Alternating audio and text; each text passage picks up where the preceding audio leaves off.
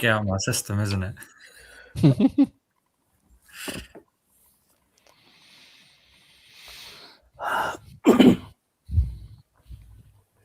بسم الله الرحمن الرحيم الحمد لله رب العالمين الصلاة والسلام على رسول الكريم أما بعد السلام عليكم ورحمة الله وبركاته. وعليكم السلام ورحمة الله وبركاته. ورحمة الله وبركاته. MashaAllah, good to have you all here on the panel. It's been a while since we had Brother Samir, all the way from Canada. I know he's freezing his tail off over there.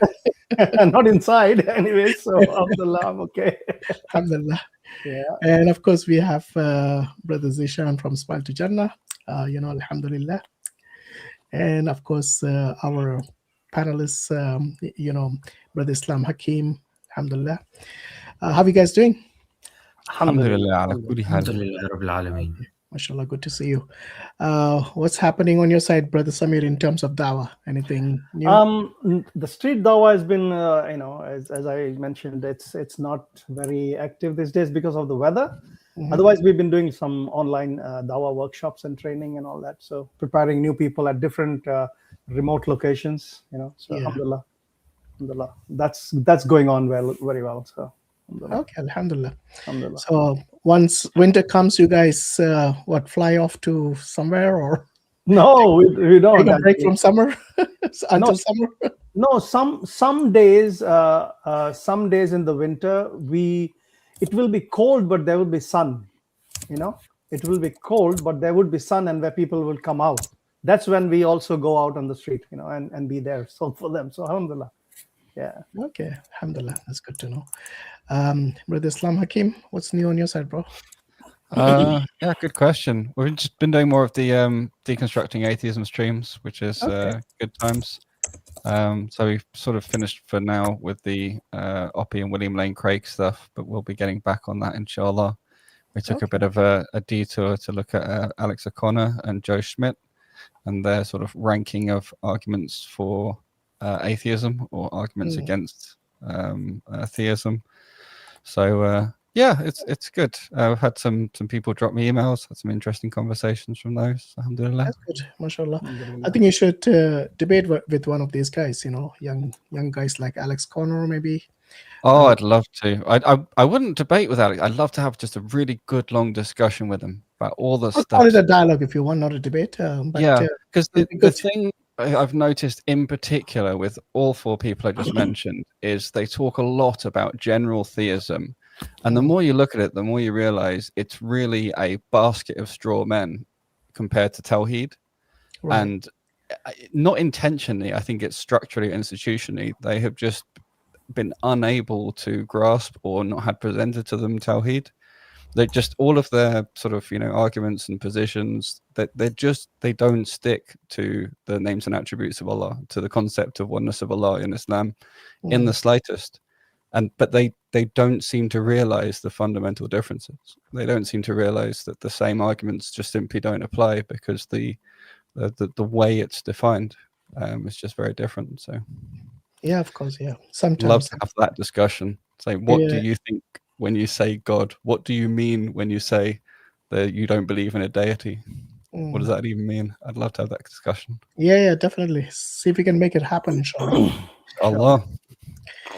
And last not least, Smile to Jannah. How are you doing, Akhi? You right?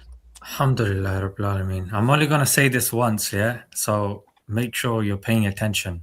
Inshallah. Yeah, this is the best project in the dawah scene. Yeah. It only needs to be mentioned once. Frankly, I don't think anyone can come close. That's the level. That's the level, yeah? So here it is. Again, I'm only going to say it once.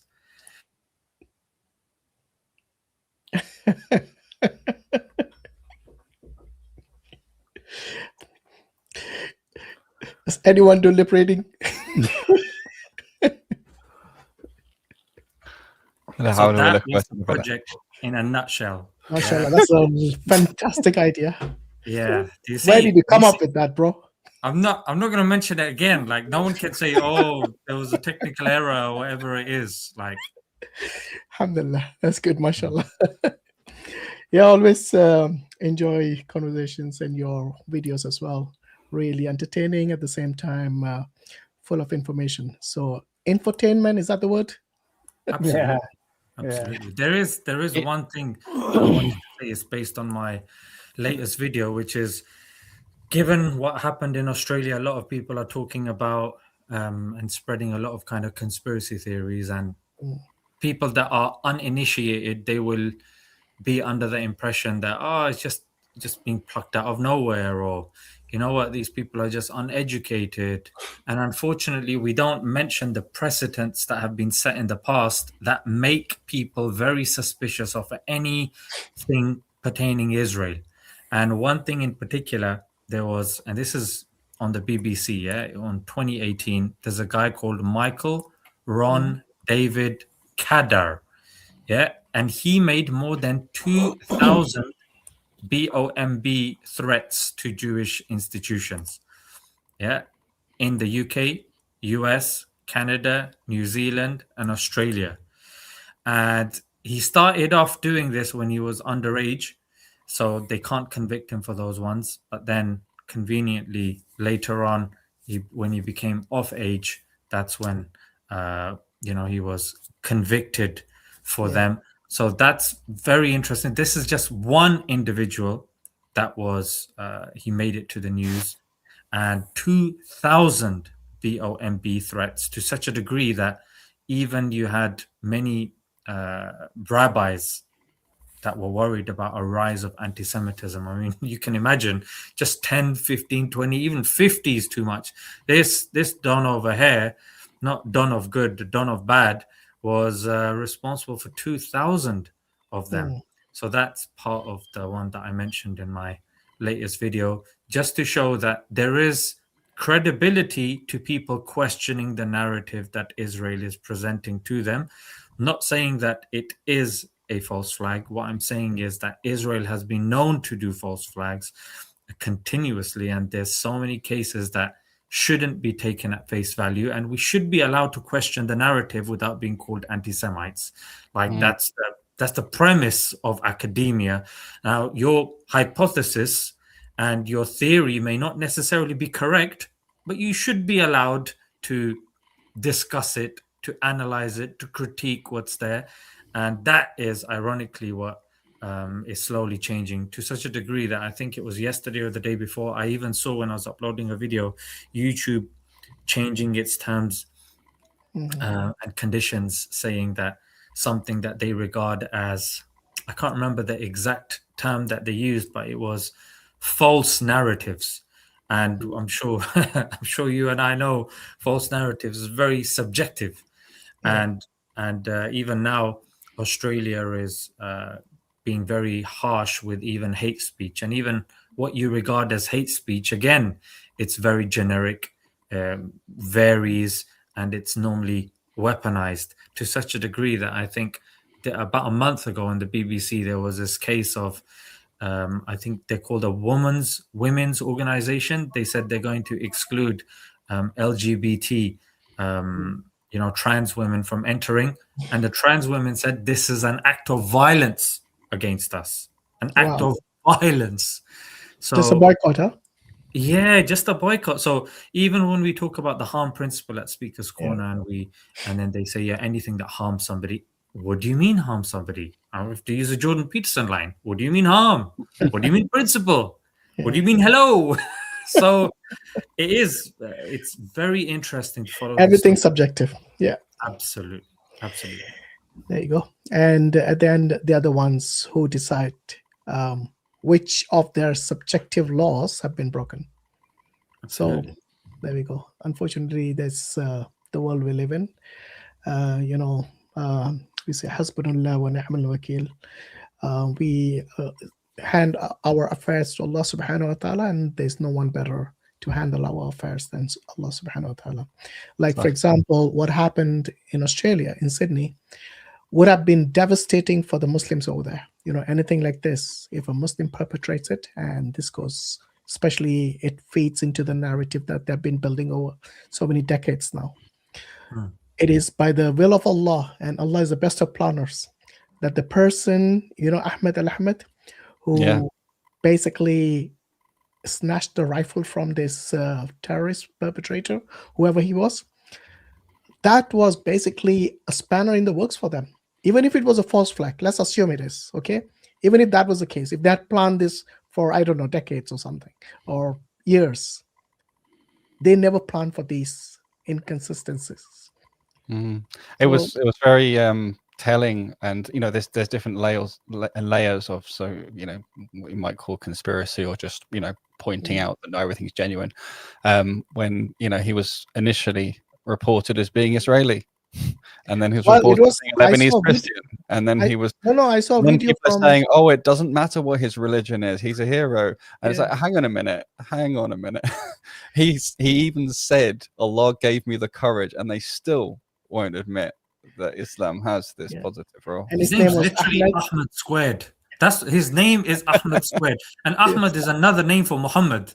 So it's literally saying Muhammad did it, and they're still like, it could be a version of Christian. Exactly. Which Christian calls himself Ahmed squared? Ahmed times Ahmed. That's what I'm saying. Like, in case his cousin's name is Mustafa, his mother wears a hijab. I mean, how many more clues you want? It was actually a brother Islam. It was Shaitan Yahoo who actually initially said he is Jewish, who saved a lot of Jews. Yeah. And then within a few minutes, maybe when his Secret Service woke up, they told him, no, you're wrong. You have to correct yourself. And then he says, oh, this guy's a hero. He's a Muslim who saved many Jews. But till today, Trump did not mention his religion. Have you heard that, right? He's very rarely. Yeah. He said person, man. And his father made sure that everybody knows that his son is a Muslim. Like, in case you misheard the first time, Ahmed, what? Ahmed. Oh, okay. So, but still. But also, he was reported as a brave Australian, and people are referring to him as that. And so it's kind of like how I think it's Andy Murray becomes British when he wins, and he's Scottish when he loses. But in the hospital, he was having Muhammad Salah. Let's Yeah. stick with Muhammad Salah. Andy Murray is still British, but Muhammad Salah, normally when he scores goals, he's Mo Salah. But now, when he's about to get, he's got these issues with Liverpool, he's Muhammad Salah. Yeah, then all the tajweed kicks, the makhraj kicks in. Muhammad Salah with a sad. I mean, the hypocrisy is just off the charts. Yeah. So this guy happens to be like a Syrian refugee in Australia. Well, and this is exactly none of these guys said, oh, all this anti-immigration. None of them said say, oh, we need more Syrian refugees to can how do brave they are. good, which can save a lot of lives. Yeah. Even if they are someone you consider as someone not worthy of entering your country, even all of a sudden this guy becomes a national hero. The president, prime minister, everyone comes and sees him, meets him. It's crazy, isn't it? Like, well, this is the thing. They tar everyone with the same brush. So why didn't they say, oh, well, all the Aussies ran away. We need more Syrian immigrants. Because they're heroes. And also, what should be mentioned is, of course, the BBC, when they mentioned him as a hero, put in single quotation marks. They did. But what's even more interesting is that there was a shooting in Brown University where there were 2 victims. One of them was a Muslim. Yeah. And I think it was either yesterday. I think it was yesterday. There was a school stabbing in Russia, in which a 15-year-old child, or rather teen, was going around, and he was deliberately asking, "Are you born here? Like, are you immigrant? This, that?" And the person that he stabbed was a Muslim, a 10-year-old Muslim child. And when you're looking at that, and on his helmet, he had survival of the fittest. He referenced the shooter, Brendan Tarrant, the one who killed 51 in New Zealand. He referenced him. Yes. So, survival of the fittest is a atheist. It's literally a banner of atheism. So, Darwinism, isn't it? It's Darwinism. So, I mean, I don't see any atheists standing up. He was, he's called far right as well. He's talking about his country being taken over and this and that. So are all the Tommy Robinson guys going to have to speak out against this sort of stuff? Absolutely not. So it's very important that the Muslims, they are aware of these sorts of points. And even when discussions take place, we don't speak very generically by saying and even using and throwing words around like false flag, because even Alex Jones, when he mentioned Sandy Hook as a false flag attack, that was the thing that they kept beating him over the head with. So that sort of like, there needs to be question mark, like, what do you guys think? Like, what's this? What's that? Like, they are really weaponizing literacy, words, meanings, semantics. So we have to be an ummah that reads, like Iqra. Yeah, we have to understand. We have to, take and set time aside rather than just watching 50 Cent's documentary on Netflix on P. Diddy. No, but alhamdulillah for Islam, because we have really good guidance on speaking only what you know, not speaking out of turn, not spreading false suspicion. You speak with evidence. We have this guidance that we just wish everyone else would also follow. And sometimes we do have to remind our own brothers to be careful and speak with what they can say, or be careful with their words, because Hikmah is very important. Yeah, exactly. Absolutely. Yeah. And the more we look into this sort of stuff, the more we're going to realize that, what they're, kichiro charne wale log, the people that sling mud. Yeah. The first people, that get dirty are the mudslingers themselves. And today, that's what I'm really excited about today's live stream, because we're going to be talking about, a quote unquote goddess of Hinduism called Kali. Right. Which literally translates as black. She's got a tongue out with blood and beheaded people, and the most, demonic individual. And I literally saw Modi prostrating in front of her. And when you zoom in, I challenge you guys, when you see that picture, like zoom into the face, it's frightening. It's scary. Like, would you allow your child, like 5-6-year-old child, because if religion is meant for everybody, surely this is a universal depiction of a goddess, and surely if you're worshipping something, that should be accessible to people of all ages, all sentiments, or whatever it is. So Hashim, take it away. If your child having drawn it would get them taken to the school psychiatrist, you've got to wonder about it being the image of trauma. Brother Hashim, you must be aware that Swami Vivekananda, right? They're famous, one of the personalities. Yeah. I'm coming to that, so hold your horses. Yeah, his favorite. I know where you're going with that. Right? Yes. Okay, his favorite deity. Yeah. So let me just introduce the topic first, inshallah, because I think I'm sure the viewers are wondering if they joined the right stream or not. Yeah. So anyway, once again, assalamu alaikum to all those joining. Yes, so the topic today is going to focus mainly on one of the sects within Hinduism. So they got 4 main sects. So they got the supreme god Vishnu, and people who have recognize, acknowledge that he's a supreme god, they're called the Vaishnavites. Similarly, the ones who consider Shiva as the supreme god, obviously, are called the Shivites. And then you got the third category, which is the goddess Shakti. Whoever considers her to be the supreme being are called the Shaktas. And finally, you have the Smartas, who have another 5 gods, which they consider all equally supreme. And I think the Advaita Vedanta kind of follow that sect as well.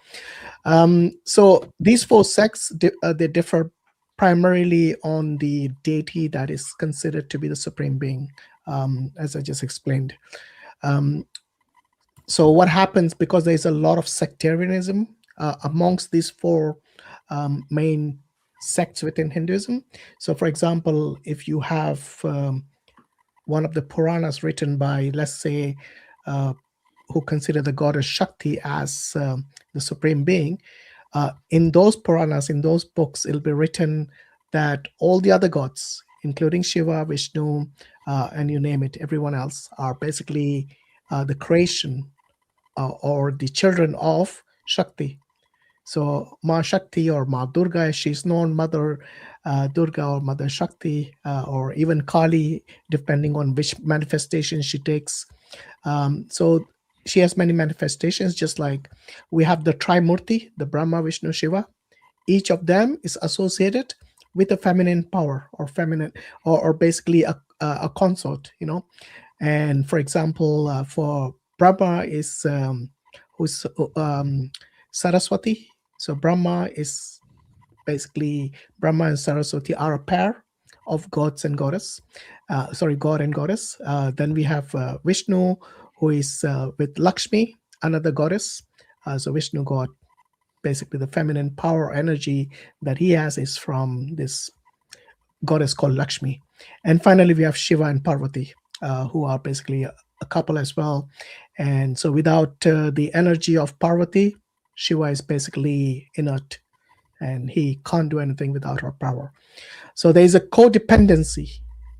Each of these Trimurti has a Tridevi, and this Trimurti and Tridevi are basically the I would say they are like a pair. It's a binary in Hinduism. So in Christianity, you got obviously the Trinity, and that's it. They don't have any other, female energies or feminine energies. But in Christianity, in Hinduism, they do. Each of these gods, the Trimurti, the Brahma, Vishnu, Shiva, each of them is associated with their feminine energy or Shakti, because the term energy can mean Shakti as well, and vice versa. Earlier, Brother Zeeshan, you mentioned the term Kali means black. Yes, in a language, it means black. However, they have different meanings of each word. So the term Kali can also mean time, or Kala means time as well. Can also mean space, time and space.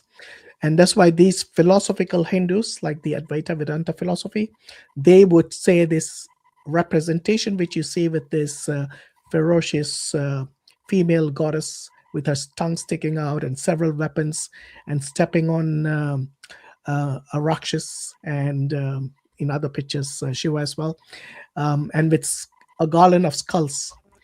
They basically interpret it as, it's time, and as time goes, even your skull will be on her garland, because as time goes, everybody dies. That's how they interpret it. Yes. So they have lots of philosophy. By the way, these Advaita Vedanta philosophies, they represent like 1% of the Hindus. In fact, even less than that, I would say. It's a minority amongst the minority of the Hindus. The majority of them who follow the Bhakti tradition, which basically all these gods and goddesses, they anthropomorphize them and they worship them. So literally, like you said, Modi worshiping Kali. Yes, he follows the Bhakti tradition. And in that tradition, they take everything literally. Even though it symbolizes as this idol or statue, they would basically worship it like literally. The other day, I was watching one of the clips where it was, I think, a railway station in India, and they had to enter through a metal detector.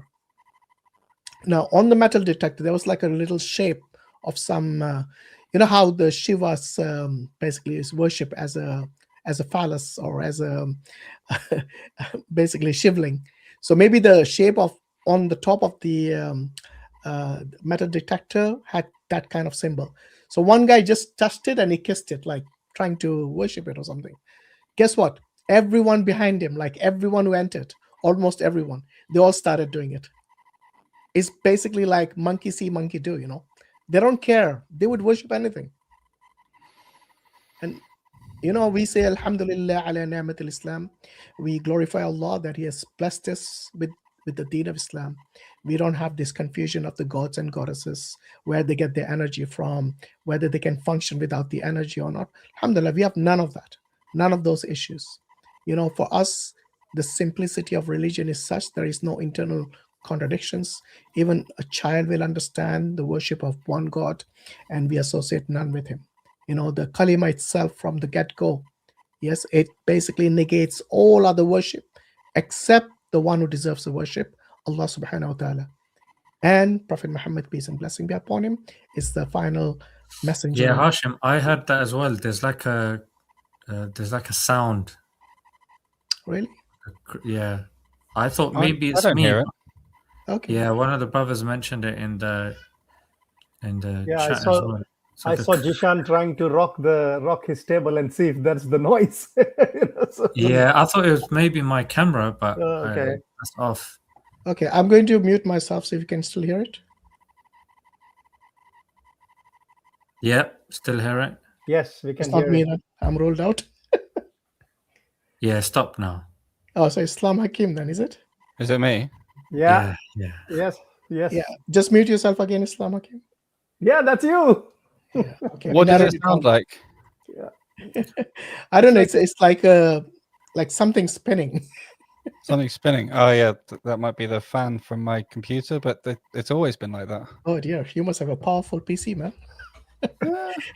Mining those bitcoins, huh? Yeah, maybe. I'll see what I can do about it. I mean, normally this mic's quite good with directionality, and it's the same setup as I've always had. I'll just stay muted when I'm not talking.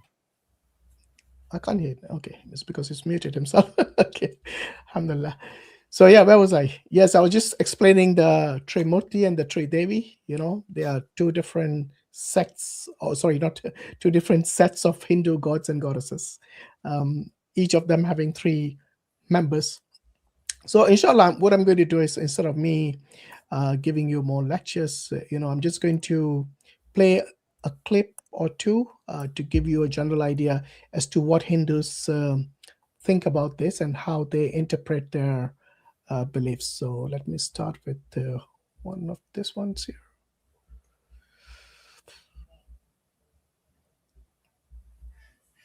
Okay, so Ma Kali is basically the term.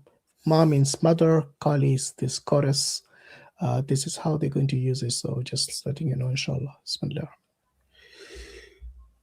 Okay. और गौरी ये दोनों एक ही देवी का रूप हैं. दो काली और गौरी ये दोनों एक ही देवी का रूप हैं. दो अलग अलग रूप हैं. So Gauri is the fair, domesticated, घरेलू goddess who follows the social norms.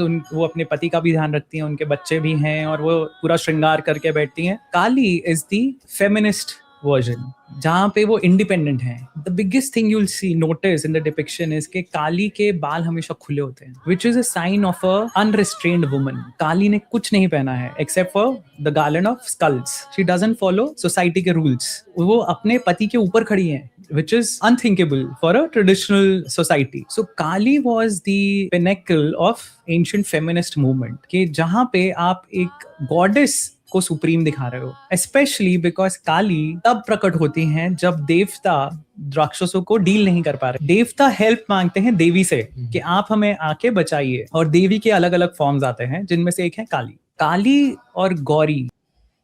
Okay, so I hope everyone understood Hindi. Alhamdulillah. No, I read the subtitles. I was amused when he said it doesn't wear anything except the garland of skulls, and yet almost all depictions also. The very next picture had this massive gold jewelry that covered, most of her, and then there's also the skirt of arms and hands. Yes. Just been left Well, off. that's none of what you said are clothes. Have you noticed? Well, it's clothes made of human body parts, Well, except for the Well, balls. according to them, it's costume, it's dressing.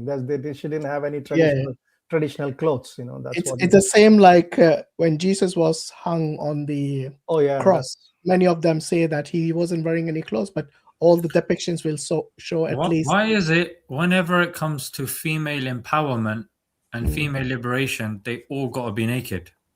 Great question. Is it because the clothing is linked to oppression? So then anyone who is free, they need to be naked then, isn't it? That is what the latest issue that happened, you must be knowing, in Bihar, the chief minister, right? Yes. So we will talk. I think we should bring that topic one day. Yeah, no, I'll play that clip today as well, because it links directly into this patriarchal society, which needed someone like Kali to come and sort them out, basically. Yes. So Kali is basically this woman who is ferocious, and she basically someone who does not listen to anyone, and she's got this untapped energy to do whatever she wants, and she's just ferocious in every picture of hers, demonic in a way. And this is the unrestrained, unhinged goddess whom no one can stop. In fact, even Shiva tried to stop and he couldn't stop her. So, and basically it is, I think it is one of those things which arose from a society which was extremely oppressive to women.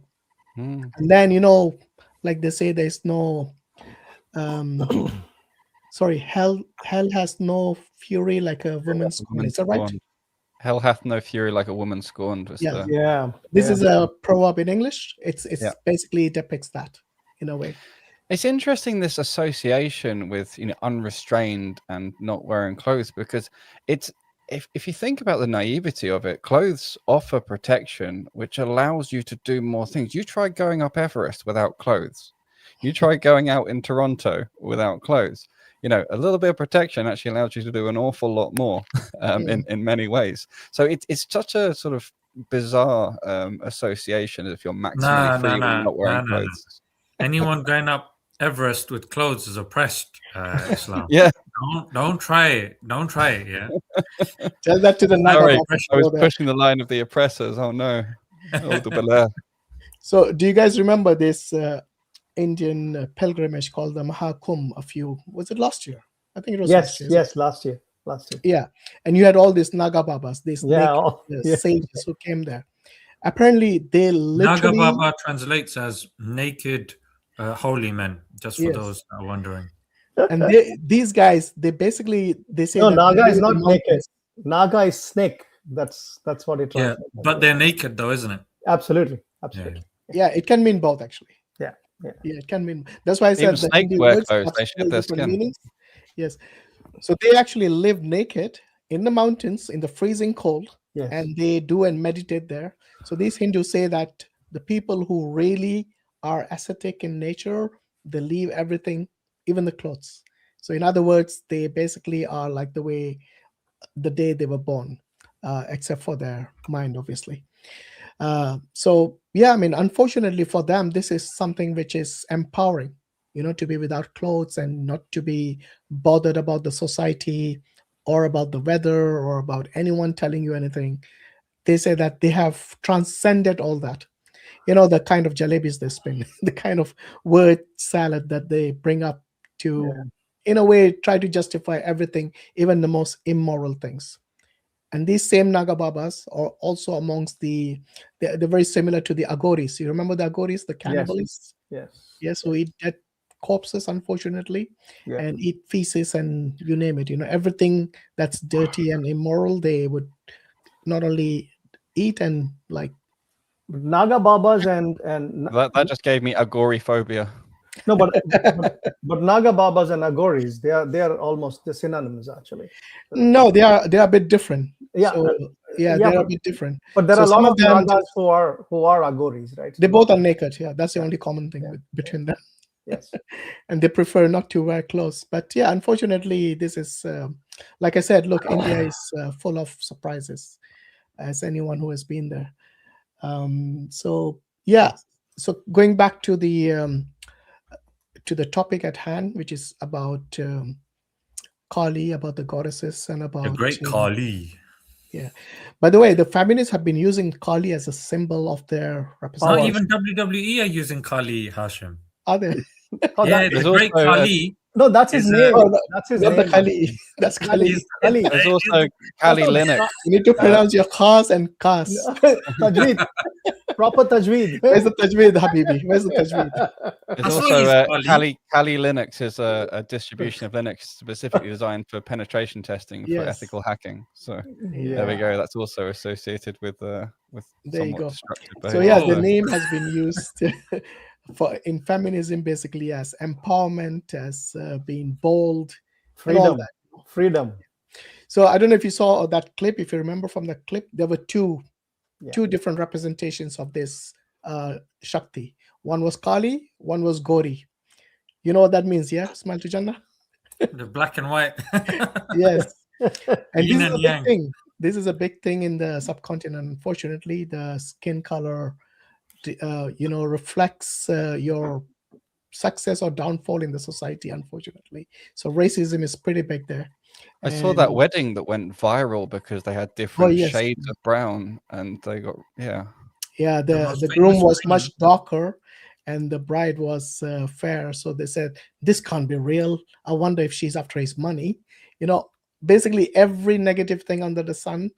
They both had to hear on the day of the wedding and also afterwards on social media and everything. I'm happy for two people of different color. Yeah, Fair and Lovely is the most popular cream in Yes, it is. outside the subcontinent, not just India. India, Pakistan, Bangladesh. Yeah, absolutely. So it's Whoever this invented that became a millionaire many times over. Yeah. So yeah, unfortunately, this Kali and Gauri, even in the movies, even in the songs, you hear this all the time.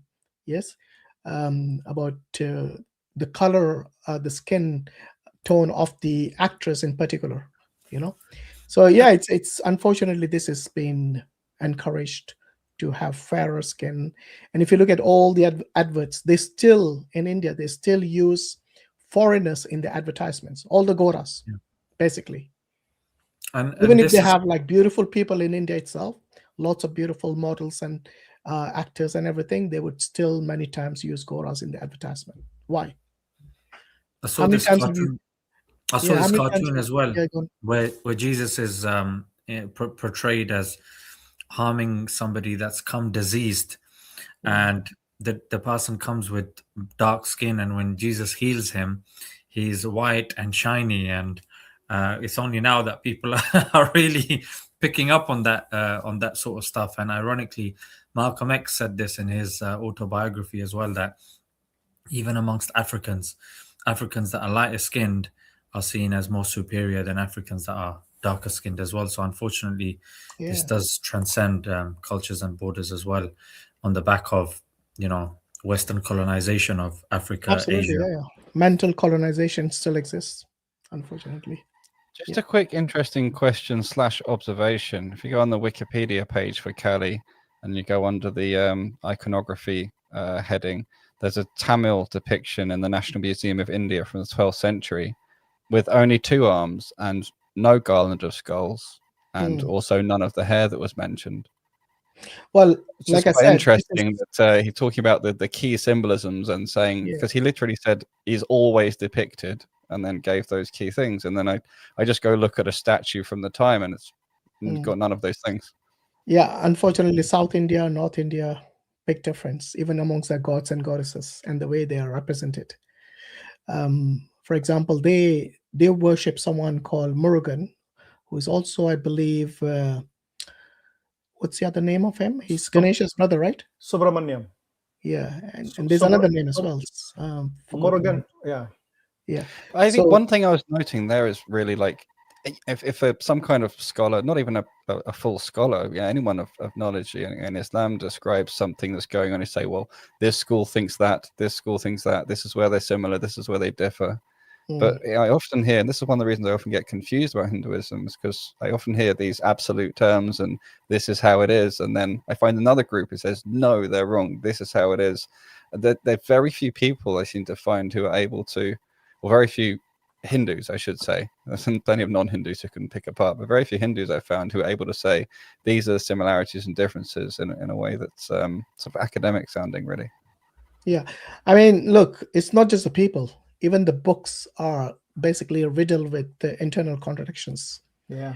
And this is the problem. So many people, many Hindus would just outright reject all the Puranas, reject everything except the Vedas and maybe Bhagavad Gita or something like that. So they minimize the damage by just rejecting everything else, saying that these are all basically not authoritative. But the irony is, amongst the Hindus, their supreme leaders, I mean religious leaders, they accept the Puranas as being valid. In fact, when one of these Shankaracharyas was asked whether he would adopt the Manusmriti as a constitution of India or the current secular constitution, he clearly said the Manusmriti. And Manusmriti is basically full of misogyny, casteism, you name it, racism, it's full of it. And that's the reason the very person who actually, wrote or was the architect of the Indian secular constitution, B.R. Ambedkar, he burned that book as symbolically to show, basically, I reject this. And he converted from Hinduism to Buddhism because he said this is something so well and intrinsic to Hinduism. He was talking about casteism in particular, that there's no way he can, no way Hindus can separate one from the other. They are basically so well intertwined like throughout, including in the Vedas, as I show many times from the Upanishads, where casteism is clearly mentioned as from birth, from jati, from the day they were born, and basically symbolizing human beings to the same level as a dog and a pig, the chandalas. So if you're if you do bad karma in your past life, you'll be born as a dog, a pig, or a chandala. And these chandalas are basically not even in the 4 categories of the caste system. They are outcasts. They don't belong in these 4 categories, the Varna categories that they have. So they're considered outcasts, and for millennia they have been treated as untouchables. And that's exactly what people like, Mahatma Gandhi and B.R. Ambedkar fought for. They're saying this should be eradicated, but they can't. You have to leave the religion in order to do that. That's the only way. That's the only way out of this casteism. Manusmriti actually basically favors the Brahmins in every manner. If you read, I have the Manusmriti here with me. It has, if you go through it, every sphere you'll find them they're favoring the Brahmins. Yeah. I mean, the way the women have been portrayed in that, in addition to the casteism, is horrific. And Shudra listening to the Vedas, the hot oil to be poured into the ear and all that. Yes. I mean, that's if you listen to the Vedas, you'll have molten brass or something like that being poured hot oil to be poured, and it's horrific. Anyway, I mean, what I was saying is basically this is the differences amongst so the contradiction which you pointed out, Hakim, it's there exactly what I was referring to when we talk about these 4 different castes of Hinduism. Like, they do not even agree as to who the supreme god is, or the supreme being is. And that's the reason for these different castes. Whereas, sects, I'm using the wrong term, the different sects, and each sect has caste system. So that goes even deeper. The Muslims, we have different sects. We have like primarily the Sunni and the Shia, but we don't differ on who the primary god is, who is the supreme being, all of them unanimously will say Allah subhanahu wa ta'ala. In fact, even those we don't consider Muslims, like the Qadianis or the Ahmadis, even they will say Allah is the supreme god. So this is unanimous amongst the Muslims, alhamdulillah, even amongst the different castes, even amongst the the different sects, not castes. We don't have caste system in Islam, alhamdulillah for that. And many people that bring up these ashrafs or people like that, that's not from Islam. You will not find any of these categories in the Hadith or in the Quran or in the seerah of the Prophet ﷺ, or practice anywhere in Islam. Pure Islam, alhamdulillah. And when you see Muslims doing that, they basically must be following some Hindu tradition and trying to adopt that within their religion, but it does not mean that is part of Islam. Islam would condemn such discrimination amongst people, because if you remember the last sermon of the Prophet, peace and blessing be upon him, he says the black are not superior to the white, and the white are not superior to the blacks, and an Arab is not superior to the to non-Arab, and neither is a non-Arab superior to an Arab. And alhamdulillah, you are superior in the eyes of Allah, or most honored in the eyes of Allah subhanahu wa ta'ala is by your taqwa, is by your God consciousness. And this is exactly what no one before Prophet Muhammad spoke in terms of having equality within society. This was way ahead of anything like that, where specifically about racism being completely stepped out or eradicated from any theological perspective is something which was I would say unheard of at that time, because they all, even amongst the Jahiliyyah period of the Arabs at that time, they would basically look down upon people who are of African origin, for example, who are dark-skinned. And this exactly was what was basically eradicated when the Prophet ﷺ, he came with the message of Islam, alhamdulillah. So yeah, let's continue with the topic, inshallah. Brother Samir, you wanted to say something earlier. Was it about about Kali or something? Or was it something else? No, about Kartikeya, then the Subramaniam. Oh yeah, Kartikeya. That's the word I was looking for. Yeah. Yes. So many people don't know that he's like the brother of Ganesh. Ganesh, yes. Ayyappa and Ganesh. Ayyappa and Ganesh. That's right. Yeah, Yeah. three brothers. Oh yeah, that's the other guy, Ayyappa. Yeah. Is it same Kartikeya and Ayyappa, or is it different? No. Kartikeya, Ayyappa is in the state of Kerala. Kartikeya is in Tamil Nadu. Okay. And so Ganesh Ayyappa, you guys remember? Ganesh is in the north. Yes. So it's the same guy but used differently, yeah? No, or is it a different guy? They're different. See, Ayyappa is born out of that Mohini thing. Yes. Mohini, you know that, right? And Shiva. Yes. Ayyappa is born out of that. Subramaniam is different. And then Ganesh story, Parvati and Shiva. So they are all step brothers, actually. Okay. You remember this story of Ganesh, Brother Zeeshan? Yeah. Oh, yes. The famous beheading. Yes. Go on, narrate it for us, like briefly. I mean, there's so many different versions of it, but give us a short one. Yeah, the short one that I remember is so Ganesh, he's a child, he's with his mom. How was he created? You remember that? Sorry? How was he created? Yeah, wasn't he created from sandalwood? No. I heard you say that. I wanted to correct you, but you were in a different stream. In a different zone. What was he created from? He was actually created from Parvati's dirt. When she's taking a bath. Yes. Literally the dirt that dripped from her body. She collected that. I don't know how long she didn't take a shower for. But she collected all the dirt and made Ganesh from it. So made basically an image of his and or a statue of his, and then he became. So I heard the conservative story then. Yes, talking about sandalwood. They do. Maybe she must have had sandalwood paste on her body as well, but it's everything that came off the body, not just sandalwood.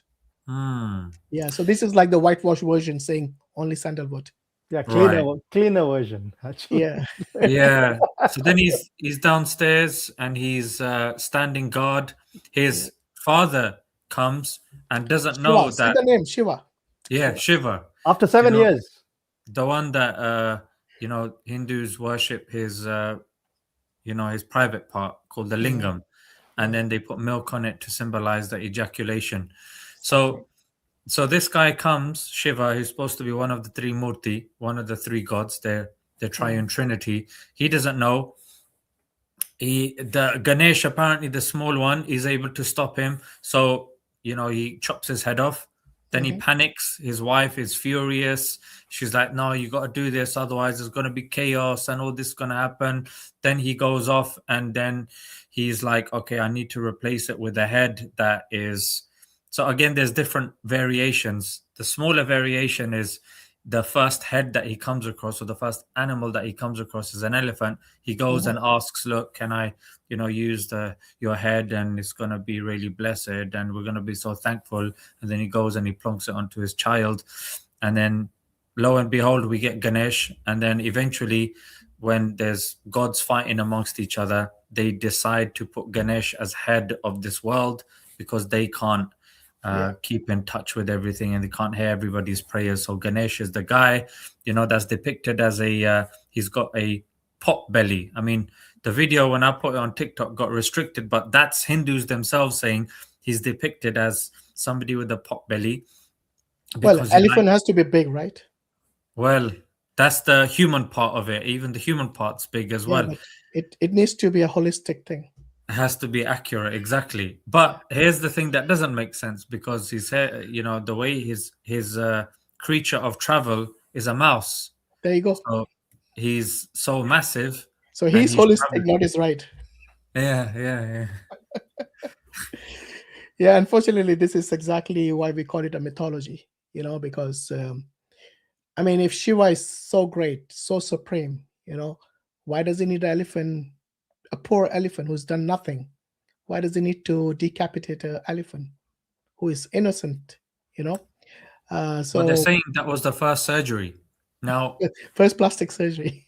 Yeah, no, but here's the interesting thing. Who said it? Modi. Modi was the one who said it, that the Hindus were so superior that they could perform plastic surgery, and he gives the example of Ganesh had been replaced No, with but I an don't get elephant. this though. Transplant. It's not really plastic surgery. That's nuts. That's what he called it. Yeah, but here's the thing: he's just beheaded his son. Hmm. Any surgeon worth their salt would pick up the head and try to reattach it. Oh yeah, you forget how they tried to get away from that. So their refutation of what you just said is basically, the Trishul of Shiva, his trident, is so powerful that when he chopped off his head, it basically became he ash. used the sword. He used Did he the use a sword. sword? Yeah, Oh, did he? Okay. and then they have this, it rolled 7 oceans apart. Oh dear. Okay, Means what out happened. of this world. Yeah, that's what happened. And then What about the elephants that were not so far away? What about the house? What about the people in that locality? Just the oceans? Well, it's just the ocean. So that's Remember, he was that's how angry at far. that time, so maybe the energy Yeah, was. He was very spread. angry. So Shiva's angry. I'm tempted to calculate the momentum it must have come off with to actually roll 7 oceans. Imagine. Yeah, you can imagine. That's how furious he was. Yes. And why did it only vanquish the top part of his neck? Why not the bottom part of his body as well? Because in the future, it was supposed to be. It was going to be replaced with the head of the elephant. That's why. Or he could see the future, but he couldn't know that is his son. What utter nonsense. But anyway, let's get back to the goddesses. So anyway, I think even after he basically transplanted the head of the elephant onto him, he couldn't make him like a perfect boy. So Shiva was basically powerless without Parvati. So she had to breathe the energy in him, in Ganesh, to make him basically like a conscious person again. Alive again. Kind of. And that's the reason I told you to narrate this story, because it has a link to the energy of the goddess, without which even Shiva is helpless. It's so full of contradictions. That's why the Quran says, had it been from someone else in it, you would have found so many contradictions. Absolutely. And that's the reason Hinduism mostly stayed within India. It didn't travel far. It didn't go outside even now. I think it did, but it just got rejected. It came back, it got rejected. Yeah, it basically was confined mainly to India. Indonesia. Think about it. Indonesia, Thailand. Siddhartha went to wherever it was, but Hinduism morphed into another religion because they just couldn't deal with it. So they had to create a different version of it called Buddhism. Absolutely. But Buddhism wasn't tolerated in India. No. They especially were ostracized. Especially Adi Shankaracharya in 600. He's the one who was instrumental in eradicating Buddhism almost completely from India. That's how it went to other Asian countries. Yeah, I think they saw it like a blasphemous cult. Yeah, and Hinduism too went to. That's why in Bali, Indonesia, and all these places you'll find huge temples with a different story of the Ramayana and Mahabharata and all that. They have it's Hinduism, but it's a different the myth or the mythology is the stories are completely different. Watered down, yeah, in a different way. And Thailand too, they have their own the Ramayana. Thailand has its own version. Indonesia has their own version, and some other. They got like 300 different versions of Ramayana absolutely. around the world. So absolutely. Right, I'm just going to quickly play another clip, which you'll find interesting. This is a story about Kali. Many people don't know what the goddess Kali is. Kali. So I think I'm not sure if it's in Hindi as well. The great Kali. But it's got transliteration, so that's fine.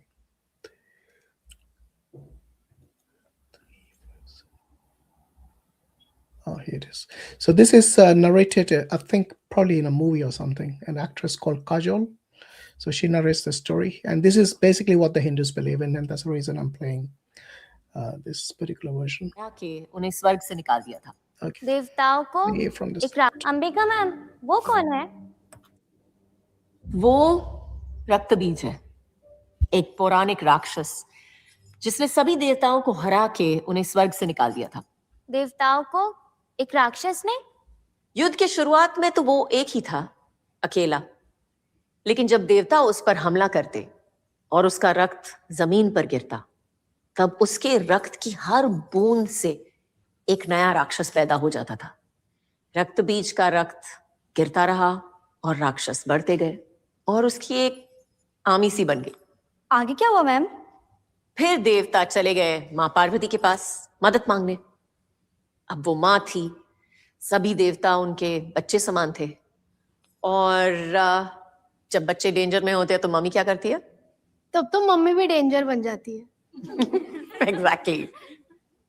तो गुस्से में माँ पार्वती बन गई माँ काली, dangerous, powerful, और उन्होंने शक्ति माँ के साथ मिलकर रक्त बीज पे हमला कर दिया। माँ काली अपने खड़ग से रक्त बीज को काटती और इससे पहले कि उसका रक्त जमीन पर गिरता, अपने जीभ से उसे हर लेती। ऐसे उन्होंने एक एक करके रक्त बीज के सारे रूपों को खत्म कर दिया।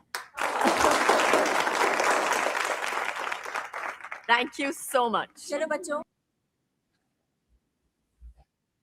All right, there you go. So basically, that's a short story of Kali. So when you see that picture of Kali, as ferocious. Rakt beach means blood, droplets of blood. Yeah. That's what his name is. So this was a demon who basically, whenever he had a boon or something, and whenever a drop of blood falls on the ground, Another one basically rises up. there's another demon born just like him. So yeah, I think they had cloning perfected as well, didn't they, at that time? There you go. Wow. Come on. I think one of the things that sort of sprung into my mind immediately watching that was that why or how is that inspirational as a story? They seem to, they're clapping along and all this, and what's the the moral? I mean, yeah, but which story of theirs is inspirational? Well, I mean, in some of the stories they draw some moral. I may not agree with the morals, but they at least draw some moral from it. I mean, this basically doesn't even express, but I guess this is implied. A woman can go into a fit of uncontrolled rage if her mother, which is not really accurate. They can be very protective, but it just mother and children there seems to be so rapid for a founding story, for a central story. I mean, it wouldn't have even made it into the extra scenes of the director's cut in like a standard movie like that as a storyline. So I just don't understand what's the big deal. Why capture so many imaginations, so many hearts? What's among the Hindus? They always have these stories of the gods and the demons always in war with each other. So it's basically like good and evil. That's the same thing. I get it. And if you take that bit out, there's nothing left in it. They depict the similar thing in their movies as well, right? Oh yeah, definitely. So even, for example, if this story, if somebody watches it, you'll come to know that she actually is trying to tell her own story or what she's going to do in the future, right? But something must have happened between her and the husband or somebody, and then she's going to be vengeful and all that. So that's what it could have been. So yeah, but it just reminds me of like an ancient John Wick movie, in that it's just like, okay, the plot is vicious revenge, and then we'll just sort of stick some details on that. Yeah. There's no sort of intricacy involved in what's going on that I sort of got from that telling anyway. It's mythology, bro. What do you expect? More intricacy, more detail, more depth that carries with it meaning. Like normally when myths last, it's because they're part of a societal fabric. If I look at the Greek mythology, for example, there's a lot of sort of fascination and intrigue and interlock between the plots and things like that, and that sort of explains in a way how it became. No, but there was, look, when the great Kali fought Batista, there was a plot coming from here, there, then John Cena came. Like, the plots are very intense. I think you're being a bit... No, brother maybe I'm just missing it. That's why I'm asking. Brother Islam, the thing is, every 100 kilometers, approximately, the myth changes. The same story, the same mythology, it changes every 100 kilometers. So that's what happens over here. In Greece, the entire Greece they believed or they followed one philosophical stream, and the story was the same, but not the same as in India. Every few 100 kilometers, the story changes, the entire theme changes, the myth changes, the mythology is completely different. The language changes. I get it, but I mean, alhamdulillah for Islam, because look, if you look at the seerah of Muhammad sallallahu alaihi wasallam, even just some of the Sahaba, I shouldn't really say that. Not only is the story consistent, but even just part of their story carries a lot more sort of depth and storyline and inspiration and morals and intricacy in it. So yeah, I guess that's the reference point I'm looking from. What they would tell you, it happened in that yug and that era and that million years ago and couple of million years ago and all that. I know brother Hashim is very familiar with that. Happens in the stream all the time. So the thing is, the more outrageous and the more outlandish the stories, the more people tend to believe it in India. It's like, for a god they can do anything. Same like goddess, like they have to be the super duper supreme in every respect, and they can do anything. They say magical. Their view is very different to our view as humans. For us, everything is like relative. I think that's the problem. Like jokes aside from myself, but what's extremely worrying is that every other week there's some sort of clip coming that you've got some corner of India worshipping Trump, then Putin's going over, they're worshipping Putin, then there's some juice coming out of an air conditioner that they believe to be holy. What Hashim mentioned, like there's a metal detector thing and they keep putting their hands over there to such a degree. I saw there's a dent in there as well. They're showing so many people go past, just denting the thing.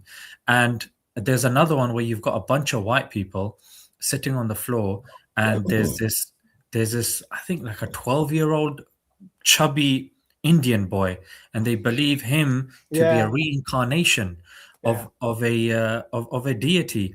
Now the thing over here is that, like Hashim mentioned, it just leaves yourself open to absurdities, and anyone can insert anything when there's no criteria, when there's no guide, when there's no archetypal text for you to compare your belief and your scripture with. It leaves it so open that anyone can come and literally say anything. And that's the problem with, God can do anything. God can become a paper on the floor. God can, become fecal matter or whatever. It's the most absurd things they will have to say yes to. And when you live your life like this, it's so problematic. Mm-hmm. It's really profound for me, because I used to, when I was an atheist, or when I identified as atheist, I should say, used to feel, that I was much more free to not have a deity, and people who submitted themselves to a deity were somehow sort of chaining themselves up.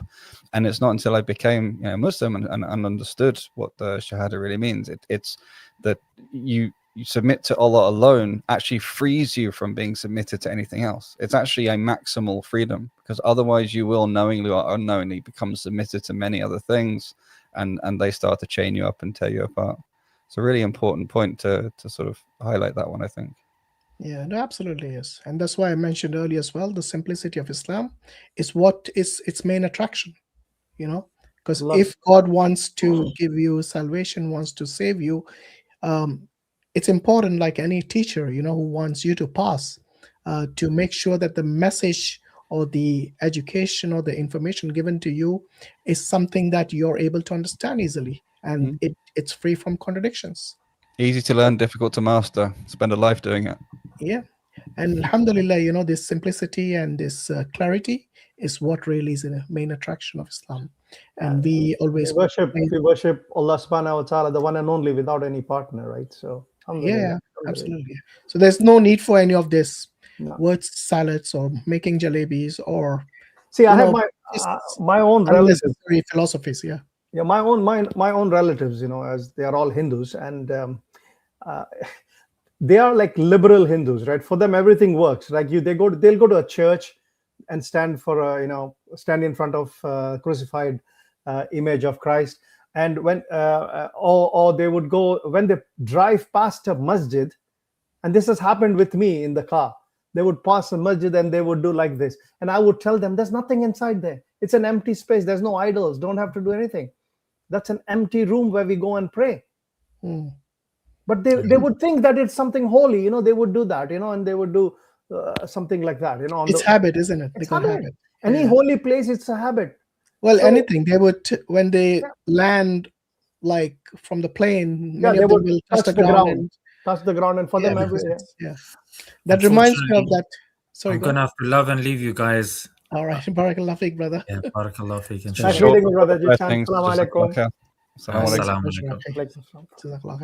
Yeah, that reminds me of this.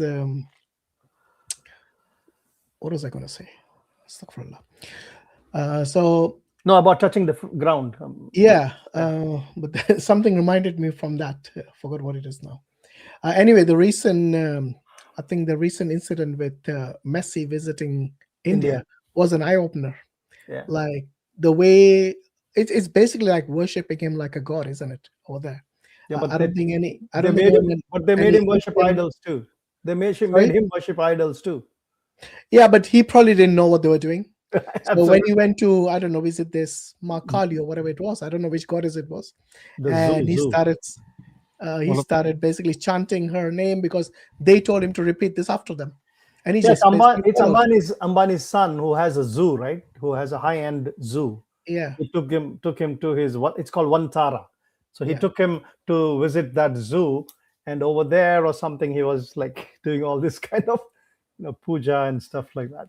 Apparently, if you can touch an air conditioner and then that be worshipping, like how are you gonna stay safe from it? Yeah, I mean, there you go. I mean, so basically anything that provides them benefit, they'll worship it. Anything and everything. And that's why you see statues of Trump and Putin and anything, a new car. If they bring a new car, they worship it and stuff. There you go. So yeah, I've pinned the link for the Hindus to join as guests and ask questions or maybe make comments based on what we said. Just want everyone to know that even though it seems a bit lighthearted, sometimes we crack jokes between us, but it is no way in a way to emphasize anything like we are disrespecting a religion. We are just mainly narrating the stories in your storybooks, in your religious books. And I've seen literally where the Hindus mock it in a way, but we are not going to that extreme. We are just narrating it. And if you think that's something that is a mockery, then it is the people who wrote it. You should go and deal with them. Because we are just narrating, don't shoot the messenger, There you go. Yeah, I certainly haven't been mocking it. I genuinely confused or generally saying it how I see it, Yeah. So many people, alhamdulillah, have become aware of what really Hinduism is, because many Hindus are unaware of these things. And the only way we can, raise awareness is by reading what's in your scriptures.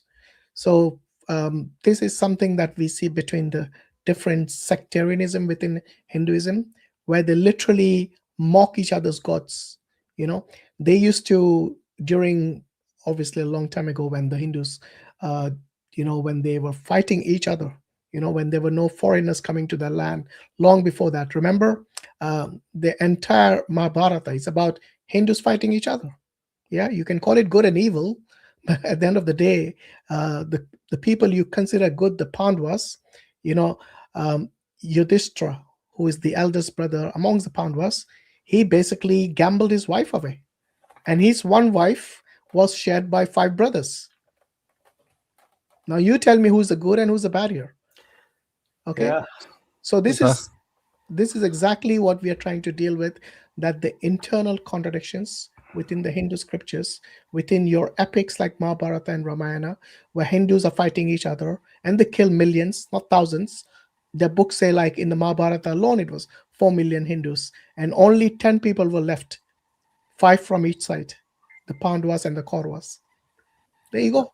Millions were killed. They fought for land, they fought for women, they fought for every little thing, and they were... Yeah.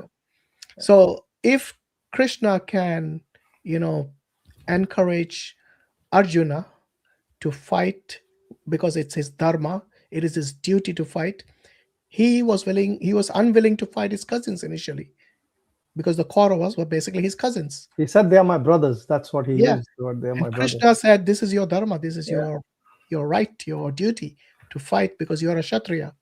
And a Kshatriya fights. That's his caste, basically. The caste is something that has to be upheld. So it doesn't matter what you feel, it's irrelevant. This is your duty, you must fight. And if you ask anyone, this is basically Krishna encouraging Arjuna to do jihad. Because what is jihad? You struggle. Yeah, it's a struggle. It's a fight as well. Good over evil. And this is exactly what Krishna is encouraging Arjuna to do. The entire Mahabharata is about the greatest jihad that Krishna fought along with his troops at that time. And like I said, 4 million died. Not 100, not 1,000, not hundreds of thousands, but thousand, more than thousands of thousands. Because little groups of people, like little tribes or whatever you call them, they joined the battle, right, on both sides. So that's how the numbers went on increasing. Yeah, absolutely. And this is what I've been telling them, that every time they try to point out the so-called, people amongst the Muslims who would go and somehow do something which is illegal or terrorize people or something. I mean, if you look at your own scriptures, it's full of it.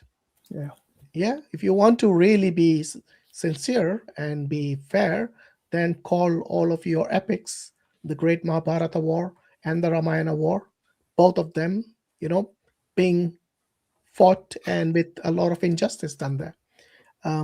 Treachery, a lot of treachery. A lot of used. And they even use animals like monkeys to do the hard work for them, and they involve them in the wars as well. Basically, it's how it is. So let's go back to. By the way, are there any Hindus joining us today, or you guys don't like your goddesses? You don't want to defend them at all? Well, I wouldn't blame them, because this Shakta are basically a minority amongst the different sects. Yes, so I don't think any of them would be, but all of them would consider the goddess as a goddess. Because like I said, the Trimurti and the Tridevi for them are extremely important. So where are those Hindus who want to, always correct us in the comment section? Where are they all dead now? When we have a face-to-face invitation, they all disappear all of a sudden. Anyway, are the links working, guys? I don't know. Can you just check if the links which have been pinned are working? Yeah, I think it's working. It's an old link, really? Oh, sorry, guys. I might have done it again.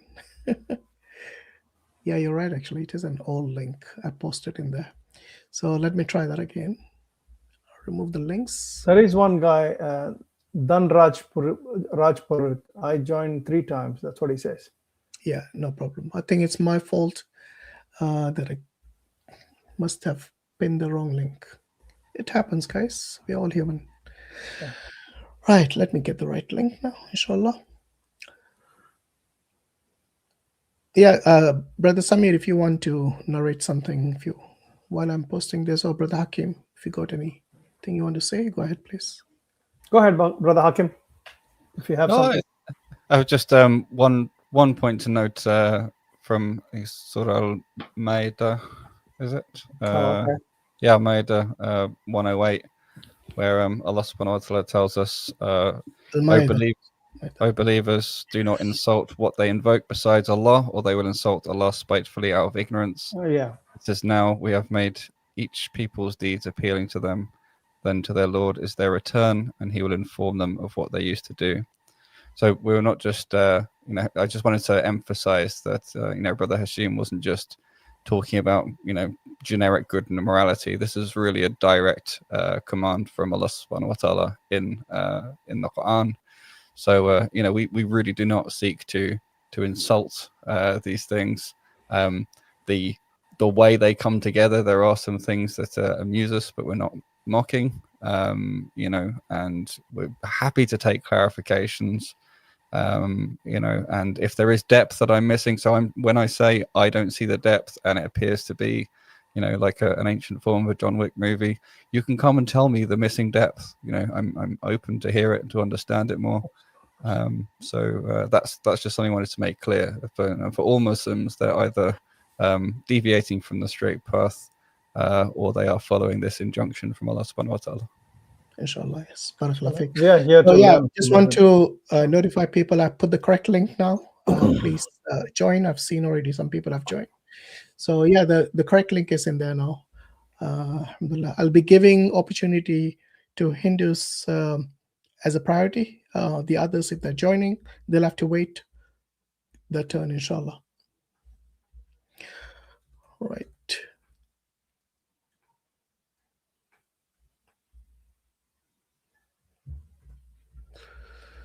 Okay, we got done. Raj Purohita, is that right? You're right. Hello, Hashim. Hello, Islam. Hello, Samir. Hello. Yeah. Where are you calling from, Dan? I'm calling from India. Okay, that's good. I'm assuming you're a Hindu? I am Hindu. Okay, that's good. Yeah, what's on your mind today? I think Samir Menon, he knows well about Hinduism. That's what I feel. Yeah, he's a former Hindu. Yeah. Okay, all right. See, he understands that there are many Puranas, and Puranas, as we know it, it's regional and contextual, right? So the center thing which you have to understand is our Vedas, and Vedas include Upanishad for your kind information. So Veda is including of Upanishads, right? So center theme is Vedas, and directly or indirectly, the Puranas are to deliver the message of Vedas. Now, what does Vedas tell? Vedas talks about Brahman. So I think Samir had mentioned about Adi Shankaracharya. So Adi Shankaracharya has written a book, not written a book, he provided a commentary on Brahma Sutra, right? So so basically it's Advait philosophy. I think Hashim, Islam, and Samir you guys have come across with this. Even in the same stream previously, I have talked about this.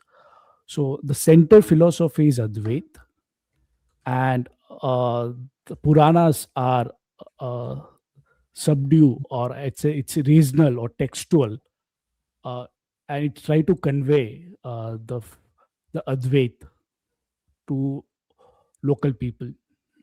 So Samir was right. Every 100 kilometer, language change, water change, and the regional Puranas, regional goddesses changes. But at the center, it's always Advait. So do you think that the view of Shakti that this sort of sect follows comes from a misunderstanding via the Puranas? So it's symbolic.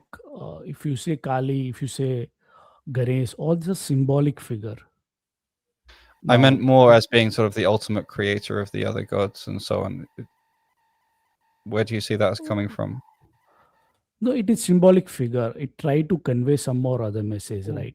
Now, if I talk about Kali, Kali also defined as, Kali represent time, that divorce all form, birth, decay, death. Likewise, are you from the Advait? You follow the Advait philosophy? I'm Advait. Okay, so let me ask you something, because you come from that philosophy. For you, which is the only authoritative scripture in Hinduism? Vedas. Only Vedas? Okay, why do you reject the Puranas? Because Vedas are well preserved. Vedas. What makes you so sure they're well preserved? For example, can you tell me the origin of Vedas? 1 minute. You saying original of Vedas? Yeah. How did they originate, the Vedas? It evolved over time. I think last time also I give you introductions about Vedas. Vedas has evolved over time. No, but when did they originate? When did they start? When were they, I don't know, revealed? The moment, there are many, Vedas is not one person work. There are many people have contributed to that Vedas. Yeah, so that's why I want to know who, where, when. If you can answer those questions, then we can get to the bottom. Otherwise, I don't see the Vedas to be any different to the Puranas in terms of their authenticity, because to me, both of them have questionable origins. This is because if many people contributed, that implies it wasn't divinely given, right? It wasn't.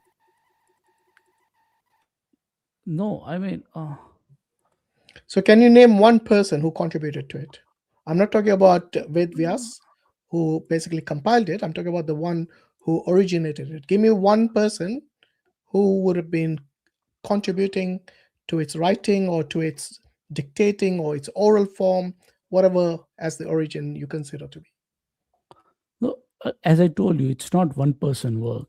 Give me, I know it's not one person, but from the many people, give me one person's name that you think, okay, it links to him or her and hence is authoritative. For example, we have the concept of hadith, in which we have weak, daif, and even fabricated hadith. We kind of keep them all aside from the authentic hadith, but we know who the originator of the hadiths is. In the case of the Muslims, obviously, is Prophet Muhammad, peace and blessing be upon him. And we can trace not only from history and archaeology, but we can trace all the way to the sayings of the different people from whom the hadiths came through. Do you have such a rich method of preservation of your Vedas, which would be, let's say, even close to the weak hadiths that we have? Because even the weak hadith, the way we identify them is based on the chain of narration, in which we know each person in that chain who narrated it. We have the biography, we have a lot of details. So that's why I'm asking you, if you cannot even name one person who would have contributed to the Vedas, then that's why I say your understanding, it's not, sorry, your claim, your criteria for reliability is and your claim that it is something that is authoritative rests on what other than your claim? See, we don't have a single person authority, as I told you earlier. There are many people who had. Okay, so name me one person. My friend, I know there are many people. We have many people narrating the hadith, but we can name each one of them from the chain of narration. It's about the statement that the Vedas are well preserved, right? It's that sense in which we're saying authoritative. So you have the idea there's this well preserved collection. There's going back to something like 12th century where you have an actual sort of copy of it. And I don't know if that's universally agreed even. But what is the mechanism upon which your belief it is reliably preserved based, or if not a mechanism, then what else? No, I'm going even beyond that. I'm saying, where did it originate? Like for us, the hadiths originate with Prophet Muhammad, peace and blessing be upon him. We know exactly where to focus, where to pinpoint the source. Can you do the same then in your religion, in Hinduism, including for the Advaita Vedanta philosophy? No, I can. If you want me to list down many rishis, then the name of the rishis are mentioned, but I have to, Google it out. That's fine. Okay, you're talking about the Sapta Rishi, the 7 rishis? Yes, there are Sapta rishis, and there are many. Yeah. Were these human beings? Yeah, they were human beings. How old were they? How old in the sense what? Well, their age. What was the age? That I'm not sure about it. Many of them claim they live for thousands and millions of years. Are you aware of this? No, those claims are Puranic claims, not the Vedas. Yeah, I know, but you don't have anything. That's the thing. When you're going to say we are going to ignore the Puranas, then what is it going to? Even the names of the rishis, are they written in the Vedas? Yes, the name of the rishis is mentioned in the Vedas. Brother Samir, are they mentioned in the Vedas? The 7? They are not. You're going to use the Puranic methodology now. Brother, nowhere in the Vedas you will find the names of the rishis mentioned. Samir, yes. In Upanishad, the rishi's name is not mentioned. Okay, you're talking. You said Vedas first, right? It's Upanishad is an extension. It's a commentary. It's a commentary which came much later. Vedas include Upanishad. No, the Upanishads take the source from the Vedas. Correct. I agree. But the Upanishads themselves are like a commentary of the Vedas. So it means somebody wrote it later on. No, you cannot divide Vedas as separate from No, Upanishads. I'm not saying the separate from Vedas are derived. I'm saying the Upanishads. For example, the content of the Upanishads is basically like the commentary from the Vedas, if that makes sense. Anyway, it is not important for us to know the No, person. it is very important. Because if Why you don't it's know so the important? source, then how can you say it's well preserved? Yeah, You don't even know the source. No, There's it a is few very- things in here, because if you said, well, the Puranas are not so reliable, but the Vedas are more reliable, you're including the Upanishads No. in what you say is the Vedas, but normally it's understood that the Upanishads come later, and then it's this question of what the Vedas were when they were without the Upanishads. So this idea that the Vedas, whichever that refers to, the sort of original Vedas or Vedas plus Upanishads, the idea that it is reliable, as in the source it comes from and its preservation are reliable, I don't see the foundation for it. I don't see the reason. I'll why give one you the would do that. foundation for. I'll give you the Vedas and Upanishads were transmitted through rigorous oral techniques like Padapatha and Kramapatha, right, to prevent alternations. So, in that sense, it's they have taken very care to preserve the Vedas and Upanishads. No, Now, but you're we talking still about don't know what the source is. I want to know what the source is. What language did it originate in, for example? Do you know? The Bible's been pretty well preserved since the 12th century, but that doesn't mean it's the original Bible. No, because we don't see. You have to understand that it is from self-realizations, right? It's self-reflections, right? Now, if, for an example, if even today, if Vedas are lost, let's say Vedas are lost, still a person is able to self-realize, right? Really, brother? Really? Yes, it is. You know what There are many Vivekananda people. said? Do you The remember? stories of these demons No, there are many appearing and people. I can mention out many people names. Done. Do you let's know say- let's- which Vedas are you talking about? All four Vedas? I'll talk two people today in Okay. 20th century. J. Krishnamurti. By the way, he we are have in the ne- he 21st did- century. 21st century. He didn't read Vedas. He didn't read Upanishad. But have you heard J. Krishnamurti before, ever? Who? J. Krishnamurti. You're talking about Jiddu Jiddu Krishnamurti? Krishnamurti. Yes. He was he was from the one what's her name, Annie Besant's disciple initially, and then he started his own philosophical movement. But he was yes, he became an but he was atheist not in the end. influenced. Have you heard him? Of course. Have you heard? Of Have you course heard I've him? heard. Of So course yeah. I've heard him. So we have a live example here. So what can he do? No, what is Wait, brother Samir. So Yeah. then, this guy you're referring to, what is his speciality?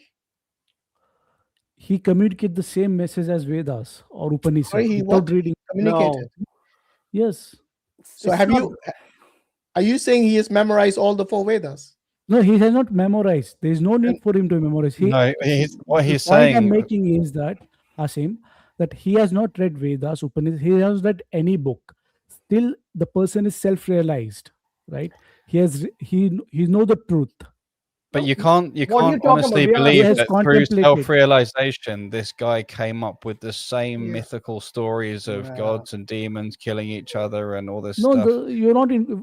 You should No, not. he's talking about the include Vedas. So hold on. This Mythological stories self-realized here. person, how does he link to the preservation and origin of Vedas? My point is that even if Vedas are not preserved, my point is that even if the Vedas don't exist or Upanishads don't exist, there is a capabilities in a human being, right, to realize self-realization. That's what I'm talking about. But this is subjective. You cannot tell us objectively that this is the case. When you say self-realization, only that person knows that. You don't know that.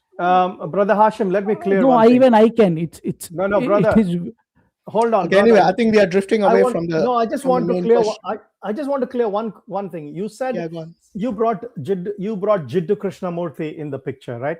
He has nothing to do with Hinduism.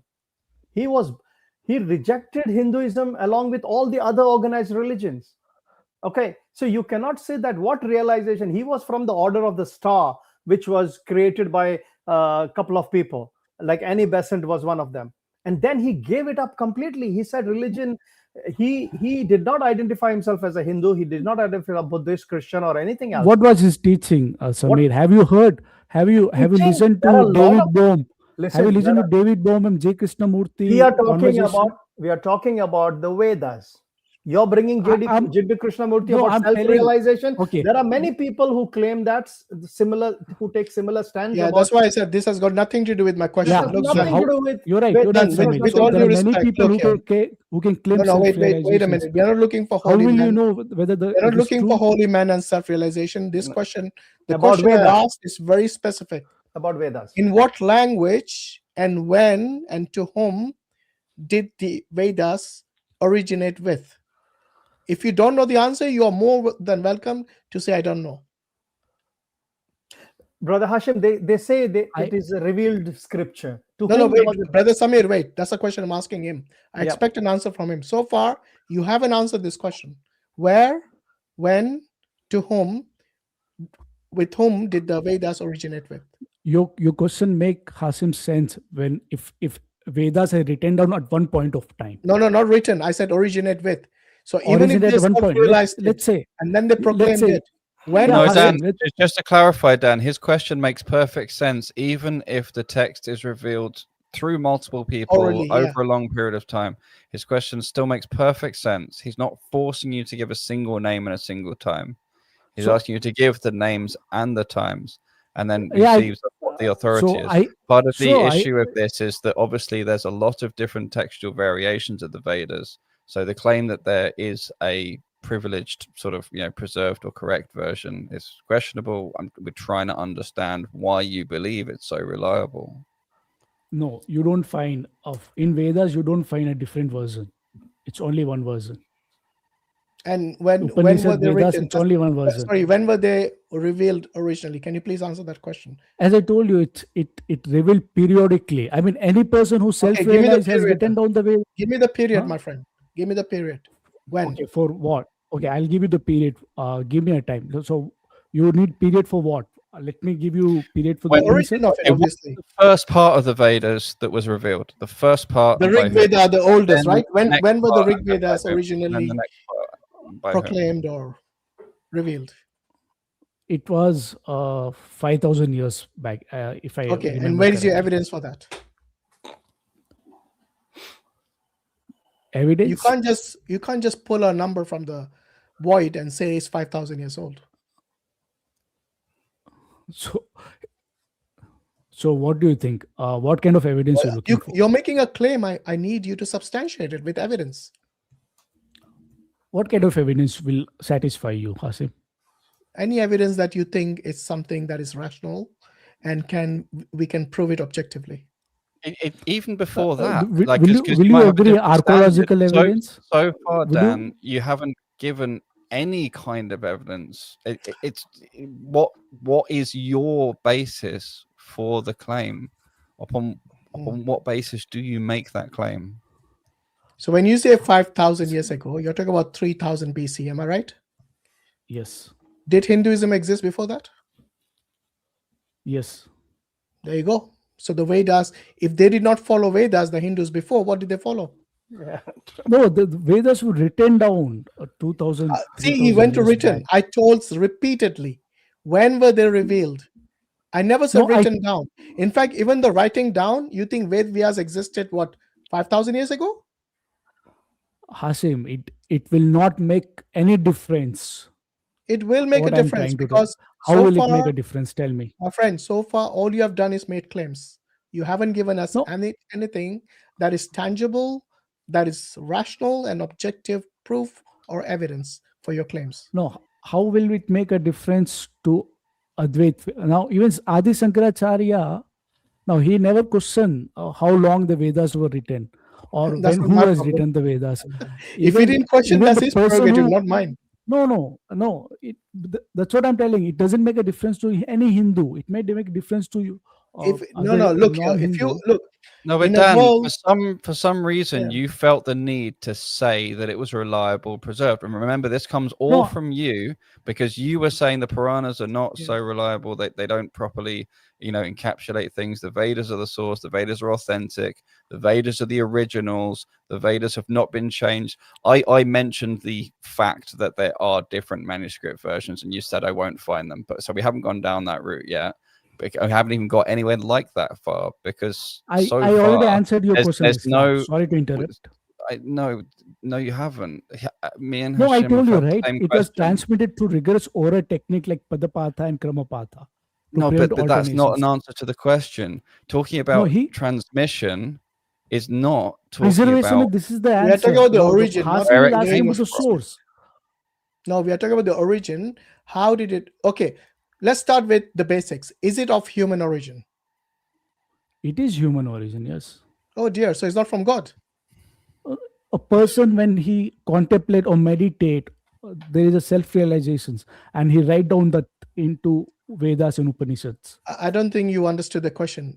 For us, the No, I've gotta Quran go is pray. not of I human wanna- origin. The No, we origin don't. is from Allah. So Allah is not a human, even though Prophet Muhammad, peace be upon him, is the one to whom it was revealed, the Quran. So we do not say the Quran originated with Prophet Muhammad, peace and blessing be upon him. He was a messenger to whom it was revealed. But the origin goes back to Allah. Almighty God and Allah subhanahu wa ta'ala. Similarly, for you, the Vedas, I believe, are not of human origin. Am I right? True. See, it is human origin. Okay, so why are they called? Once a person realize that, the entirety of the universe or the totality of the universe is one, and I am not separate from the universe, therefore he claim that I am Brahman. That's the realization he has, and on the basis of that realization, he teaches that realization to his students. Who teaches to which students? The That's what I person want who to know. realize. Give us There the are many origin, people- man. Come on, I've been No, asking you for ages. Just give us the origin. Where did it originate from? And I don't mean the compilation or the writing of it. The student and teacher which you mentioned, name me the teacher and name me the student. Go on. You said many. It has many people realize, self-realize. So who was the first person to self-realize? Or who were the persons who were the ones who initially realized it? Can you name them? See, it is evolved over time. We have Oh man. some. This is Simple the answer. question. Simple Why question. are you What just is it? repeating yourself when I'm Simple asking you a specific question? Brother Dan, the simple question is, what is its origin? It's simple. That's what Brother Hashim is asking you. What is its origin? That's it. Now, I already answered what is No, you did not origin answer. You keep saying many people, but you never named a single person so far. No, there is not single person there. Okay, give me multiple persons and go on. All right. I'll give you. Let me give you one. Okay. Upanishad. Let me give you Chandogya Upanishad person. No, I want the Vedas, the 4 Vedas. The beginning was the Vedas. Give me the Rig Upanishad- Veda, the earliest Veda. No, the people has not written down the name there. I didn't ask you about writing. I Then? asked you even if it's orally through a teacher, then give me the name of the teacher and the student. No problem. No, it is Saptarushi, which is what mentioned in the Rig Vedas. Okay, Right. where in Rig Veda does it mention the Saptarishi are the ones to whom they were revealed? No, then I have to Google it out for that. Google it, I don't mind. Because if the Vedas are the ones which are saying, okay, it is written, then this is called circular reasoning. You cannot use the Vedas itself to prove the Vedas unless you're talking about something objective, like it has some objective information in there, which anyone can look from outside the Vedas as well.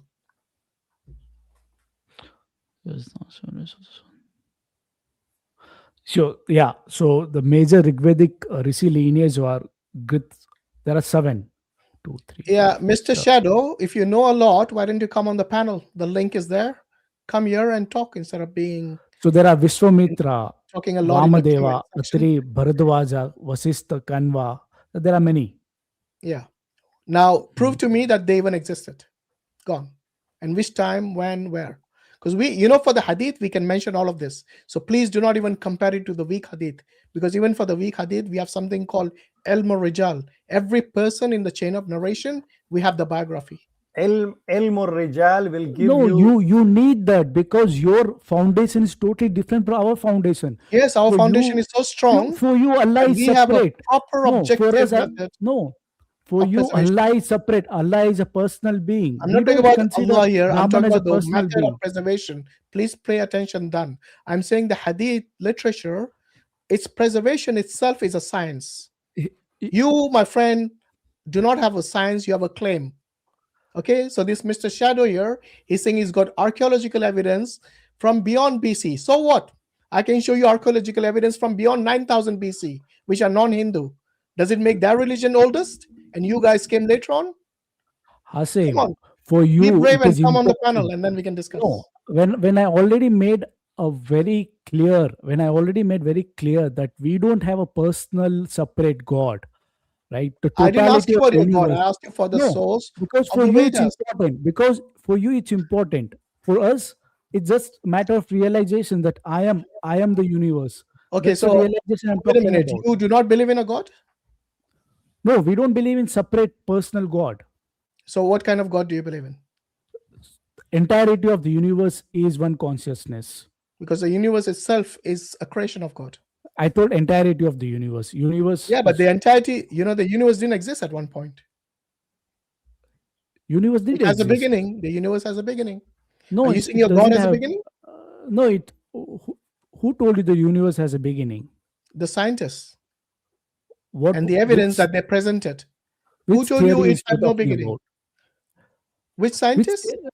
Which theory you're talking about, Hashim? The most accepted cosmological theory called the Big Bang theory. I think Hakim is next to you. I think he knows it's not a beginning; it's expansion of your universe. No, there is. Hakim is very next to you. No. So even name me one scientist who has got evidence that it is eternal gone. Yeah. So are you saying I can give you? No, you're the one who's saying that it is not. It doesn't have a beginning, so prove it to me. You made a claim. You said. No, I said the most accepted theory. You said it's beginning. In cosmology is the Big Bang theory. Yeah. No, that's not out of nothing. It is. I never said it's out of nothing. I never said it's out of nothing. Then how come it can be a beginning then? No, you made a claim that it had no beginning. Where is your evidence for that? I can give you 2000. Okay. What evidence you want? Something that's acceptable, rational, that's objective, and that we can prove today. I can give you argument if you want me to. Argument is not evidence. Give you 2000. Huh? Argument is not evidence. So I can give you 2018 cosmological data, which there are 3 models presented: flat, and I think curvature, and data shows the universe is flat. And with that, I just forgot. So I'm not asking about the shape of the universe. I'm talking about the origin. From there, it infer the universe has no boundary. It means universe is infinite. Wait. When you say that, well, hold on. Did you hear the theory about the expansion of the universe? Yes. So if it has no boundary, how is it expanding? It's simple logic, my friend. No. It is expanding at a very fast. In fact, the initial theory was of a static universe. And then when they had evidence of the stars moving away from each other, yes, they then upgraded the science theories that they had. And now the most accepted theory is the Big Bang theory. It doesn't mean it has a boundary. The universe, well, if it's expanding, it must have a boundary, right? It must have an end. Why should I assume that? Because it's expanding. The scientists have evidence of it. Expanding doesn't mean it has a boundary at the end. Okay. Can something that is infinite expand? within the infinite, it can within infinity. Within the infinite, there's another universe. Listen What to I yourself, say? Danbai. Come on, you got to understand the basic No. logic here. If something is infinite, there is no room for expansion because it's already infinite. The fact that it is finite universe, and hence it can expand. Finite is no, you cannot see, Hashim, within infinite. If one planet or another planet or one galaxy move away from each other, Yeah, but right? yeah, go on. It doesn't mean it's finite. No, it's expanding. That's what it means. So expanding, what sense? Expanding, it's one universe. So you never heard the scientists say that the universe is expanding at one galaxy moving away from another galaxy. That's Yeah. expanding you're talking about. Yes, right? that is what So it expansion doesn't is. So That's it one doesn't of the mean evidences of expansion of the stars. that which- doesn't mean the entirety of So space. you're going to is- wait a minute. Have you got any qualification in cosmology? Well, I can ask you the same question here, Hashim. No, but I'm quoting the scientists. You're I am arguing also against You're arguing against them. There's a big I can difference. I provide you never said I'm an expert. Put me the in backstage. cosmology, I'll give you but you data. seem to be arguing against the well-established fact from them that the universe is expanding. Hashim, put me back. I'll give you 2018 data, 2018-25 data, right?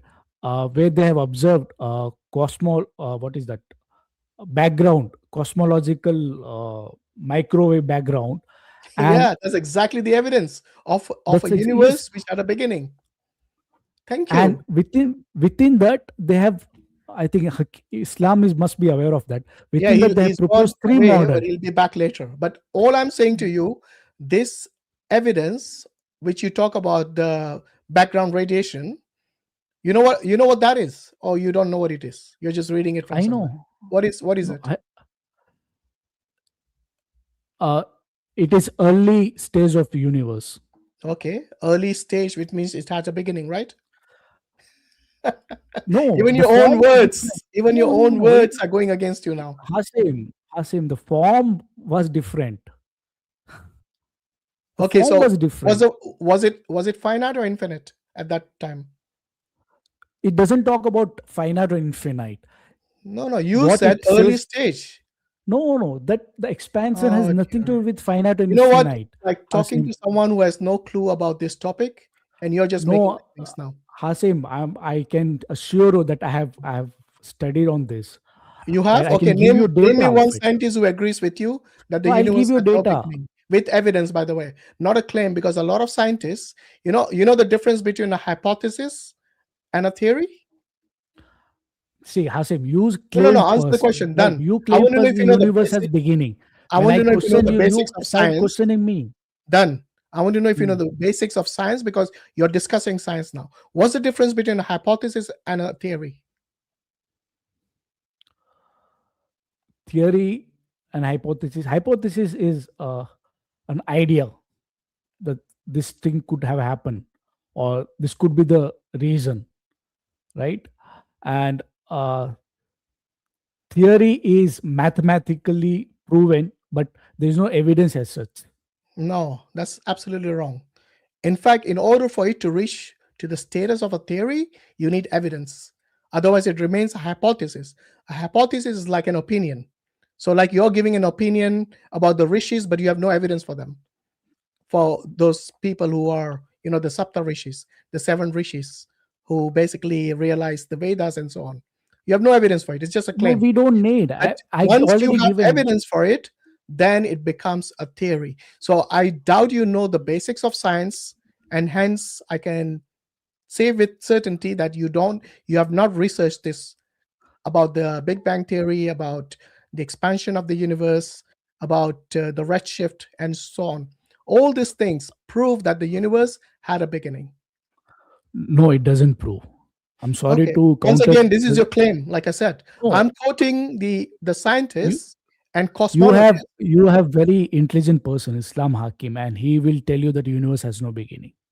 Really? Okay, let's let him come. And if he says, according to the evidence we have so far, the universe has a beginning, then what are you going to do? Then I will let's see what No, if he answer says, what gives. will you do then? Because you'll keep No, arguing. then No matter if anybody proves it to you, you are the kind of person, because you believe in a religion. For you, it is a dogma to believe the universe has no beginning, because for you, the universe is God, in a way. I'm talking about the entirety of the universe. Yeah, I'm talking about the entirety of the universe as well. For you, it is God, right? What do you mean by God? Seriously, you're going to ask me after all this time, what is God? No, the meaning, God differ from person. So we don't believe in personal creator. I didn't ask about a personal or impersonal God. Do you believe in God or not? God has to have meaning, right, Hashim? Should I agree with you? I'm okay to agree with you. Okay, let's. It's not about agreeing with me. If you're going to ask fundamental questions like what is God, then I doubt if you believe in God. God, okay, all right. So God is ultimate reality. Then yes, I agree with that. Okay, what do you mean by ultimate reality? Brahman. Okay, for you, Brahman is ultimate reality. Does Brahman have a form or attributes? No, we don't give Brahman form and attributes. Okay, so everything in existence for you is Brahman, right? Yes. Okay. Are you Brahman? Yes. Okay. As you are Brahman, yeah? So everything that exists is Brahman. Yes, you're right. So what's the difference between you and the ultimate God? Or the ultimate Brahman? There is no difference as such. When I realize that I am Brahman. But you have attributes. You just told me Brahman has no form and attribute. But you have a form and attribute. See, if you give me a time, I can explain you this. Okay, go on. All right. Now, when you told Brahman is Nirguna Nirakara, means no qualitative attributes, no form. Correct? That's what you said, yeah. Yes. So now let me explain you. An attribute something assigned, right? And it's incomplete without context. Do you agree with that? Attributes is what? Say again, once again. An attribute is something assigned. Attribute means assigned to. No, I think attributes are intrinsic. No, attribute something assigned, right? No, and it's incomplete without context. I don't think you understand the meaning of attribute. For example, if I were the to meaning tell of you, attribute to assign, that's the meaning of attribute. No. Listen, attributes define the object. Okay, for example, if I told you one word, in order for you to understand that word, you need to know its definition. Okay, say I use the term triangle. So what comes to your mind? That's what I'm trying to tell you, right? The word, we assign those words to communicate the meaning. You have to in order to communicate. Right, that's okay. So okay, so tell me, when I use the term triangle, what comes to your mind? No, Hashim, let me answer your first question, Nirguna Nirakara. Okay. Right? Now, Nirguna means it's not attribute, it's qualitative attributes, right? Now, when I talk about qualitative attributes, it only arises through comparison or contrast, which require at least two finite reference points, right? So if Brahman is infinite, there can be no second infinity to compare with. Therefore, no quality can be meaningful attributed, right? In that sense, it makes no sense at all. Because what you just talked about, even if it is qualitative attributes, then you're talking about at least the quality. So quality, you define quality with comparison, with contrast. No, not necessarily. You cannot compare to infinity. Because they can't be one infinity. There is no such thing as anything that exists which has no attributes. The only thing which I can think of. Please, Hashim, let me answer your question first. Then you can counter question. That's secondary. No, this is based on what you told me. No, so let me complete that. I have not completed. You just go on, finish your point. All right. So what I was talking about is qualitative attributes arise only through comparison or contrast, which require at least two finite reference points. If Brahman is infinite, there can be no second infinity to compare with. Therefore, no quality can be meaningfully. It doesn't need. In fact, we know. Let me complete. Yeah, go on. In this sense, infinite existence is by default non-qualitative. Hence, Brahman is Nirguna. That's not true. Now, to talk about Nirakara. No, wait. Before you go to Nirakar, let's deal with the Nirgun. Okay, so I can No, easily I'll do say one thing. Let me complete this Nirakara as well. So then you no, can. but we can they both are different. That's why. So let's do No, you one at can- a time. Let's do one at a then you time. can come one at a time. So I'll have to come. Please let me do Okay, this. finish your point. Go on. All right. Likewise, form 2 is identified only through contrast, boundaries, and differentiations. The infinite cannot have limits or shape, nor it can be compared with another form. Therefore, infinite existence is necessarily formless. Hence, Brahman is Nirakara. This Right. is you're just Now you reading can off the ask the internet, I question. think. No, I don't think just, I don't think you even understood what you said. So let me ask you something. When you this use is the something term, which I written down in my book. yeah, when you use the term attribute, what do you understand? Attribute is something which we assign to communicate the meaning of a thing. Okay, Let's say. that would apply to even the term nirguna or nirakar. The same thing would apply because these are Nirguna words. These are a words which qualitative are attribute. assigned. It's not attribute. Nirguna is very specific to I'm qualitative saying nirguna attribute. and nirakar. You need to let me finish in order for you to listen. Okay, so whenever you use any word, you must know the definition of it, right? And you cannot derive the definition without understanding what words you're using in the definition. Even every word in the definition will have a meaning itself. That's why I'm telling you, when you use the term no attribute and no form, the only thing that comes to mind is which doesn't exist, nothing. So unless It's you're not telling no me, attribute, Hashim. You cannot skip qualitative because nirguna is qualitative attribute. okay, so it does have attribute? Yes, we define it. Okay, so what is the attribute when I say it's conscious. Okay, so that's the only it's attribute. Defining ultimate reality. When I say okay, so it exists, hold on. Are you saying consciousness is the only attribute of Brahman?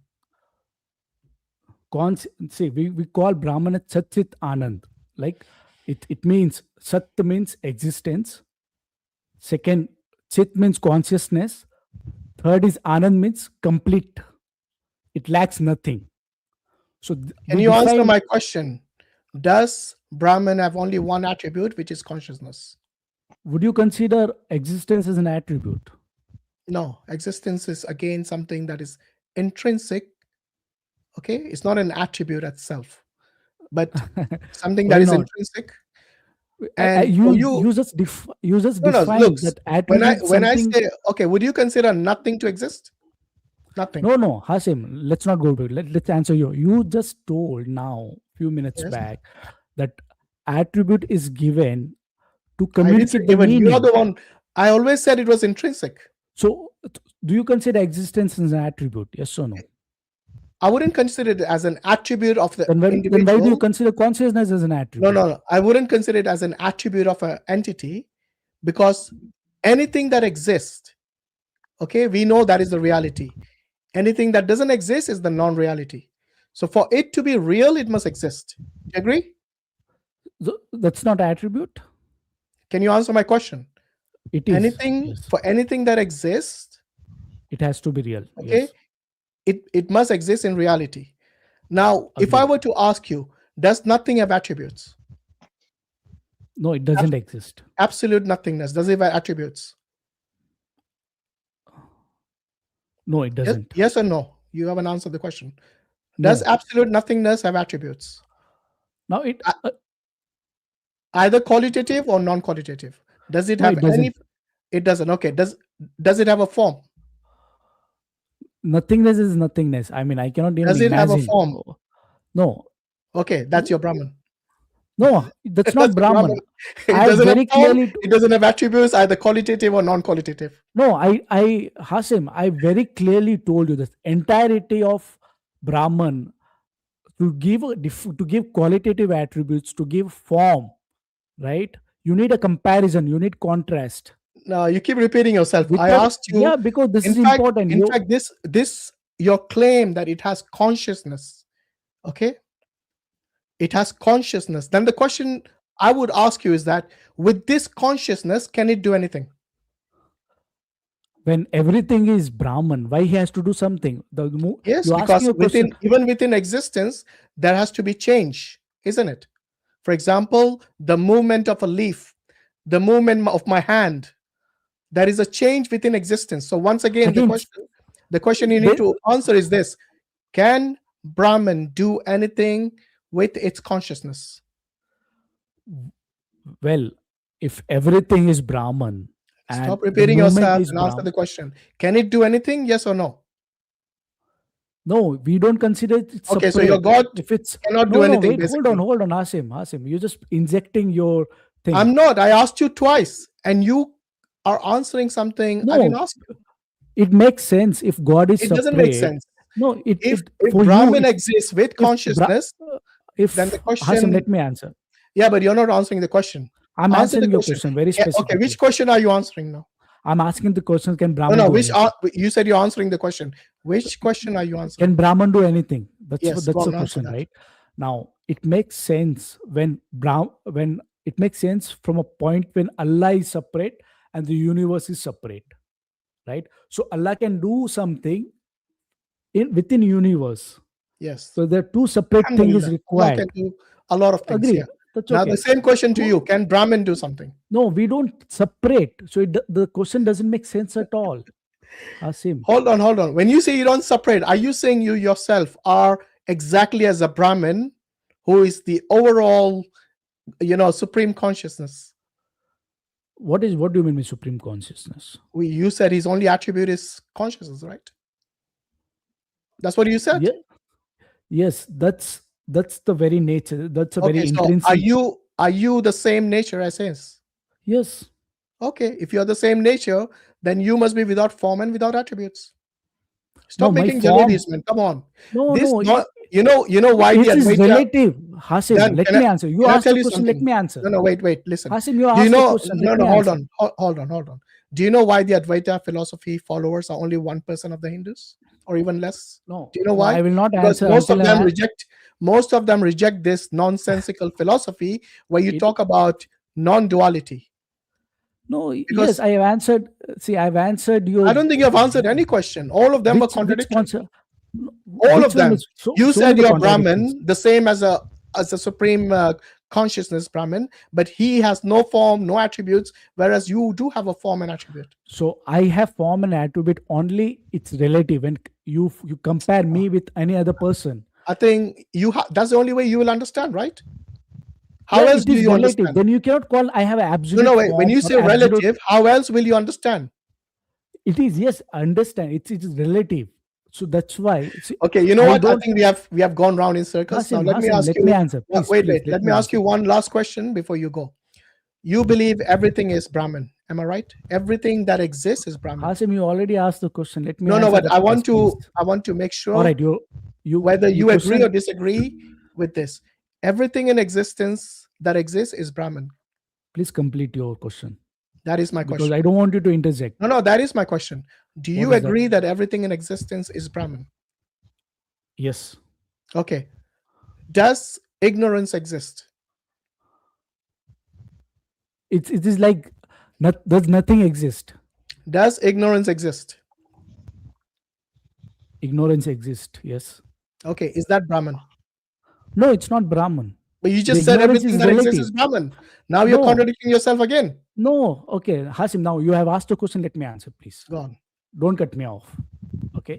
Now, you asked the first question. As long as you don't ask a question with a question. I'll not ask you a question. I just answer because many people, many Hindus will be watching. I talk about ignorance and you said it exists. But then you said everything that exists is Brahman. But when I asked you, is ignorant? I understood your question, Hashim. I understood your question, Hashim. I think I can answer those. So let me rephrase what I have told. So there is no miscommunications, or there is, right? You asked me that does Brahman is Nirguna Nirakara. Oh, please don't go all the way there. No, please. I honestly, look, I'm pressed with time. There are a lot of people waiting. I've given you a lot of time already. So without you making jalebis and repeating everything all over again, I gave you a very good answer. Just try to consolidate the contradiction. The contradiction is as follows. You said everything that exists is Brahman. You said ignorance exists. And then you contradicted yourself by saying that ignorance is not Brahman. Consolidate that. And if you cannot, then I'm going to bring somebody else in. No, I'll answer that. Ignorance, it's not an existence. It doesn't exist. No, it doesn't exist. Ignorance is opposite of knowledge. You just Correct? said ignorance exists a minute ago. Knowledge exists. Ignorance doesn't. Okay, I think I'm done with you. Let me I'm answer sorry. it, Hashim. Don't cut No, me I'm off. sorry, man. I'm sorry. I like people who are sincere. Did he not say ignorance exists? And now he made a U-turn when he realized he messed up. No, but he said ignorance is opposite of knowledge. Yeah, So it that's- exists. So if something is opposite, Even if it's opposite of knowledge, it is going to it exist. still exists. yeah. Anyways, Okay. Go on. I'll let you finish that thought. Okay, Done. see, now it is relative because knowledge is limited to human being. The rock doesn't have knowledge. He doesn't need a knowledge. The river doesn't Does it need exist knowledge. or not? That's the question. Please, let see. No, but I'm look, that's the answering reason you. I don't like done. You make too many jalebis. See. It's a very simple question. Does ignorance exist, whether relatively or not? Does it exist? See, it is relative, but it's not absolute. Does you it agree with that? exist? That's the question. Knowledge chance. exists. How can Last ignorance chance. exist? It's like Does- does nothing exist? Does Does ignorance nothingness- exist? Last chance. Please Yes answer, or no? does nothingness exist? That's what you're asking me. No, in another nothingness. form. Wait. Nothingness does not exist. I've already So told you that. nothingness I is did not opposite of contradict existence. myself. Please, Now Hashim, let me answer my question. Does I'm ignorance answering. Please. exist? Last Hashim, chance. Please, Last please don't chance. cut me off. I'm Yeah, I answering. will cut Please you don't off cut me off. if you do not answer this question. I'll Does ignorance No, exist? Answer no, the it question. is like yes or no. It's like It no, is a please yes let or me no. answer. Yes. Like you asked me, No. does nothing exist? I said it doesn't exist. So yes, nothing is opposite of existence. Same way, no ignorance is opposite of knowledge. So if Okay. Does nothing knowledge don't exist? the- Does knowledge yes, exist? Yes, knowledge exists. Yes, knowledge exists. Yeah, And that's the it's question I'm relative. asking you. Does it exist? Yes, it exists. Knowledge exists. Okay. Now, somebody who doesn't have knowledge is called what? You don't have knowledge. It's called what? It's like again you're taking the opposite. It is the opposite, obviously. You see, this is how the Advaita philosophy is so easy to dismantle them with their own words. Because you know what they do? They tangle themselves in a knot until they start making jalebis. going round in circles. I'm sorry, Dan. I know you were patient, but you were still contradicting yourself. All right. Any other Hindus in the back studio? In fact, Brother Hashim, the issue is that if you go onto the streets of any Muslim country and you ask who is God and if whether he's one, he has attributes, everyone will start telling you the 99 names of Allah and saying that he has attributes. But if you go to India on the street and you ask about God, no one will tell you that I believe in Brahman. Everyone will tell you Shiva, Durga, They have names. Krishna, Rama. They Yeah, have names. But the fact is that when you start debating with a Hindu and if he tells you that his God is Ram, Durga, or Krishna, then the Muslim will start asking question about okay, why then Ram left his wife, or why did Krishna do this or that? So in order to escape all these points, Yeah. in order They to are full of escape all contradictions. these points, I know quite well.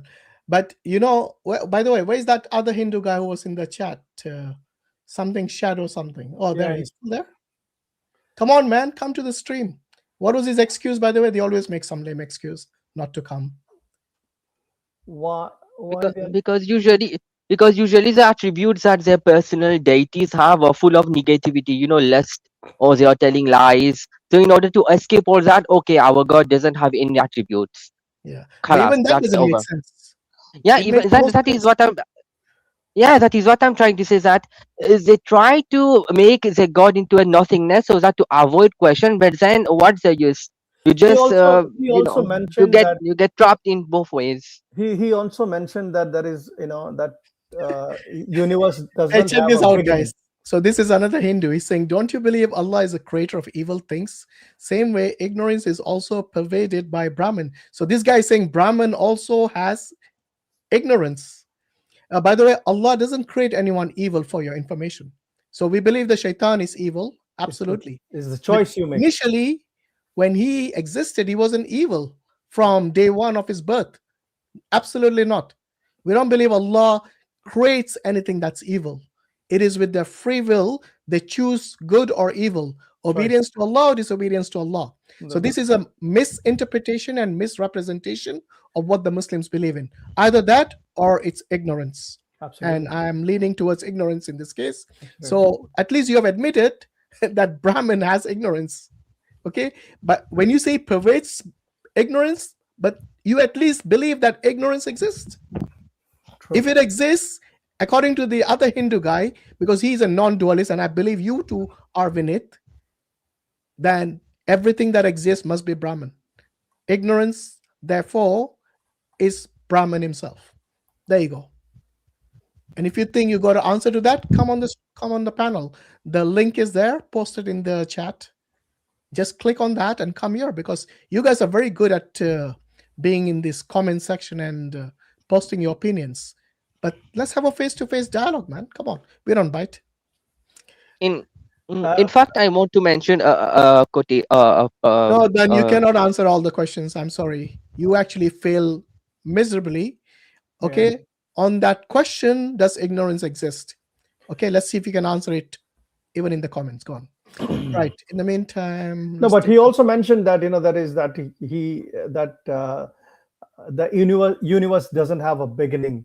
Modern physics, there is a terminology called ex nihilo.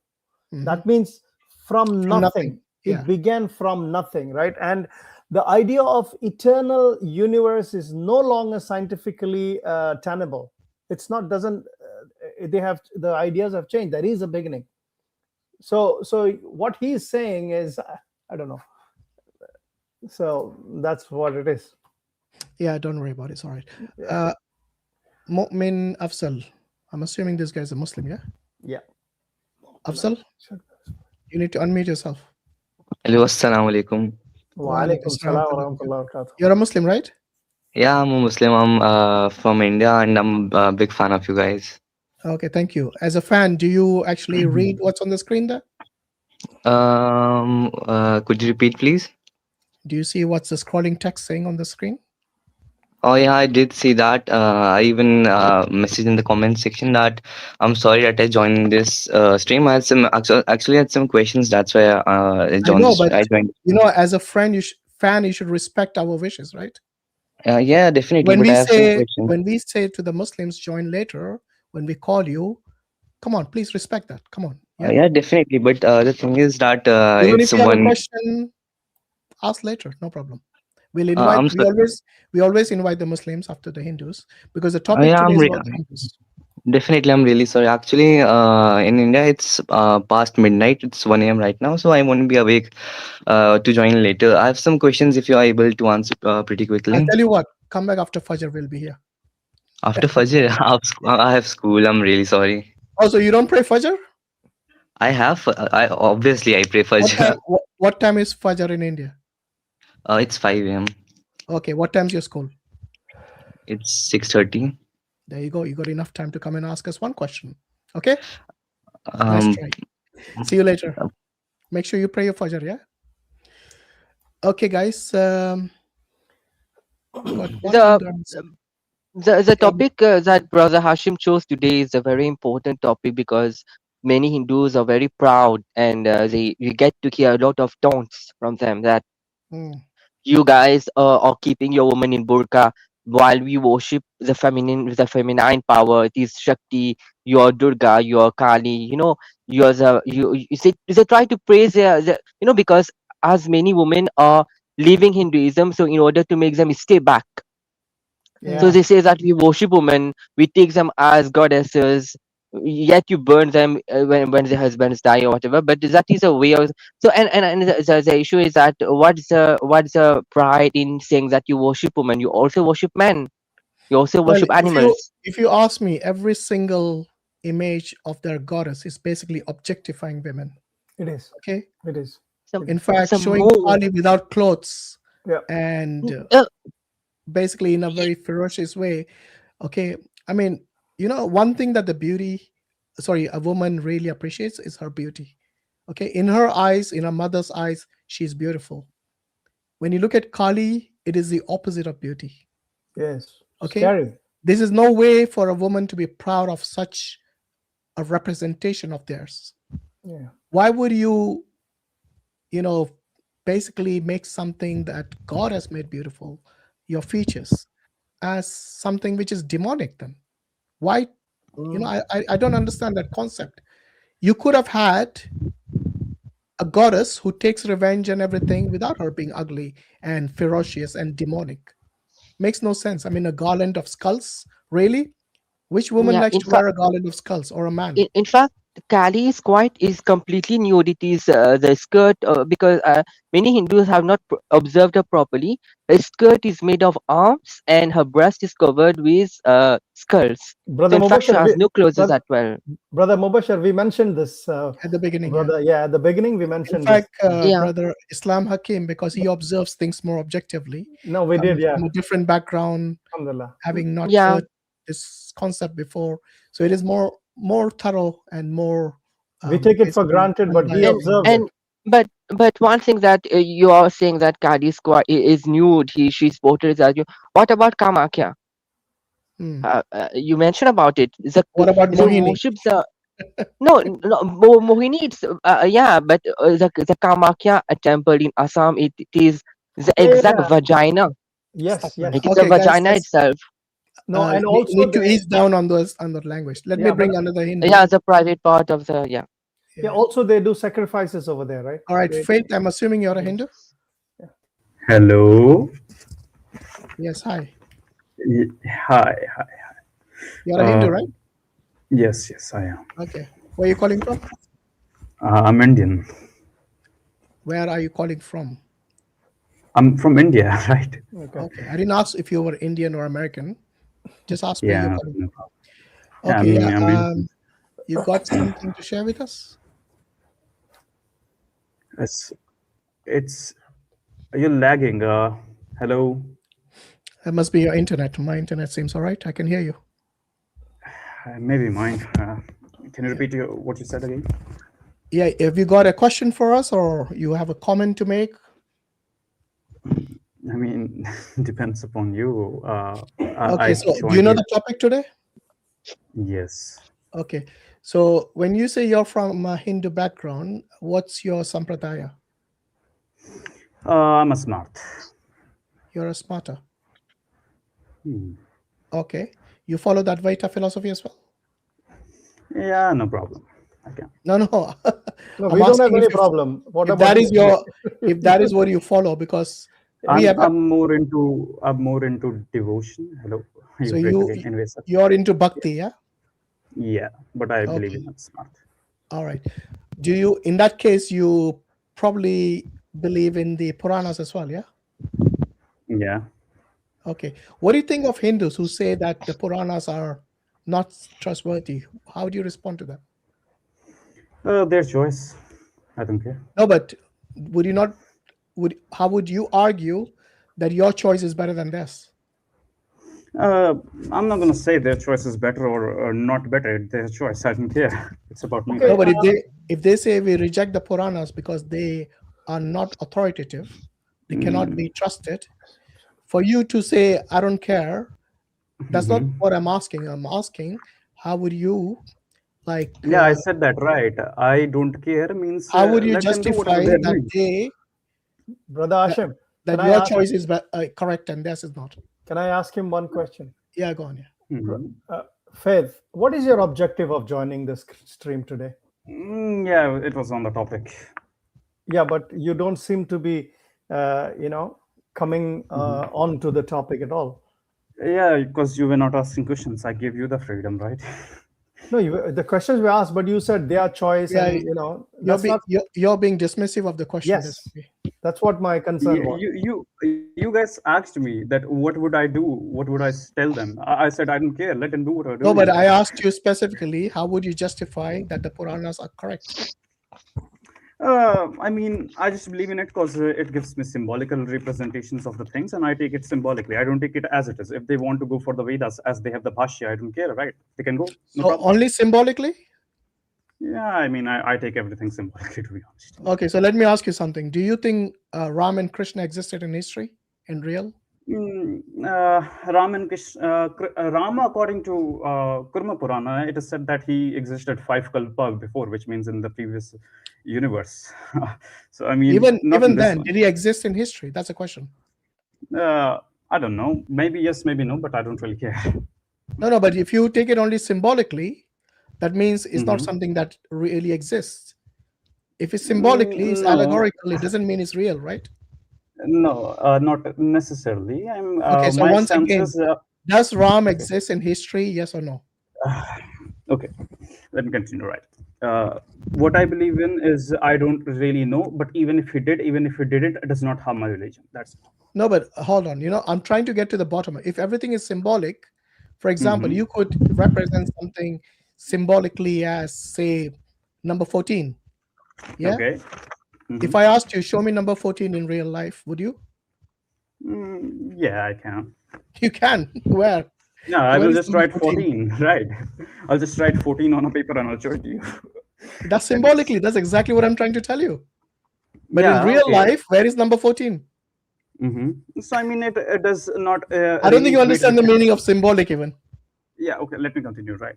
What I'm saying is, even if they did exist, it does not exist, that does not really harm. Krishna very clearly says... It's not about says harm or no harm. I'm talking about something that is real and something that is not real. Try to understand. Try to keep up, because it's very, very important for you to understand reality from something that is just mythology. Let me continue, right? That's very much false sequence. So I'm giving you two... No, but their existence is critical to the religion. Absolutely. Yeah. Not necessarily. Oh, you meant to say if Ram... So you think that if Ram and Krishna didn't exist, it wouldn't matter? What is Hinduism? What is Hinduism? No, don't try to change the topic. Okay. No. First, you need to answer my question. Do you understand the difference between something that is just symbolic and allegorical, as opposed to something that is real and tangible? Yeah. Why are you laughing like a silly guy all the time? It's nothing funny I said. It's just a simple question. Let me continue, right? Let me explain you something.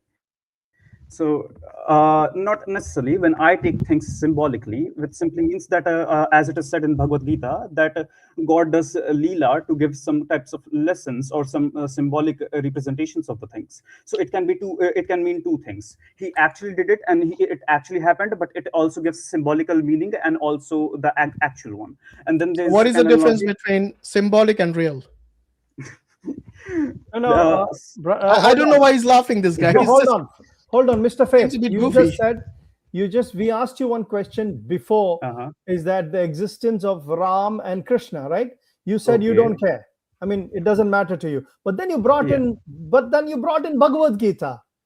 Without Krishna, Krishna, wait, don't interject. Hold on. Yeah. Without Krishna,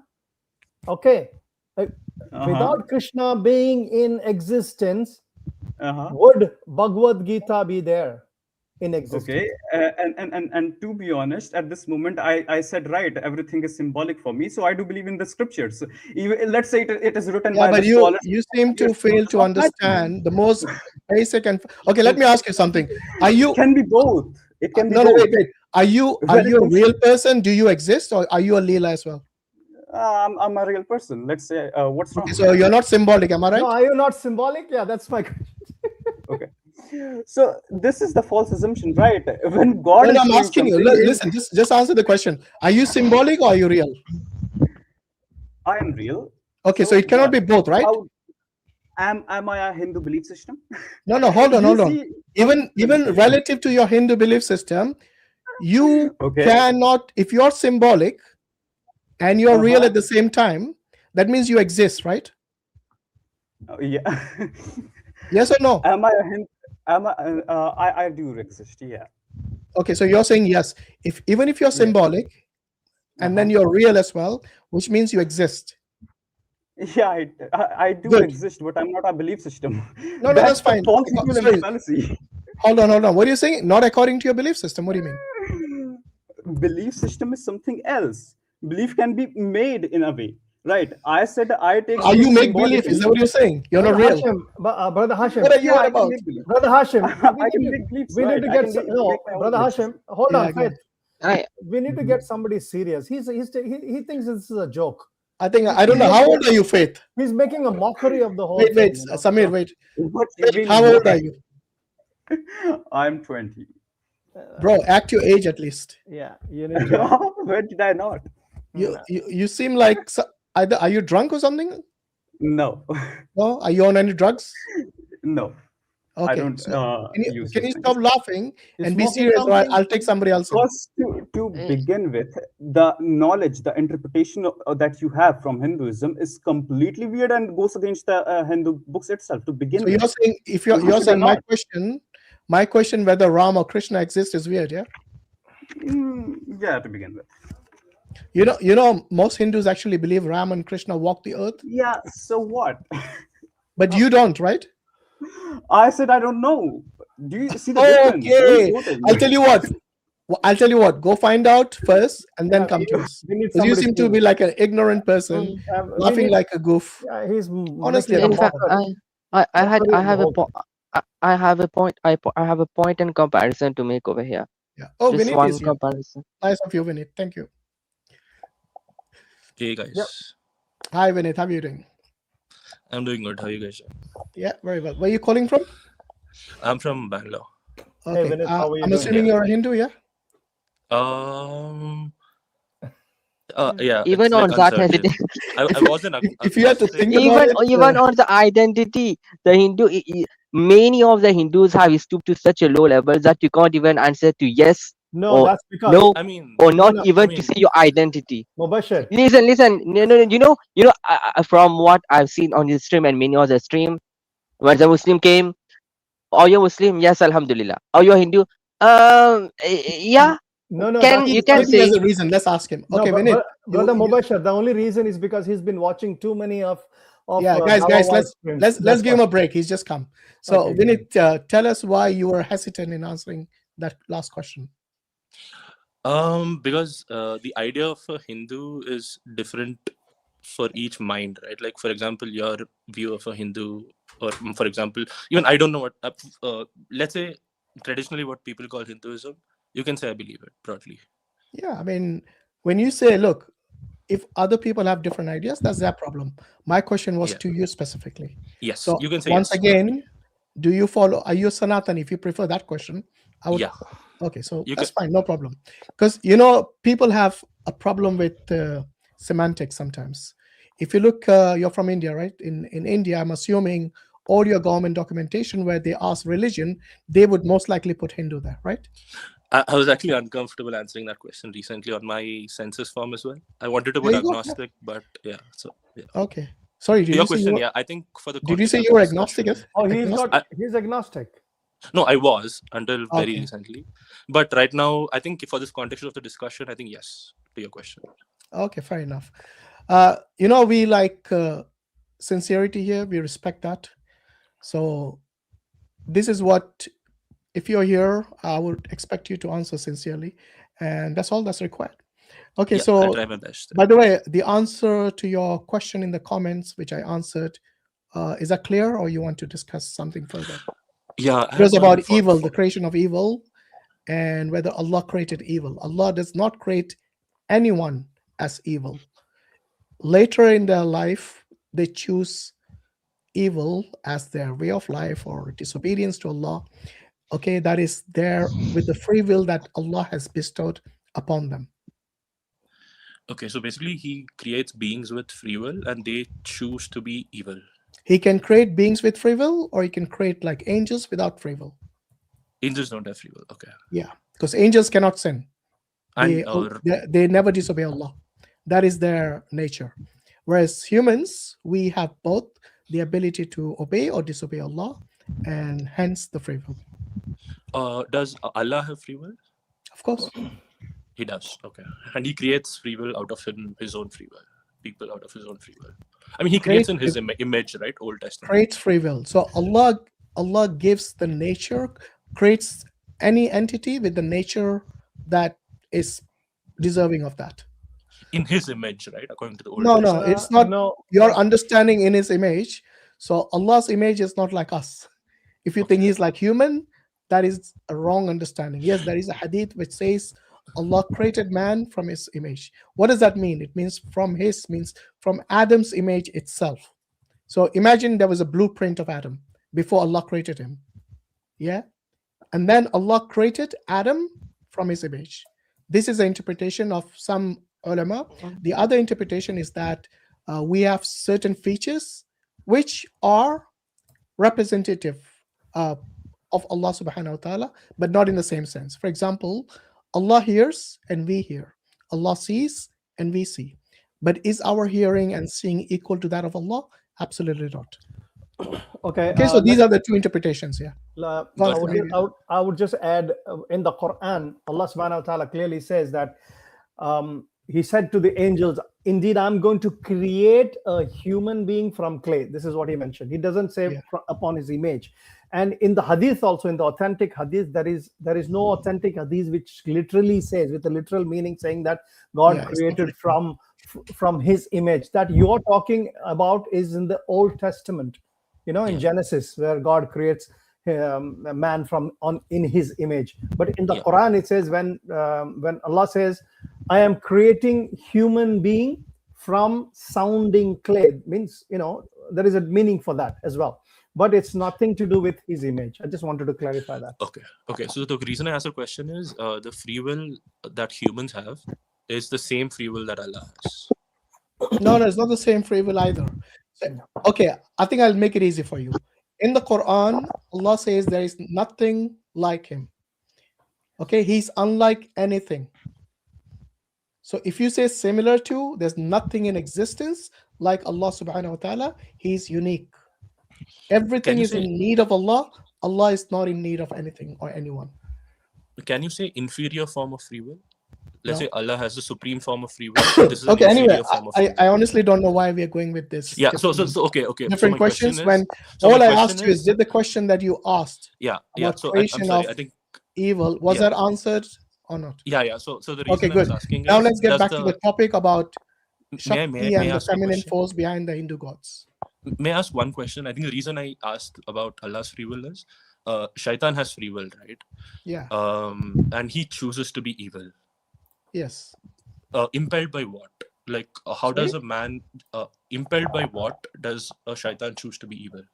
Because he's got free will. He can choose either to obey or disobey God, just like every human can. But why does he choose one of them? No, because... Okay, wait, Samir.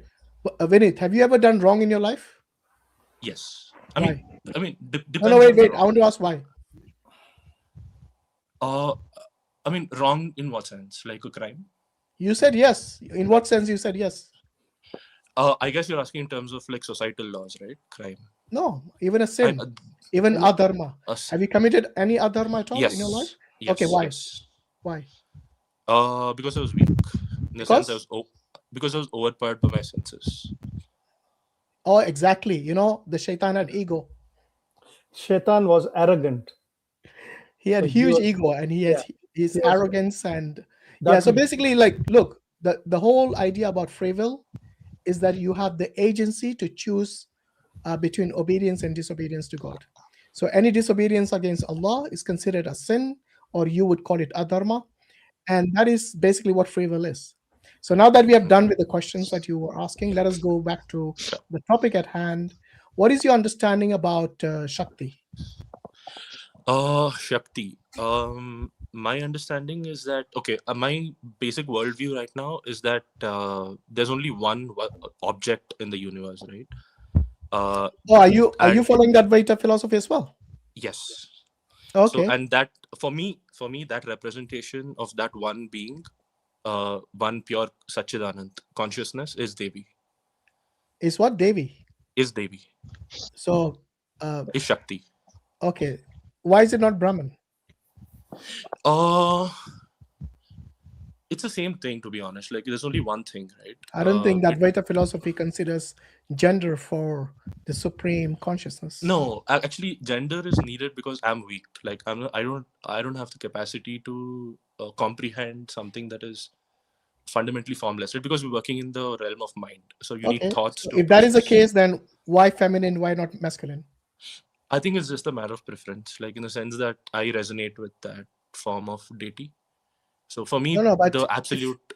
if you think it is something that is beyond comprehension, then you cannot assign gender to it, right?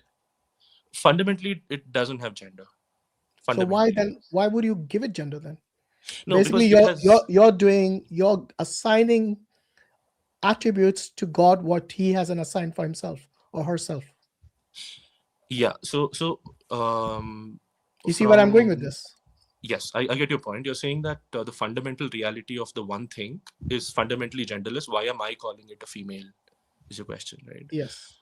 So what I'm saying basically is that if God did not tell you about what he's not, okay, so whenever God tells you, like for example in the Quran, Allah says that he's one, he's unique, he depends on nobody, everybody depends on him. He has no beginning, no end, he has no parents, no children, no siblings. Okay, so these are the things that Allah has already informed us. We cannot then say that we are going to give certain attributes to Allah which he hasn't informed us of, because who can tell you about something that you cannot comprehend? So, only the entity that has who tells you directly as to what he is, rather than us assuming what he is. Yeah. So we cannot assume. So Allah is fundamentally formless, like without attributes. We don't say that. Who told you that? You don't say that. Okay. We don't say that he's formless. So he has a form. Because on that in Jannah we are going to see Allah. Yeah. You're going to see him, and he's. We don't know. You can't imagine right him now. But you're going to see. We don't know what. We cannot comprehend his form in this worldly life, but in the eternal life, let me finish. In the eternal life, in the hereafter, whoever goes to Jannah will be able to see him in his real form. Yeah. But right now, we cannot comprehend his form. So you will see him as clearly as you would see a full moon on a dark night, on a clear night. Right. Anyway, look, we keep coming back to Islam. I don't know why. Let's go with. No, I'm just curious. I know you're curious. Maybe you can come back when we have the open Q&A. Or talk to us privately as well. No problem. Whether on Islam or any other topic that we normally deal with. So next Thursday, inshallah, we have an open Q&A. You can come and ask them. Okay. So it's not like I'm saying don't ask about Islam at all. We have a forum for that next Thursday. So you're more than welcome to join us then. But for today, the topic is on Hinduism. So you follow Advaita philosophy, and yet you believe in Shakti as a feminine form of this supreme being, yeah? So, so I think Shakti, from the philosophical point of view, is Nama and Rupa, right? Like name and form. So so basically, Shiva is the consciousness of awareness. Like, okay, I am. And Shakti is the name and form that appears to us. But fundamentally, it's the one reality. For example, you can't deny that you're seeing me on a video and you're seeing my form and you're talking, right? We are working in the realm of name and forms. So that is the representation for me philosophically. It's not that, there's a female that she has like female reproductive organs and she looks like a female, talks like a female. For me, that Nama Rupa is the representation of Devi.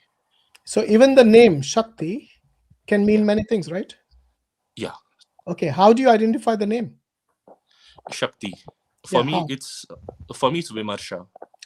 By the way, do you believe in the Puranas? Believe in the sense that they actually happened? No, believe in the sense that they are something that you trust as source for your theology. I think not fully. I think they just try to tell the Shrutis in a more relatable form. I think some of those events must have happened, and I think some of them have been given as moral guidelines. I don't think it's the absolute truth. Like if you tell me that Ram was there. Can you tell me about, for example, if we as Muslims or anyone wants to know about Shakti, her nature, her attributes, or more about her, what is the most authoritative text that the ancient sages of India have wrote about Shakti? Because as far as I know, it is a Devi Bhagavatam. It is one of the 18 Puranas. Yeah. That is it. Chandi Saptashati, okay. I would say. Yeah. No, Chandi Saptashati is not. It is not a Purana. It is part of Markandeya Purana. I'm talking about the Devi Bhagavatam. So because you have two Bhagavatams, if Brother Hashim has been knowing it. One is a Bhagavatam of Srimad Bhagavatam that extol Krishna as a supreme being, and one is a Devi Bhagavatam. Each one keeps fighting at this is a real Bhagavatam. So it is a Devi Bhagavatam. So Devi Bhagavatam is a Purana that lowers all the other forms of God, that Krishna and Rama are very inferior, and the Devi is a supreme being. Right. Yeah. Actually, I haven't read the Devi Bhagavatam, but you could. I'm talking about Devi Mahatyam. I think that's a good text to learn about Shakti. But Devi Mahatyam, it is from the Purana. It is from the Markandeya Purana. Yeah, yeah. So it is from the Purana itself. So do you actually believe, even if you haven't read Devi Bhagavatam, would you consider it to be like a source that you would trust? In the sense that see, as in physical reality, if it's actually happened, I don't know. I probably no, don't. But it basically advocates that the other gods like Brahma, Vishnu, Shiva, they are inferior to her, to Shakti. Yeah, I think it's like there's fundamentally only one thing, right? It's not one thing. If someone is inferior to you, then they cannot be equal to you in the status. No, for me, in my philosophy, because the Devi Bhagavatam criticizes the other gods' position quite in a very, just to extol the Devi and her powers. Yeah. Okay, it's not. Let's read it from there actually, because that's one thing we do. When we make claims, we don't just make claims; we actually substantiate it from the scriptures of the Hindus. So, do you want to read the highlighted bits? Or if you want to read the whole thing, the reference is given. So this is Devi Bhagavatam, book 1, chapter 5, verse 74 and 75. Yeah. Okay, so you're saying that if there is only one, why is all this happening? Like, no, read it. Read it, and you give us your opinion. Okay, actually, it's a bit too small. I'm on mobile. You're on mobile. Okay, let me make it big for you. Is it big enough? All right, I'll tell you what, Mubashir, you can read it if you want. No, I don't. Are you on the phone as well? I can read it. Yeah, I'm on the phone itself. I'm the phone. On the phone. I can read it for him. Samir, yeah, go ahead. Sure, I can read. Devi Bhagavatam, Devi cursed her husband Vishnu, and his head was cut off. Does anything take place in this world without any cause? Now hear why Hari's head was cut off. Once on a time, seeing the beautiful face of his dear wife Lakshmi Devi, Hari laughed in presence of her. At this, Lakshmi Devi came to understand that he has seen surely something ugly in my face, and therefore he laughed. Otherwise, why my husband would laugh at seeing me? But what reason can there be? Can there be as without any cause? Can there be to see ugliness in my face after long a time? I think the English is not right here. Why shall, because they have translated it that way. Okay, and why shall he laugh without seeing something ugly? Okay, without something ugly without any cause, or it may be he has made some other beautiful woman as my co-wife. Thus, arguing variously in her mind, Mahalakshmi gradually got angry, and Tamo Guna slowly possessed her. Then, by turn of fate, in order that God's work might be completed, very fierce Tamas Shakti entered into her body. She got very angry and slowly said, "Let thy head fall off." Thus, owing to feminine nature and the destiny of Bhagwan, Lakshmi cursed without any thought of good or bad, causing her own suffering. By the Tamasi Shakti possessing her, she thought that a co-wife would be more painful than her widowhood, and thus she cursed him. Should I continue, or that's it, right? Continue here. Okay. Falsehood, vain boldness, craftiness, stupidity, impatience, overgreediness, impurity, and harshness are the natural qualities of women. Owing to that curse, the head of Vasudeva has fallen into the salt ocean. Now I will fix the head on his body as before. O Sura Satamas, there is another cause also regarding this affair. That's it. Yeah, I think that's so. I mean, one thing I find quite intriguing is this is Devi Bhagavatam. This is supposed to be like about this goddess, you know. Yeah. And the way women have been portrayed here, like falsehood, vain, boldness, craftiness, stupidity, impatience, overgreediness, impurity, and harshness are the natural qualities of women. Yeah. I mean, seriously. In fact, one point, even in the Devi Bhagavatam. Yeah, one fact that we usually see that we consider that the Purana, the Shiva Purana will extol Shiva as a supreme being and demean other gods.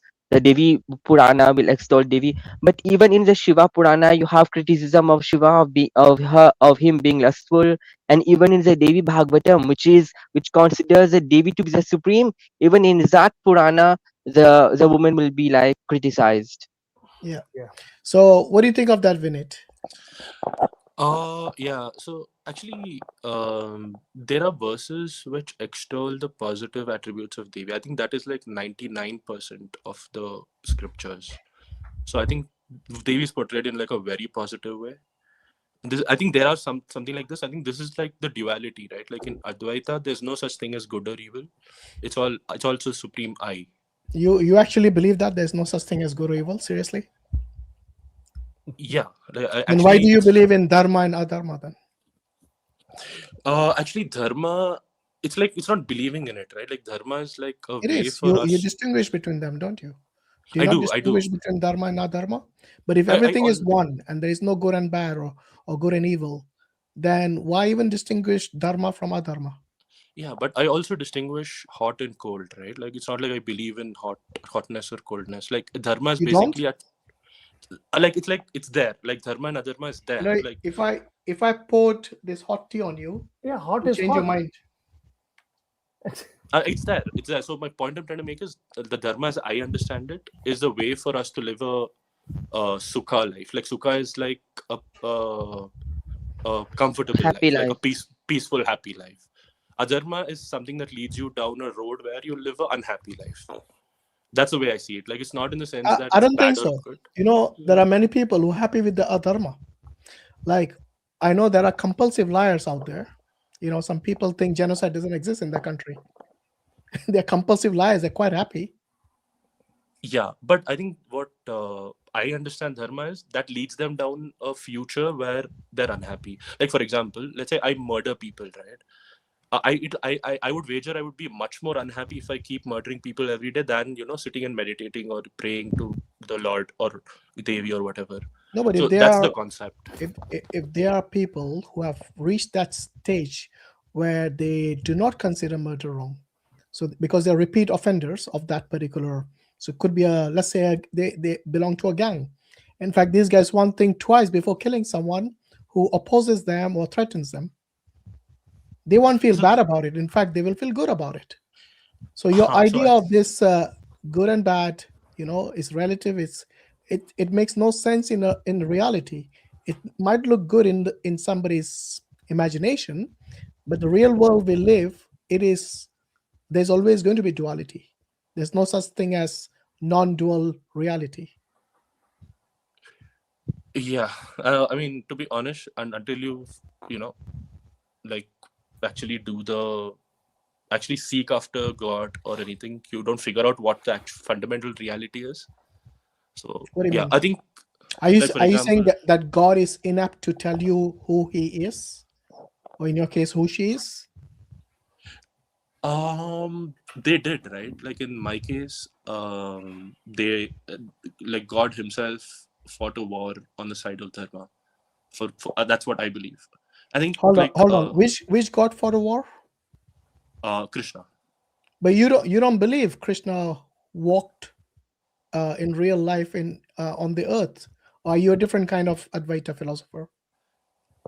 I mean, Krishna incarnated as a human, so he walked the earth as a human. So you think he was a real historical figure? Most likely, because I think they have given a lot of astrological. Based on what? So they've given a lot of astrological pointers on certain aspects of Mahabharata. Like, for example, this event happened when this nakshatra was here, so. Yeah, but So that leads me to astrology is not science. Astrology Astronomy is is not science. no. I'm not saying that way. I'm saying the fact that they took the effort to record all of that. Yeah, but it doesn't tell us about Krishna, does Yeah. it? Doesn't tell us anything about Krishna's existence. No, fundamentally, can you tell me your grandfather exists? For you can't me, see him, right? listen, whether I believe my grandfather exists or not, it doesn't impact on my religious life. By the way, I've seen my grandfather literally, so I've seen him. Let's say 2 more generation upper. Like, let's say but even then, it doesn't impact on my belief in Allah, does it? But for for you, without Krishna's real existence, you wouldn't have the Bhagavad Gita, would you? No. There you go. So for me, whether I have the Quran, I believe in the Quran, it's not dependent on my great grandfather's existence.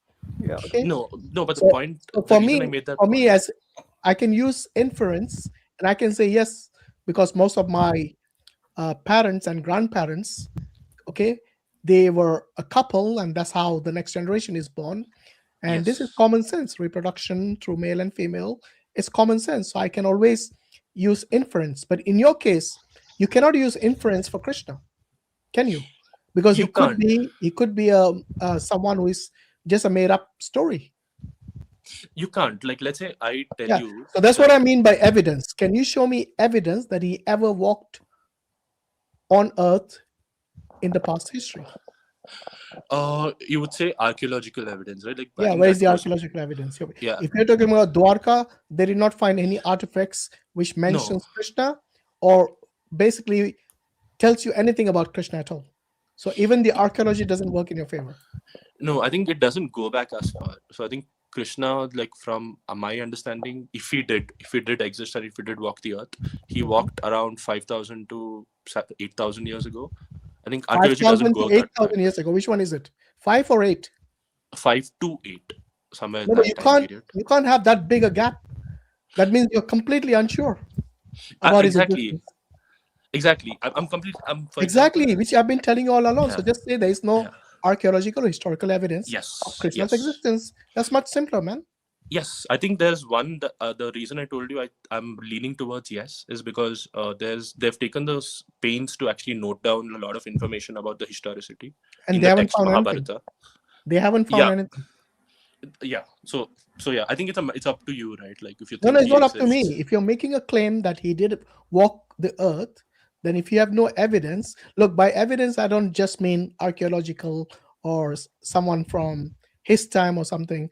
For us, the question that the Muslims would be asked is the same. Where is the evidence that Moses existed, or David existed, or Adam existed? For us, it's enough to have one link from the chain of prophets, which we consider to be accurate and something that we trust and is rational as well.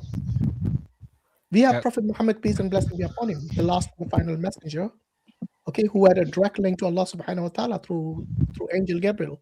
And also he spoke to him directly. Okay, for you, it might be something, if you have something along these lines, well and good.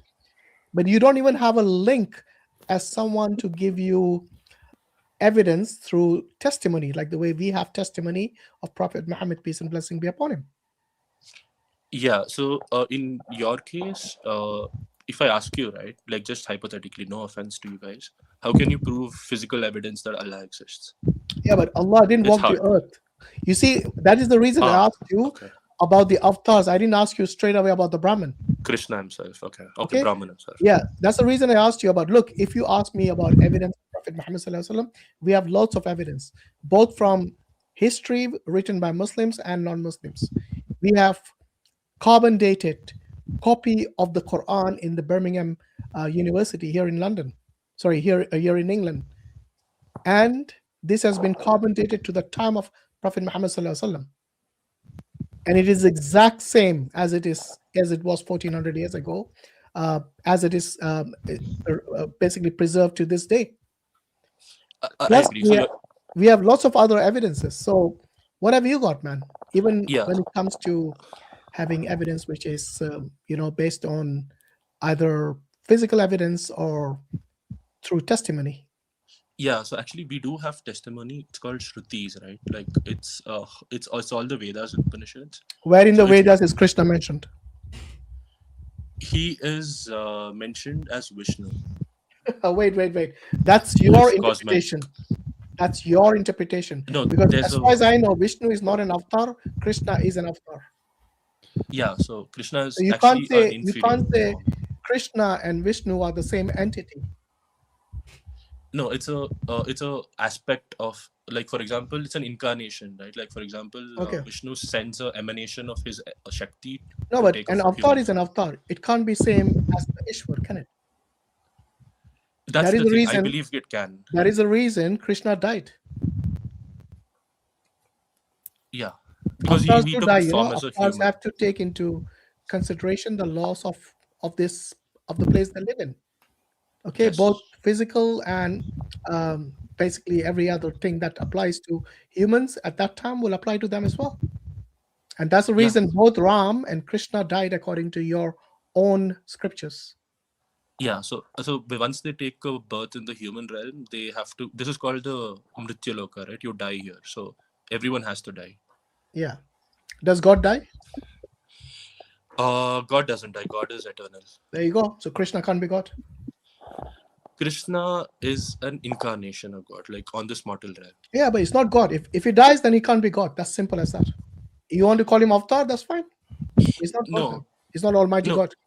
No, what is God is the consciousness within Krishna that never dies. Okay, does your soul die? No. Does your consciousness die? No. Are you God? Yes. In the You're fundamental God. sense, not Vineet and you as a person, but in the fundamental sense of awareness. Yeah, but you cannot be Vineet Reddy without your consciousness and your soul, can you? Yeah, they are dependent on my consciousness for. There you go. Yeah. So everything that has consciousness and a soul, according to you, is God, right? Yes, and actually everything is pervaded. You by told my me earlier consciousness. God doesn't die. He doesn't. This consciousness, this Brahman doesn't die. Yeah, but we as Muslims believe the same. Our soul doesn't perish when we die. But we don't consider ourselves to be God. We are creations of God. So that's the next step, right? So this is duality. So you're saying I exist and Allah exists, right? Mhm. I'm saying that I exist and Allah exists, but fundamentally these are forms that are created from a consciousness that is one, which is Allah or Devi or Hari or whatever, right? So my point is, we don't believe that Allah, when he creates us, that his form. So we are not part of Allah even, if that's what you're trying to imply. Yeah, I in think fact, the soul that we have itself is a creation of Allah. The body that we have is a creation of Allah.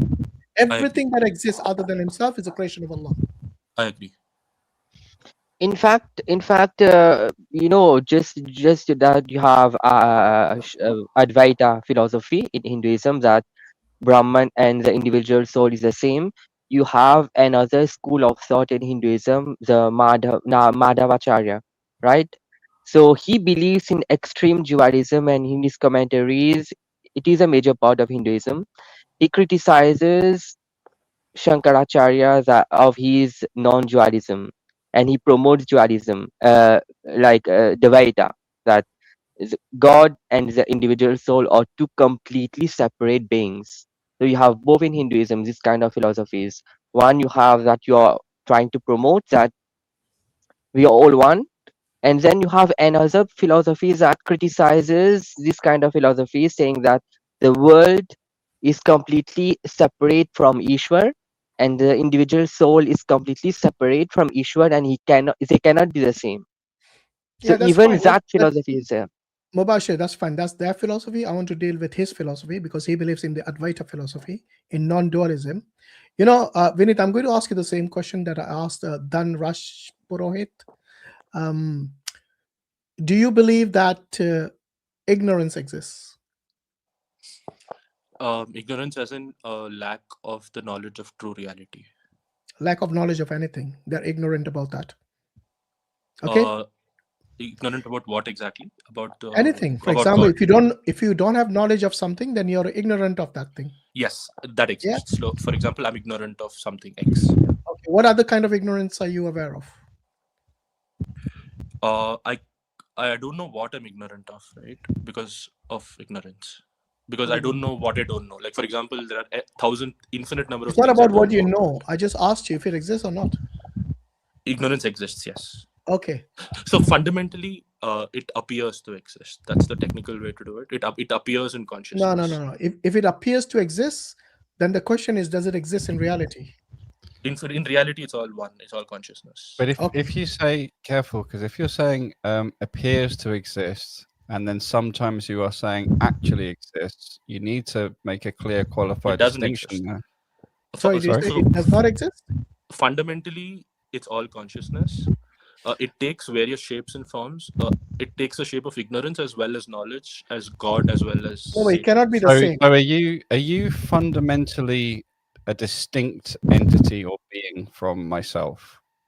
Is it true that you are a different being from me? No. We both are pervaded by the same consciousness. So here's an interesting conundrum for you then. From this moment on, whenever you speak as I, as a self, anything you say from yourself is going to be inconsistent with your claim. And the reason is, if you don't really exist, if you really exist, and then you say something, you say, I believe X, whatever that is, or I see X, or I hear X, then you can be consistent because the I, the referent, the root of it exists, and so does the claim. But if the thing that follows from the claim, if you don't exist, then everything that follows, everything that comes out of you is in contradiction. So one way or another, you sort of either have to give up rationality, or you have to give up your ability to sort of use logic, in which case I would ask the question why you use reasoning in your philosophy. You see, did you see the conundrum here? It's really deep. As soon as you deny your own existence, you also deny your ability to participate consistently in a rational dialogue. If I may, so if I understand your question correctly, you're asking if only one exists and if Vineet fundamentally doesn't exist and just an appearance, why is Vineet saying I do this, I do that, and why is he reasoning out? Like there's no, it's all lies, right? Like the fundamental reality because you're saying, because in logic, there exists X versus there does not exist X. That, just think of it in terms of logic symbols, right? Yeah. So if you are making a statement that is contingent upon the truth of the statement, there exists I, but you hold that there not exist I, then you are reasoning from a contradiction, which is ex falso quod livet sequitur. From falsehood, everything follows. You've blown out the ability to use logic. That's what I'm saying. No, but I'm saying I don't exist. I'm saying I am the only thing that exists, the supreme I, the supreme volition. But that means that you are speaking, for that to be true, for that to be the referent of I, and that to be the thing that truly exists, that would have to mean that you are speaking on my behalf, I'm speaking on your behalf, we're all speaking on God's behalf, and that is another contradiction. You see, this is what you're giving in as an example of ex falso quod livet sequitur. No, so for example, there's only consciousness, right? So what powers me powers you as well. It's the same thing. So in that way, for example, I think there's a famous example of a rope and a snake, right? Right now, I see a rope. I think of it as a snake. It's like I see Brahman, but I think it's Vineet, or I think it's you or anyone else. Until I can see it fundamentally as the true reality, I have to live with it, right? It's a snake. I'm scared of it. I have to be safe from it. Yeah. So you're living in a counterfactual reality. This is exactly the point. Is if you hold that you as a separated individual don't actually exist and it's just an apparition, then you can't actually use your any statement you make that is attributed to you and not to me is inconsistent with that fundamental belief you have. So the fundamental belief that everything's just one thing is inconsistent with any statements that are uttered in a world where things are distinct. And so this is at the root of reasoning, injecting a contradiction. And again, contradiction is essentially equivalent to falsehood. You can't have truth with contradiction. And in logic, we know that from falsehood or from a contradiction, everything follows, which means logic has completely broken down from that point on. You have to invent some kind of paraconsistent logic to sort of hobble along for a bit. But I'm not sure you've seen the point. It's really quite an important one if we're going to carry on the basis of rational distinctions. Yeah. Actually, let me rephrase. Actually, let me clarify that. No, the example you gave about the rope and the snake was a good one. Okay, so using that analogy, okay, so in reality, you're saying is a rope, but you perceive it as a snake. Am I right? Yes, because of ignorance. Okay. Why do you perceive it as a snake? Like for example, I don't know. So for example, let's say I look at a tree, right? It looks like a tiger. No, why do you perceive it as a snake? Because of your ignorance, right?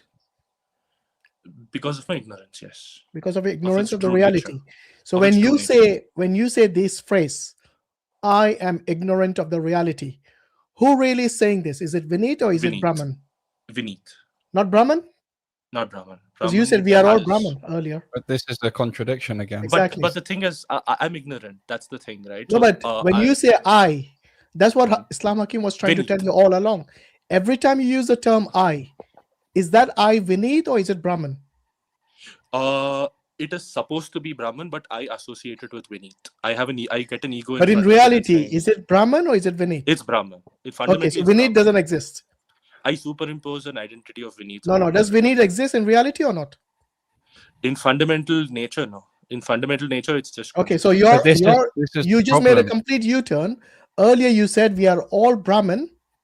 All of us are Brahman. Am I right? Yes. Okay. That means all of us now doesn't exist. Only Brahman exists in reality. Yes. Okay. So you are ignorant of the fact that you're seeing a snake instead of the rope. Now answer this question. Where did that ignorance come from? That's a good question. So there are different philosophies here. The one I believe in is the I, with my own volition, chose to veil myself. No, but you don't exist. You don't exist. Remember? No, only Brahman exists. You can't have your own volition if you don't exist. You can't have it both ways. Either you exist in reality or only Brahman exists in reality. I'm talking as Brahman. So Brahman as let's say we have a state called, so basically in our philosophy it goes in cycles. So initially there's just Brahman, right? He out of his own will chooses to see himself in many forms for his enjoyment, for his amusement. So he veils his own consciousness and overlaps an identity on top of it, ego of Vineet or X, Y, Z, animal or whatever. Wait. But if that's the case, then you do exist. So then you would have to have a you are the one perceiving these veils, It is not Brahman. Brahman knows the reality. It is you who is perceiving this ignorance because you don't know the reality that Brahman knows. So once again, is it you speaking or Brahman speaking? Right now? With the veils on. But right now I can't say it's Brahman speaking because I've not fully realized it. Exactly. So how do you know anything about Brahman if you haven't fully realized it?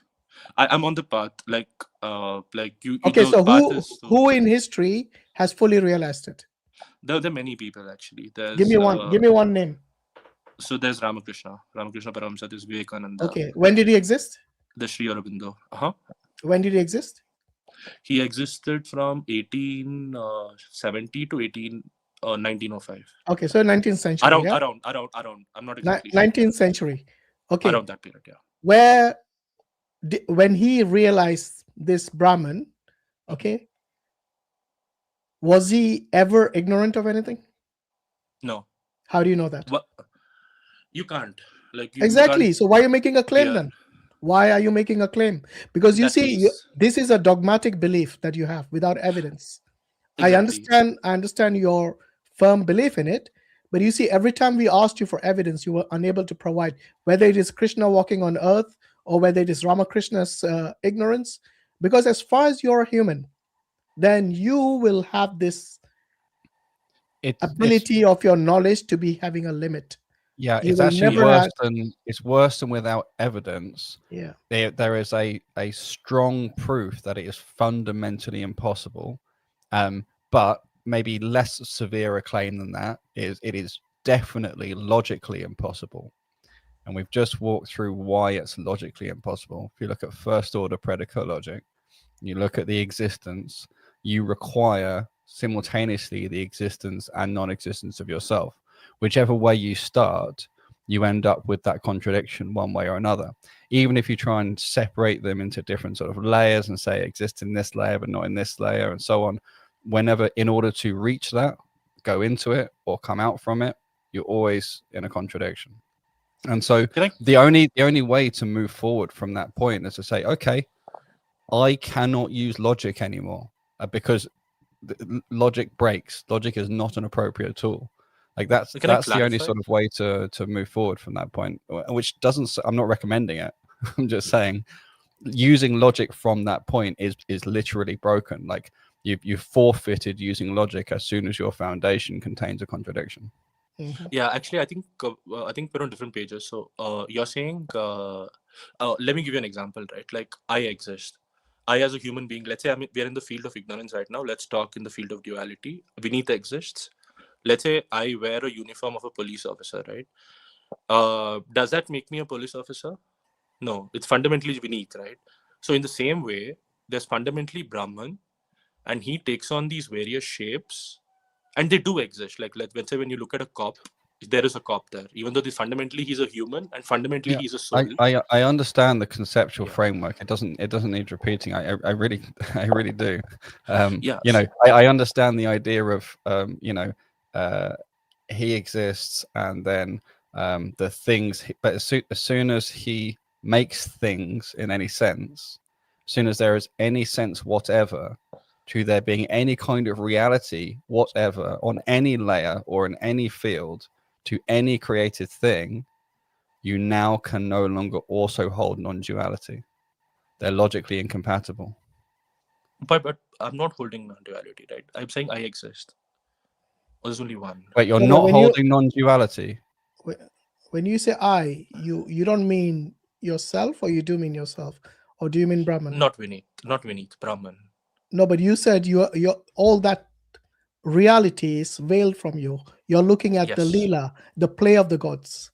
Yes. So there you go. So you're looking Vinith at is the thing that is looking at the play of the gods. Therefore, Vinith cannot be the Brahman. No, Vinith is still Brahman. The play is still Brahman. The other people are still Brahman. It's just that he veils himself in different ways to, have a drama. But the only way for this to work is for you to exist, and for him to exist, and for other things to exist, and by therefore, you mean Brahman or Vinith? Both. In what you said, the fundamental sticking point is in denying your own reality or your own existence, which, by the way, is fundamentally gaslighting. That's one of the reasons it's really dangerous. Actually, that's a good point. Can I add something there? Like, for example, you have 5 senses, right? You look out of them. No, I don't have 5 senses. You have X number of senses. You have X number of senses, and you perceive the reality through them, right? Can you fundamentally prove that what you're perceiving is 100% of the complete reality? It's a subset. No, of course not. Of course, it's a subset. Yeah, but I don't have a problem because I don't believe in non-dualism. Yeah. No, but the point is, it's fundamentally unknowable. It's a partial of a truth. What you're looking at. So what's unknowable? I'm careful to only say. It still exists. Yeah. So what I'm that's saying the bottom line. I can say 1 equals 1, and that's true independent of any perception. I can say a triangle has 3 sides, and that's independent of anything except the definition. No, but what I'm saying is you can't fundamentally trust your senses to be 100% true because it's a subset of reality. Because, for example, parrots can see colors that you can't even imagine. Right? What do you mean by my senses to be 100% true? Like, obviously, my senses don't fully reflect all depth and all layers of all limited. understanding. His senses are limited. Simple as my that. eyes, for example, they only take in a certain, grouping of wavelengths, from 400 to 650 nanometers, for example. So, but that doesn't have any bearing whatsoever on what I'm saying. These limitations, again, I think you're really missing the fundamental point, which is there's no problem so long as Vineet actually exists in some sense. If you're denying there is any real sense in which Vineet exists, that is the problem. Because then you're stuck. Now you can't talk using logic. But if you say there is some sense, any sense, in any layer of perception, in any degree of knowledge, with any amount of veiling, in any logical abstraction layer, there is one where you exist, then that is fundamentally logically incompatible with non-dualism. Then you're in a world of dualities. This is what I'm saying. You're saying the fact that Vineet exists and Vineet is using reason to talk to other people is the problem. Like, he's not supposed to, because he's just one, right? There's no Vineet. It's the Brahman that's supposed to be talking. No. So what I'm saying is Vineet existing even in some sense, in whichever sense it is that you exist, and there has to be a sense in which you exist in order for you to perceive and to speak. However you frame that, however Vineet frames that, that existence has to be distinct from this ultimate unifying existence, and therefore you cannot be coexistent with non-duality. No, why does I have to be different from what I say? Because you're the one experiencing. Your experiences, what's going into your eyes and ears, is not the same as what's going into my eyes and ears.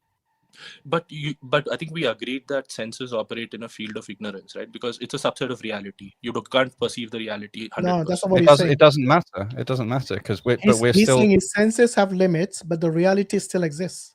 Yeah, we are distinguished people on some layer, in some level of reality. We are distinguished. Islam and Vineet are distinct beings.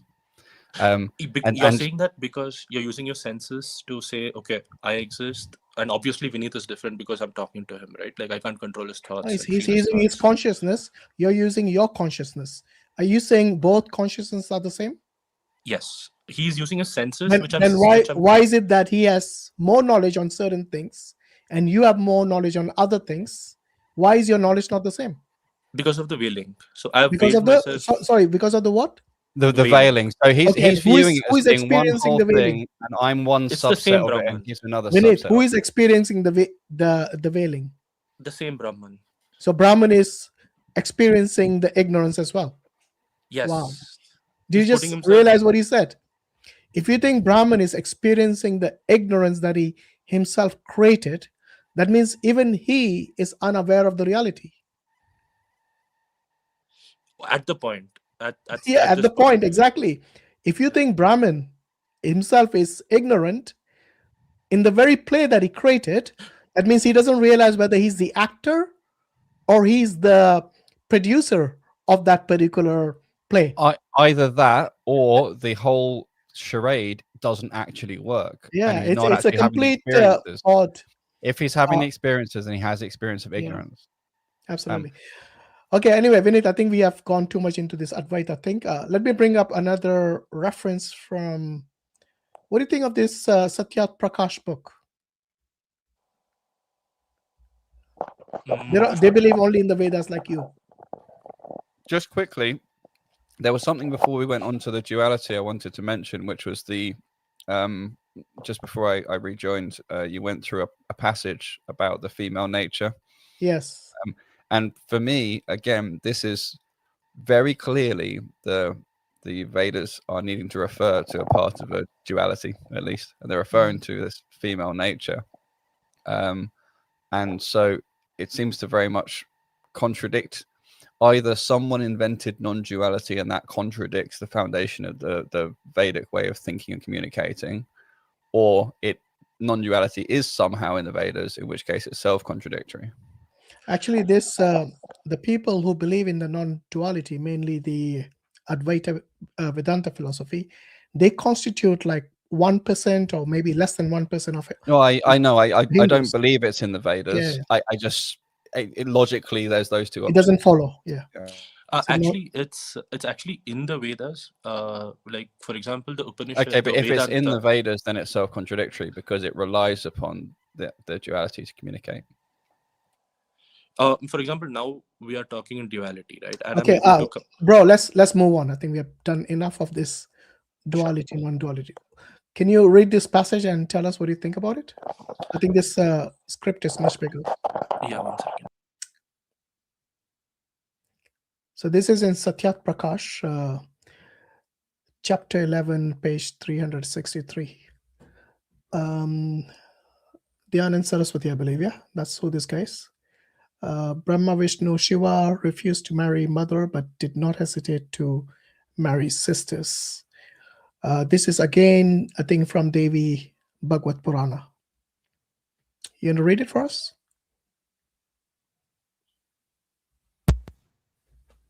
Hello, Vinit? Are you there? Oh, has he dropped out? Okay. There he is now. Okay.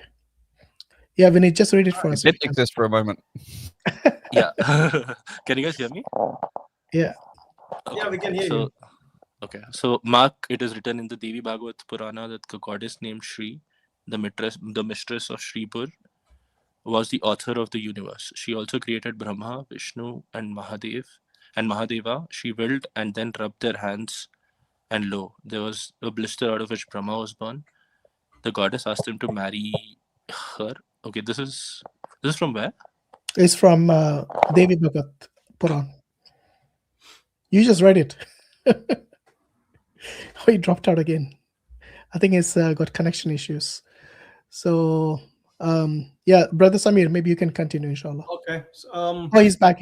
Wait. Okay. No, he's gone again. Okay, the goddess asked He's him. gone into the non-duality loop, I think. Exists, doesn't exist. Okay, the goddess asked him to marry her. Brahma replied, "Thou art my mother. Therefore, you want to continue with it?"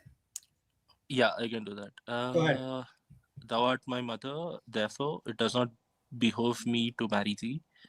This enraged the mother goddess, and she reduced her son to ashes. She again rubbed her hands and produced another son the same way.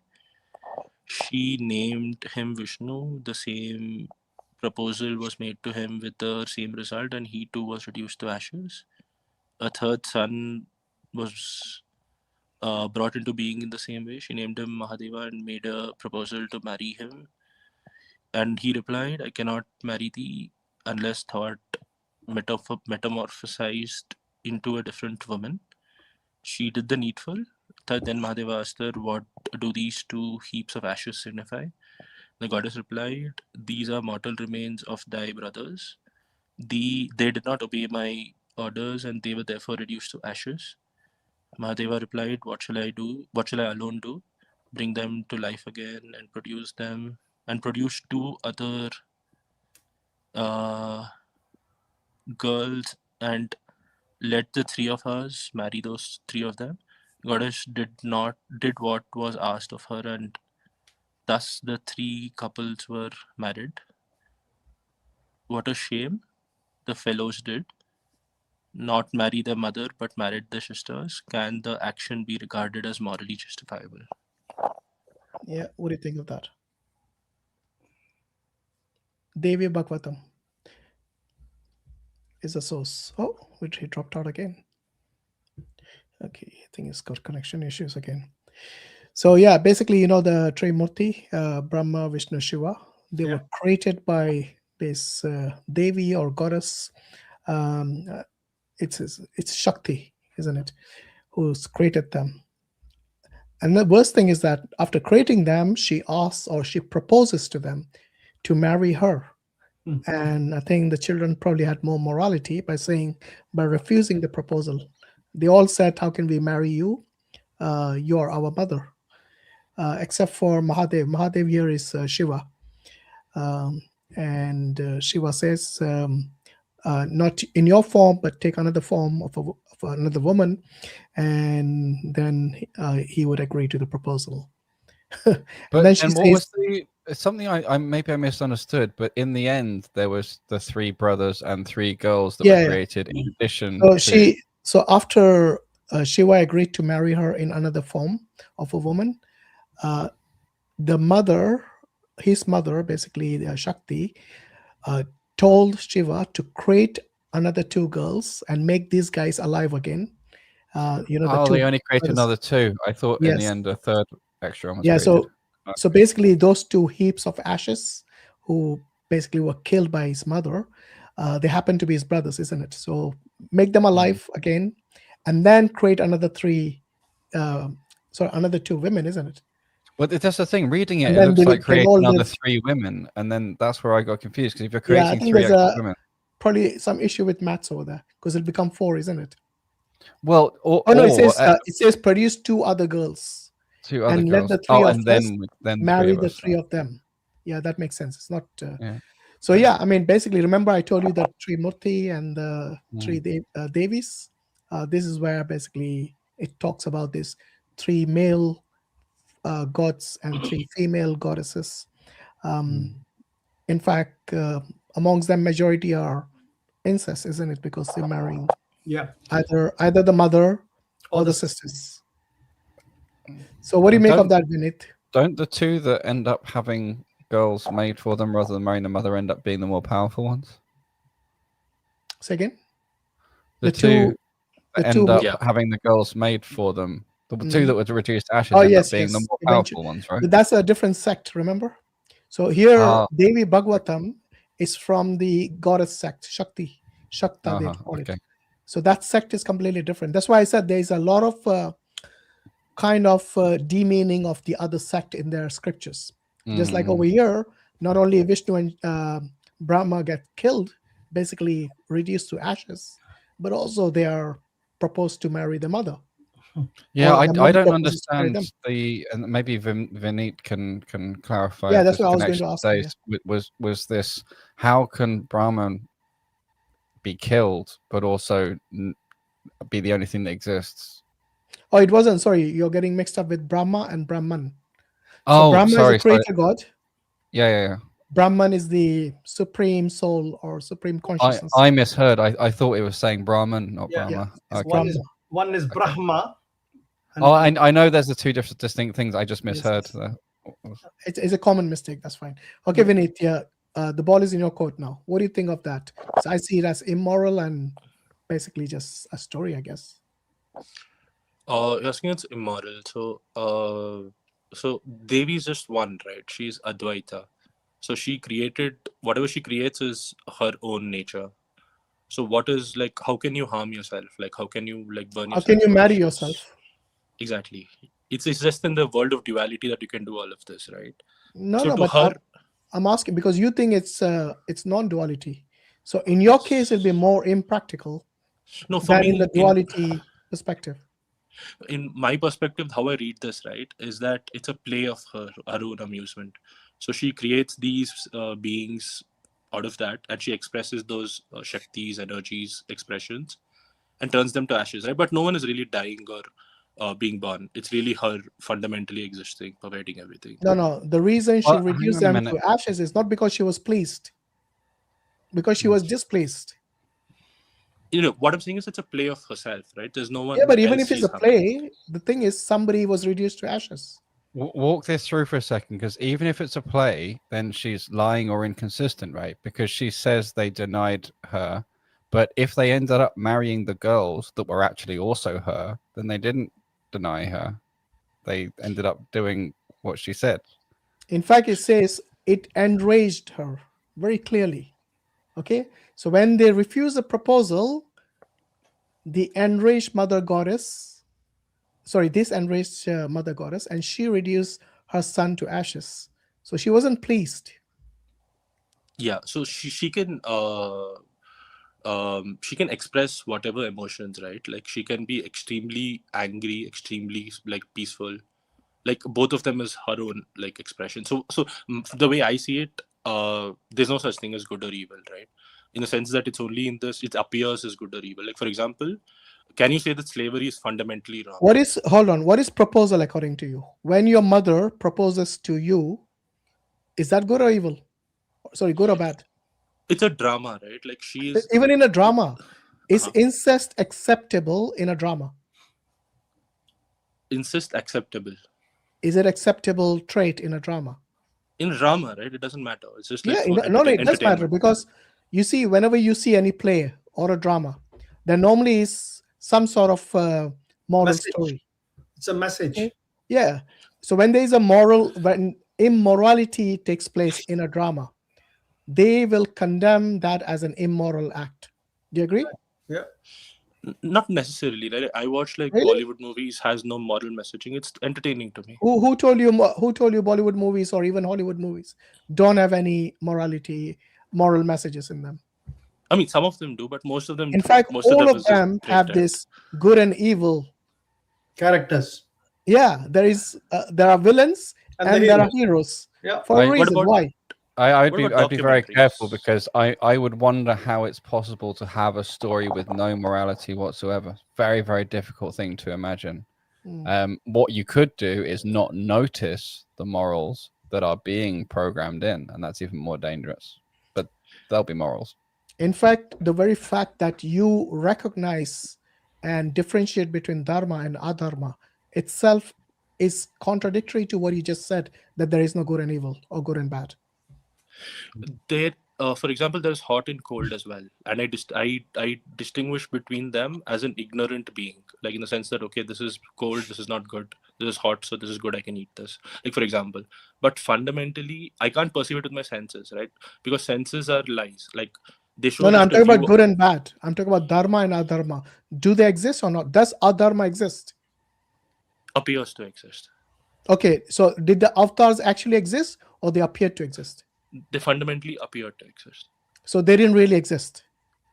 Really, it was just I, the supreme I. No. Did the avatars exist in reality or not? Okay, now let me give you an analogy, right?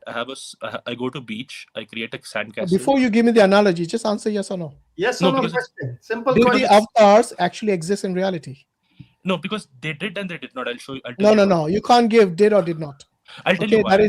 That itself is contradictory. No, but I mean, the thing is, he has no choice but to say did and did not, and this goes back to exactly what I was saying. You accept contradictions, and all the fact that you need to keep saying, "Hey, look at it this way. Use this analogy, or go back to a founding storyline and sort of reason forward from there." Doesn't change anything. It doesn't change the fact that there are these contradictions. You have to say is and is not. At really quite a fundamental level. So this is what I was saying about the difficulty. Vinit, simple question. Yes or no? Do you believe in the avatars existed or not existed? In history? Yes. In reality. In reality. Metaphysically. No. Just say in reality. That's what we don't go on. Why simple questions are so difficult for them? Yeah. Sorry, I just want to clarify. Yeah, so they did not. Fundamentally, they did not. Okay, they appeared to be. Okay, fine. Yeah. Now, so hold on. You're telling me Ram and Krishna did not actually exist at all in history? Physically exist.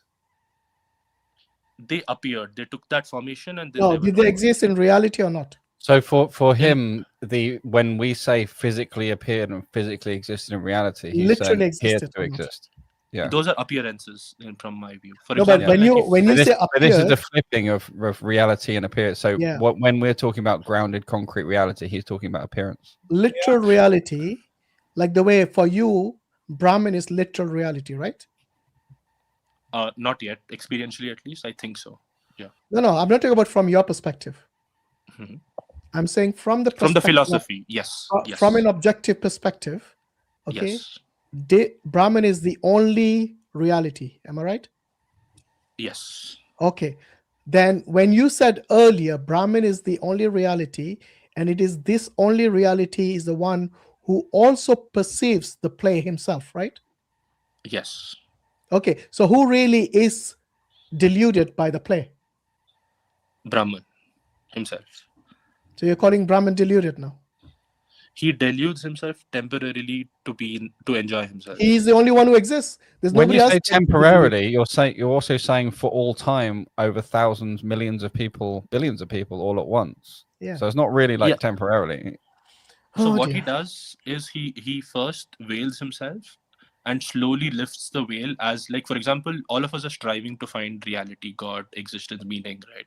So he That is his play. So he wants Is to he find not himself. aware of the whales himself? He's not aware that this is a play, that he's Not actually yet. the producer, not the actor?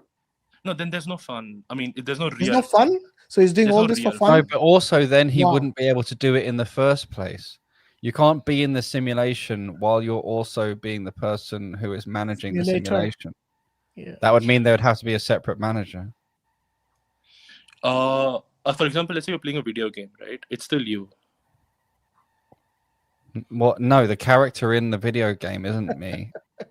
He's not the video is game. you. He's playing the video game. What are you on about? No, No, the the character in the video character- game is not me. I would be the person sitting at the controller. No, but you temporarily think that you're the character to enjoy. No, it. no, no. No, he that doesn't- that would be delusional, and Exactly. and it would be No. this is what I mean in a strict logical sense. That would be a terrible contradiction, and that would be the longer you stay thinking in that way, the more insane you'll go. And this is exactly why it's a dangerous way of thinking, to try and deny your own reality and see where you end up. I think it'll be a medical condition, if you ask me, a mental condition.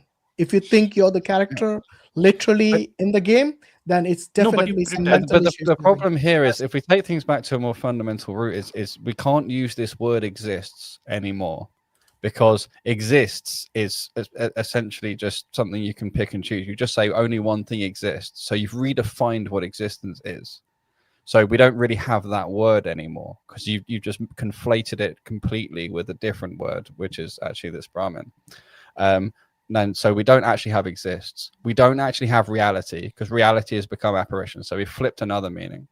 We don't have root logic. We're not allowed to apply it, because whenever we do, we come up with an inability to express your view. So you see all the stuff that's lost that has to be given up to try and hold on to this idea.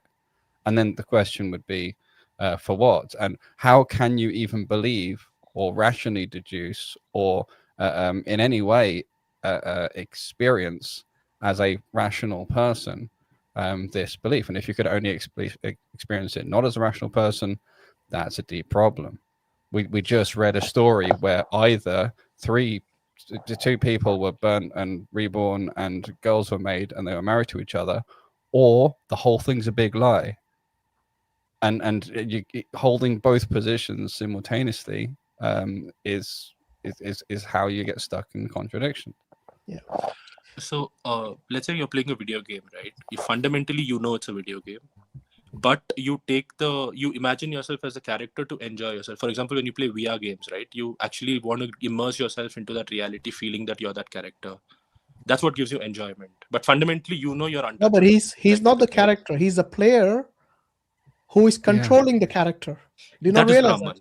That is Brahman. No. If I start to imagine I actually am the character, then yeah, I'll need a psychiatrist pretty quick. No, but you do pretend a little bit, right? Like, for example, okay, I'm a sniper shooting. Like, it's fun. Like that's where the fun comes from of the video games. Right? But you need to be aware of the fact that you're a player and it's not real. That's the thing.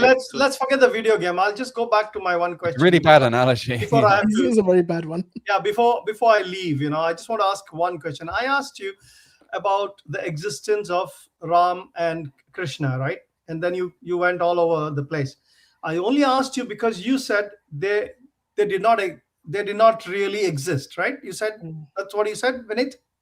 Just appeared to exist. Appear to exist. Okay, so that means, but you mentioned before that you believe in Bhagavad Gita. So Bhagavad Gita doesn't make any sense then. Why not? Because it was Krishna's instructions to Arjuna, right? So all that didn't happen. So why Bhagavad Gita then? Why follow the book? Like I'm still. The book only exists in appearance. It doesn't really exist. It doesn't exist. Even the appearance. So Vinit, let me ask you something. Do you think brother Krishna...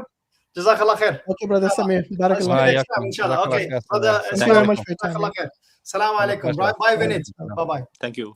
Bye. So when you say the avatars don't exist or it appeared to exist, so when they appeared to exist, were they aware that they are not real?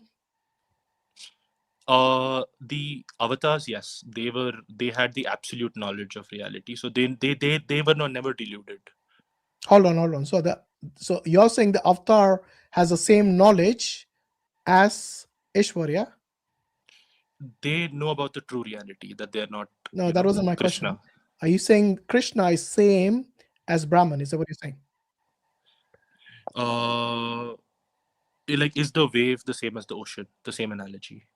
No, but a wave is No, not an ocean. a wave is something you see on an ocean, and they're not Exactly.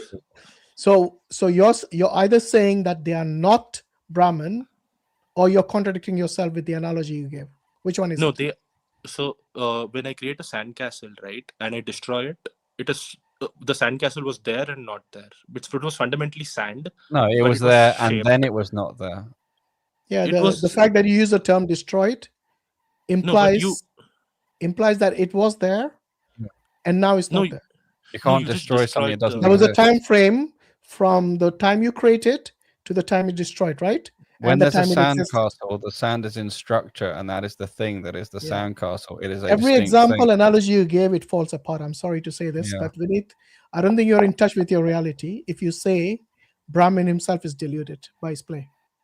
But also, look, what's apart from all the logic, apart from the fact that you've literally redefined existence to remove the word in order to make this work, which is pretty fundamentally difficult when you're trying to talk about existence and reality.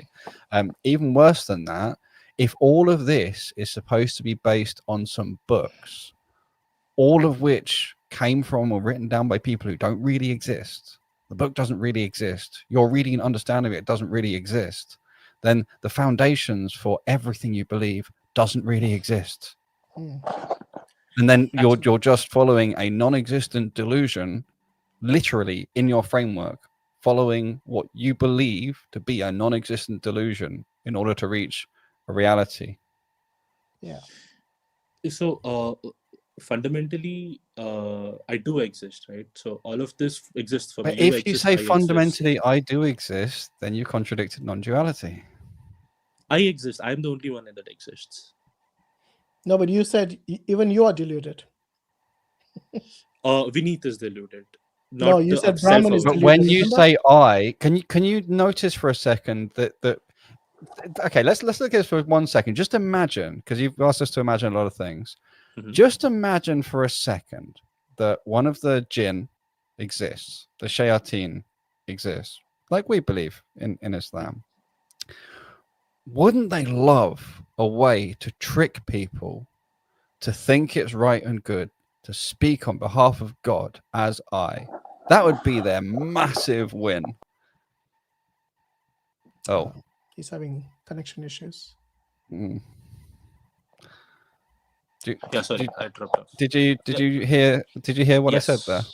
Yes. You're asking the moral outcomes of such a No, belief. it's nothing to do with morality. No. So, in our paradigm, so let's say maybe you're right, maybe we're right, but in our paradigm, you know, there's these things called the jinn, for example. Some of them are from the shayateen, the bad ones, right? What you described from our framework would be their ultimate goal, which is to come up with some way to convince people that it's good or right to speak on behalf of God himself and to say I and associate yourself as if you are one with God, as if you are essentially just God. And this is what you have to keep falling back to as the foundation of it. So it's bad because it leads to bad moral outcomes. No, it's nothing utilitarian about it. I'm saying from the Islamic framework, this is the most major sin. It is the worst thing you can do against God. It's the only thing that cannot be forgiven. And it was the ultimate goal of the ones who mislead. This is our framework, and there's good reasons for it. So I'm just saying, you know, there is. If you think about it for a second, yes, you can hold on this all day long if you want to, because once you've decided that your fundamental thing is going to be that that nothing really exists, you can keep going all day long, because, like I said, from contradiction, from contradicting your own existence, from denying your own existence, anything can follow. You can reason yourself around in circles all day long and stay convinced on that. Nothing can break you out of it. Sure, but what if it's a trick? And if Islam is true, this would be like their ideal trick. this would make you commit the worst of the worst sins, where you associate yourself as a partner with God, and you literally, to rationalize and justify, and every time you restart the mechanism, you start saying I, and instead of talking I, Vineet, I, the born thing, I, the limited human being, you say I, the God. Yeah, so you're saying it's a sin. Let me actually tell you the why I believe it, right? Like why I think it's a decent idea to believe it. No, it's not. I don't think you understood the significance of what I'm saying. I'm not talking about your beliefs versus my beliefs. I'm not doing that. I'm just giving you something to ponder.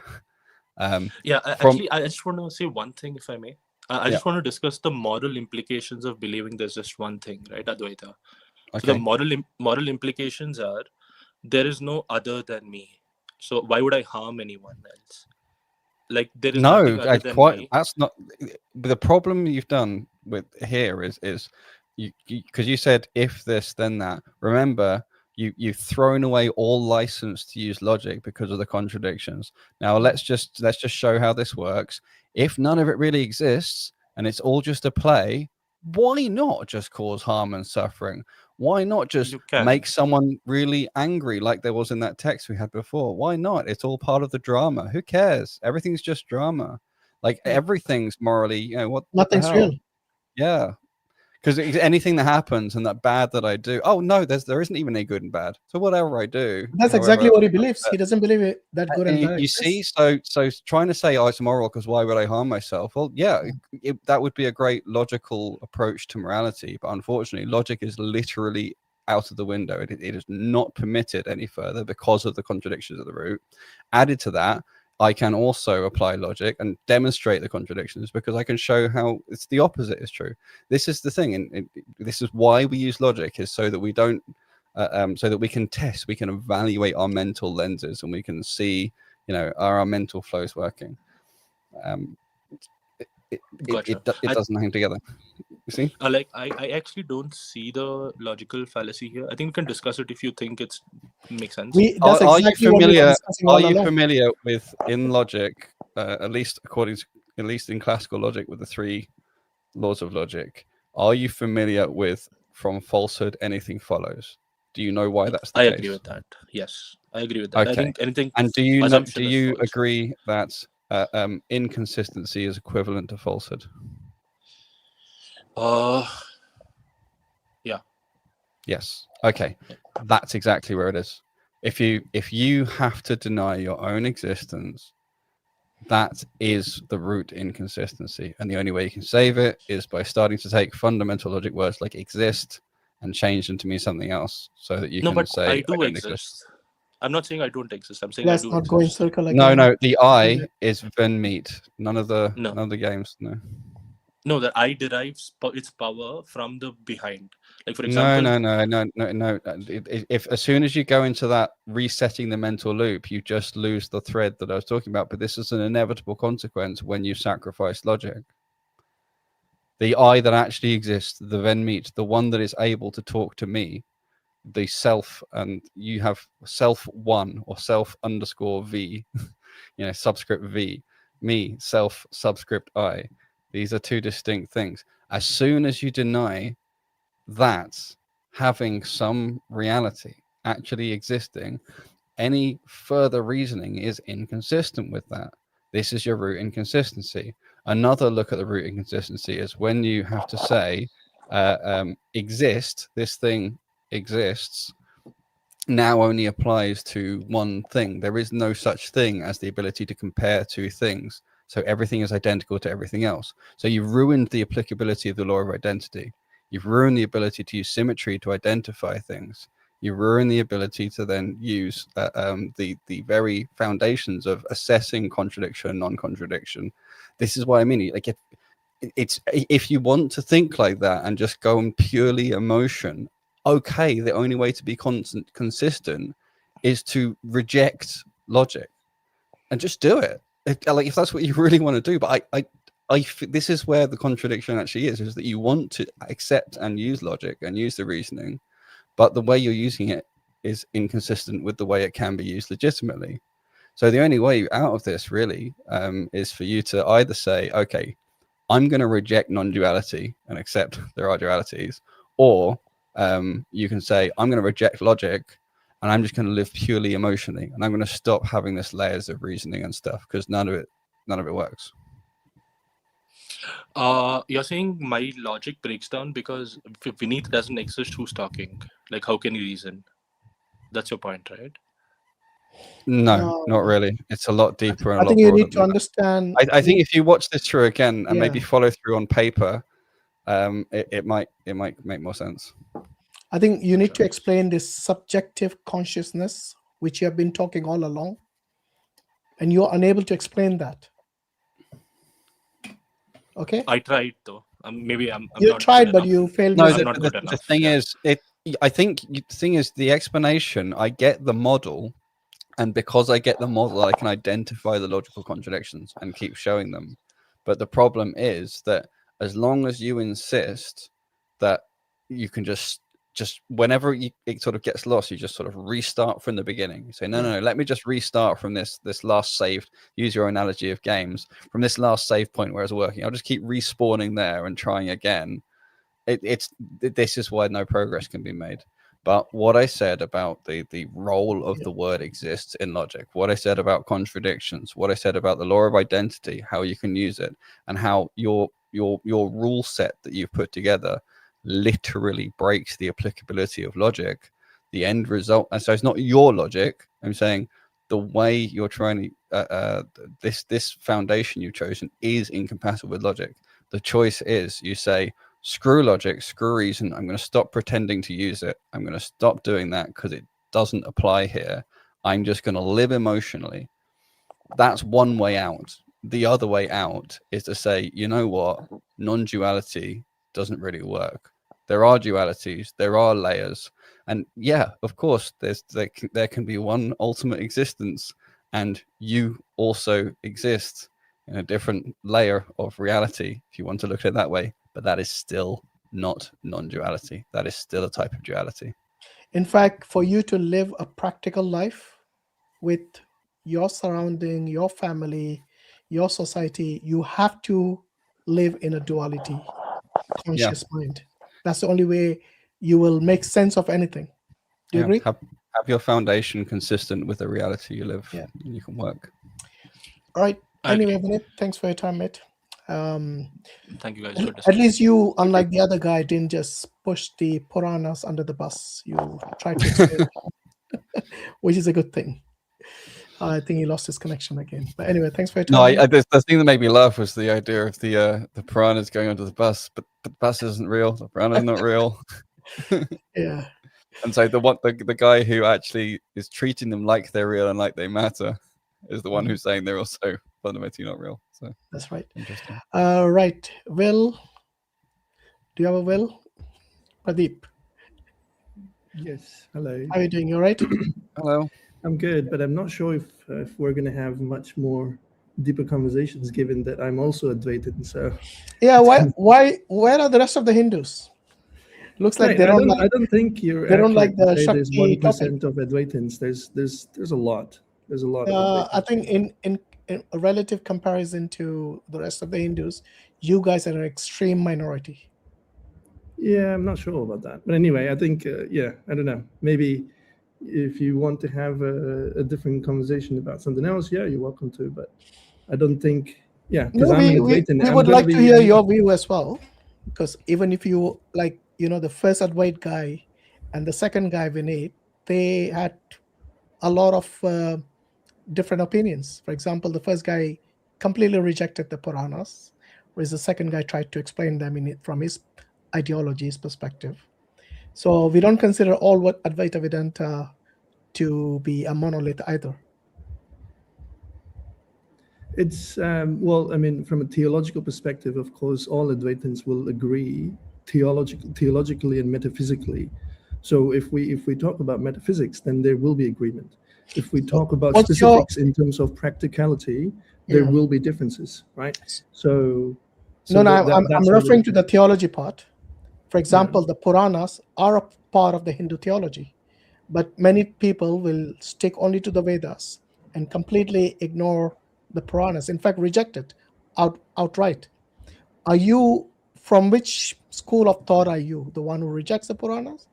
And if the Puranas do not contradict the Vedas, then they are an authority. But then when there is a contradiction, then we use the Mimamsa Sutras to be able to resolve the contradiction. Are you aware of the Mimamsa Sutras?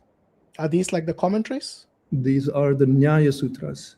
Yeah, the so commentaries, the logical exact ways that we resolve Smriti, right? You know, in Hindu philosophy or in Hindu spiritual, there's Smriti and Shruti. Yeah, exactly. Yeah. So how do you resolve? So when is Smriti authoritative? It is authoritative as long as it doesn't contradict the Shruti. And now when there is a contradiction, how do you resolve it? Well, you resolve it. Is that mentioned in the Vedas? Is what mentioned in the, it's mentioned in the Mimamsa Sutras. Okay. Is the methodology and the hierarchy that you're referring to given in the Vedas? No, it's not given in the Vedas. It's given in the Mimamsa Sutras. So it's man-made. The Nyaya Sutras, basically. Is it man-made? The ruling. Nyaya Sutras are man. Everything that but the Vedas are creation of. I mean, essentially, you could say remembered knowledge. So yes, they are created by man. Only the Vedas is Aparushaya. What is the source of the Vedas then? Aparushaya, not man-made. Okay. If you say it's not human source, what is the source then? So rishis in their seat of meditation see this truth, right? This is seen truth. So therefore, you could say it derives from God. Now, if obviously who are the rishis? Well. They're not human. They are human, but they see the truth in the seat of meditation. Hold on. So what is the source then? Source, if you want to call it God, then you could say... No, not I want to call it God. What do you call it? Well, given that I'm a Dvaitin, again, it would be from God. Yes, fine, God. Yeah, so why are you saying I would call it God? If you call it God, say... because we have different understanding of what God is. Okay, so explain what God is from your ideology. Okay, well, within this transactional reality, then it is from Ishvara. So there is a difference between Ishvara and Brahman. Are you aware of the difference? Ishvara has attributes and form, yeah? Ishvara is Saguna Brahman, which means that Ishvara does it have attributes and form? Ishvara does not need to have form, but he has attributes, yes. Okay, so and Brahman doesn't have attributes, yeah? Correct. Okay, so from the two, who is God for you? God is an English word, so you're the one who used it first. That's why I'm using it. Okay. Yeah, well, the English word God would refer to in the Eastern in theology would refer to Ishvara. Okay, let me rephrase the question. How many gods do you believe in? One God. Okay, is that Brahman or is that Ishvara? That's Ishvara, because Brahman is not God in the sense that you would. Thank you. You would be able to define. Finally. Okay, so does Brahman exist? I thought you said you were a non-dualist, and this sounds very dualist. No, wait. I know where he's going with this. So when you say Brahman is not God, but Ishvara is God, did I hear you right? Again, are you going to make a U-turn again? I'm not going to make any U-turns. You have to listen to what I said, right? God is an English or a Western or a non-dharmic concept. So therefore, I have to fit a square into a circle. So I'm going to be using some ways to relate it in some fashion. You don't have to fit a square in a circle. We use the word Allah. We use the word Allah. No, okay, fine. Then I will use Ishvara. Then don't ask me about God anymore. No. Wait. Hold on. When I asked you how many I will say Ishvara. Wait, well. So then ask me how many. When I asked you how many gods do you believe in, you said only one. No, ask me that again with how many Ishwaras. I thought I knew you were going to make a U-turn. Ishvara, no, because Ishvara is a specific deity. No, it's not. Ishvara is God. And so there are no other deities beside Ishvara. Ishvara function is because Ishvara is the you could say the material cause and the he's the material cause. That means that there's nothing but Ishvara in this transactional reality. So wait a minute. Is Brahman and Ishvara the same entity or are they different? The Brahman with the power of Maya is Ishvara. No. Are they the same entity or different entities, regardless of the Ishvara could be circumstances? an entity. Brahman is not an entity. When you say not an entity, does it exist? It is existence itself. No. When you say existence itself, how do you know it's existence itself? Existence itself. Based on what? Because existence, okay, when you say something exists, it is relative to that something. When you say existence itself, what is it relative to? Nothing else. It is the ground of all reality. It is existence itself. It cannot be. Okay, that's issue what exists. If one is the ground of all reality and the other is not, then they are different. The one is the ground of all reality, existence itself. When it manifests, it is the entire universe, and that is Ishvara. Hold on. When you say these are different concepts from the Abrahamic faith. When you say existence itself, do you know that it is not something that just floats in the air? Existence is a quality of an object or a subject. So would you say that if things don't exist, then existence ceases to be? Yeah, if something doesn't exist, then it's not real. It's imaginative. It's imaginary. What is existence? Existence, I said, is a quality of a subject or an object. So therefore, if this it's a quality, it's not something that you would consider as existing by itself. Let's put it that way. So does God exist in Islam? Yes, God exists. Yes. Okay. So is God an object? God is an object. You can say that. Yeah. God is an object, really. Object in the sense that it is an entity. It's an entity. Verb, object. You refer to it in this way. Yeah. We're talking about language. So I would rather use the term entity. So when you say existence, okay, existence is a property of an entity. Yeah, everyone on the side chat is all wondering, God is an object. What? Anyway, entity. Let's use the term entity. That's fine. Yeah. Well, but you said that existence is a property of an object. In the terms, just to clarify for anyone who's having funnies in the chat, if you're talking in terms of logic, then yes, anything that's in a proposition is an object. Yeah. In fact, anything you're expressing in logic is an object. So whatever we're talking about, that is some object. Now, that is not to say if object for you brings along some other concepts like finite or located or anything else like that, then no, he's not an object. It depends on your level of sophistication. So you are having to clarify it in multiple levels. Oh, thank you. So in the exact same way. I'm sorry. Can you just take that back for a second and stop trying to be condescending? Because I'm not trying to be condescending. I'm trying to respond in the same exact way that Hashim and you guys have been talking. No. I use the correct terminology. What you kept saying is that you're saying existence exists by itself. Am I right? Existence is consciousness, right? So at the fundamental wait a minute. Now you have changed the terminology from existence to consciousness. I will explain. You have to give me some time to explain. Okay, I understand that I'm using more words, right? So existence is that can be not negated in all levels of perception, right? So that means that which never ceases to be. Now, that which never ceases to be in all of our, spheres of experience is consciousness. So therefore, existence is identical to consciousness, right? So this is how we define it. No. When you say consciousness, are you now using consciousness and existence simultaneously? Sorry, interchangeably? Correct. Okay. In order for consciousness to exist, is it predicated upon anything else? Consciousness to exist. Yes. So what is consciousness? No. Answer the question. You know what is consciousness? Okay. No. Whatever you think is consciousness, in order for it to exist, is it predicated upon something other than consciousness? No. Consciousness and existence are identical. Consciousness is existence. So you're careful, Hashim, because what we've entered into is a classic trap, and I'll explain how the trap works. What you do is you start with one word, and then you say, "Oh, I'm defining it," and then you give a second word, and you say they're identical.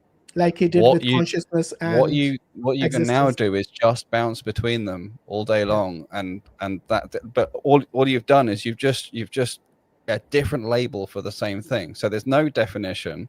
There's nothing added by it. It just gives degrees of freedom to keep bouncing between them and just keep insisting. So let's define the term consciousness. Let's pull out this party trick and let's do something. No, we need to define the terms, even if he uses them. Yeah, but this is the thing. You can't use consciousness to define existence and existence to define consciousness. Yeah, exactly. That's the party trick. So take away the party trick and let's do something real. Yeah. Will, why don't you? Okay, what is real? Why don't you define each term that you have used? The term existence. Let's define the term existence and consciousness from your ideology. Okay, so existence is that ground of all reality which cannot be negated. This is the definition of existence. Okay. And what is consciousness? Consciousness is that which is the ground of all perception which cannot be negated. So is it the same thing? Yes. I've given you two different why are definitions, your definitions different then? Why do you need two words? They are same. Why are your definitions different? Because in our experience, all perceptions and all reality is equivalent, right? Everything that we perceive is reality. There is no other reality outside of our perception. Is there true and false?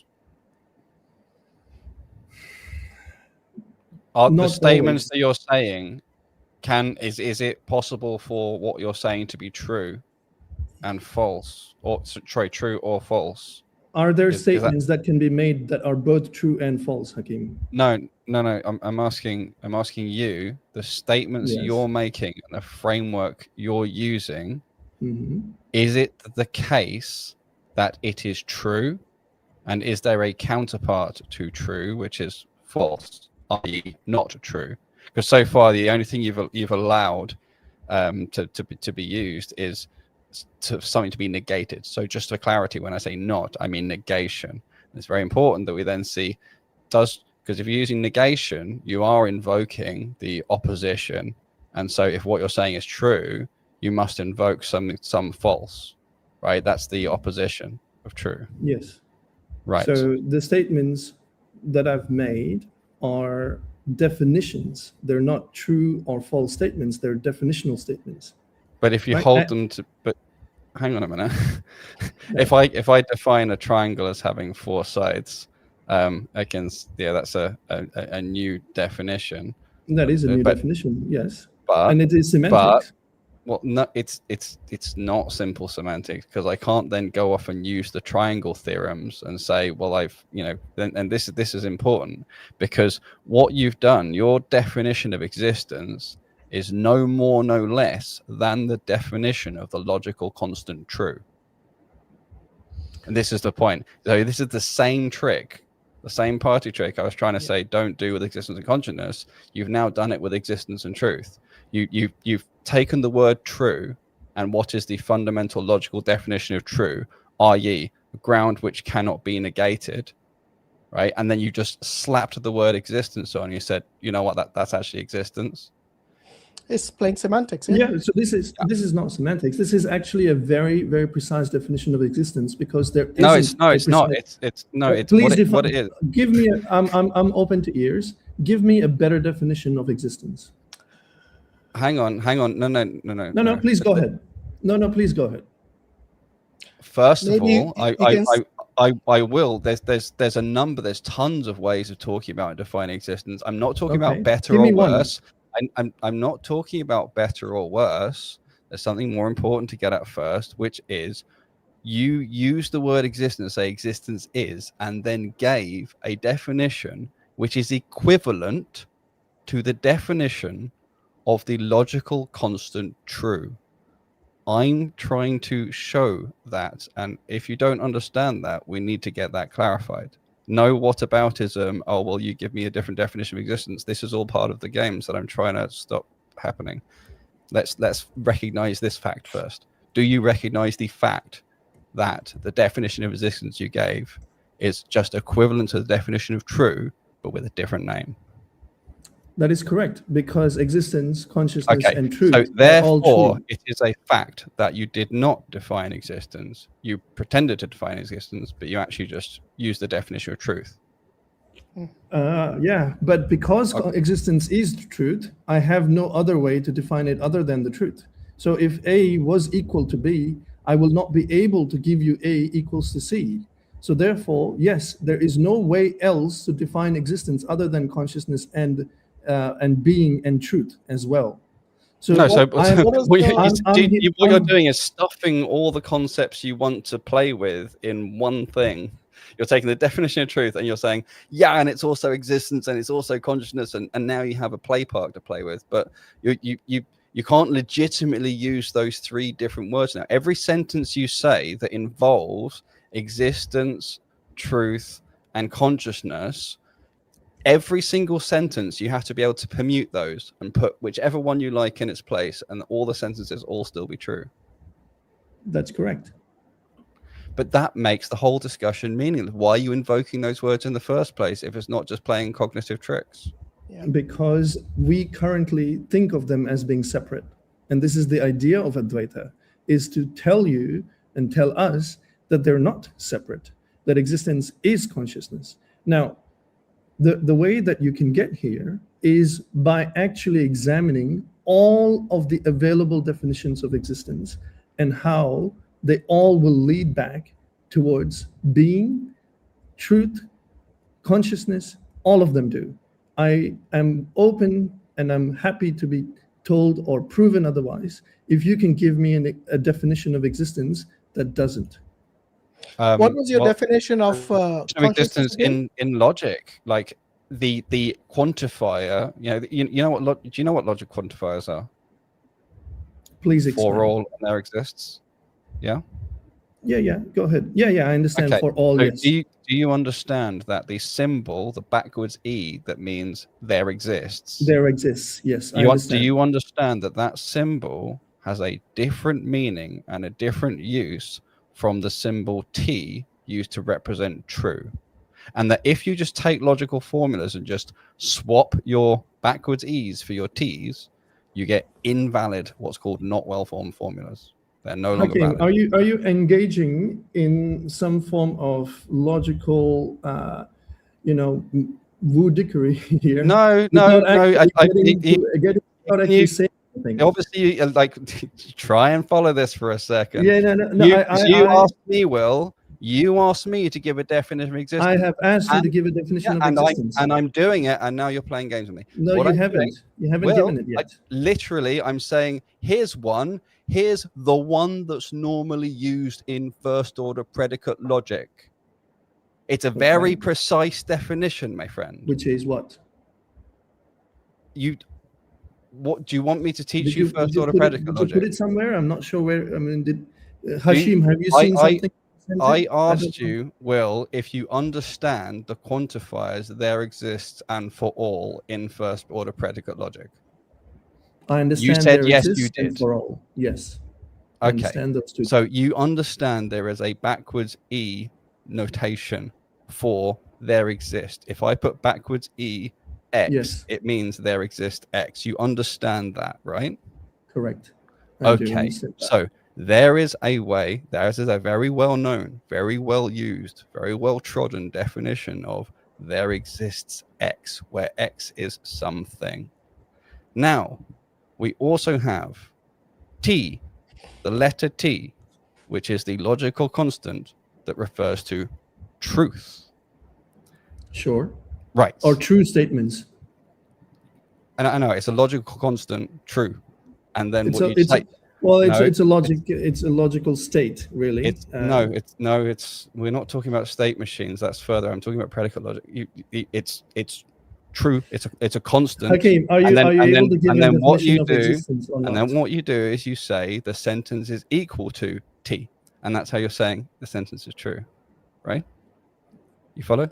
Yes, sure. Yes. Okay. Now, you cannot. Even in Hashim logic, is confused in right this now. system, you cannot just pick up T and swap it for there exists.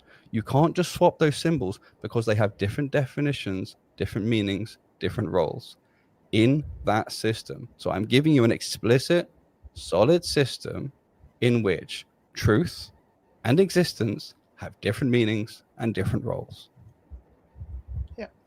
Hashim, it's Are basically did like you for me understand when the you definition say of existence? when from you what say Hakim truth, said? when you say truth, okay, it is actually relative to your subjective consciousness. Do you agree?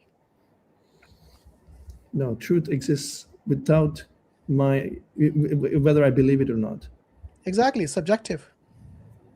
It's Wait, subjective. I said it exists with that whether I believe it or Yeah, not. but So therefore, it's not subjective. everyone's consciousness is different.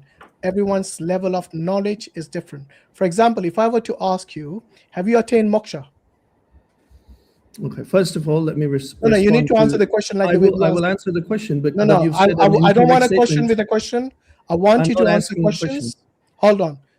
If I ask you a specific question, I expect an answer from you. So far, Brother I.Hakim has been giving you the answers without asking you more questions. So just answer the question. Have you attained moksha? And you ignored my question and ran away. Yeah. I didn't run away. I'm right here, mate. I'm right here. So answer the question without Hashim. any whataboutery or any other reasoning. Yeah, no. I mean, okay. Look, I will answer. I am answering a question. Yeah, but I did not only attain if moksha. you answer, then we can proceed. So answer the question. I already did. Have you attained moksha? No, I did not. Okay. Has anyone attained moksha? 100%. Who? I think Vinit has given off some names. No, you. I'm speaking to you, not the other guy. Okay, Vivekananda. Who has attained moksha in history? Ramana Maharshi. Okay. Is your truth equal to his? Yes. So what's the point of attaining moksha? To remove ignorance that is within me and not. No, but you have the truth already. You said it's the same truth, but I don't know it. Hold on. You said it's the same truth as one who has attained moksha. That means you are aware all those veils that Vinit was talking about have been removed, right? But have I removed those veils within myself, or is it just bookish knowledge? Well, you told me it was the same truth. Within myself, when the self doesn't If exist. the truth is the same, then regardless of the veils or no veils, the truth will remain the same. Don't keep jumping. Ask one question. I'm not jumping. I'm asking you the same question. If your truth is the same as one who has attained moksha, then surely there is no point of attaining moksha by you, because you already know the truth. Okay. Is the truth that you hold around gravity the same as the truth? No, don't ask a question with a question. Remember, I have to be able to ask you. You are asking a question with a question.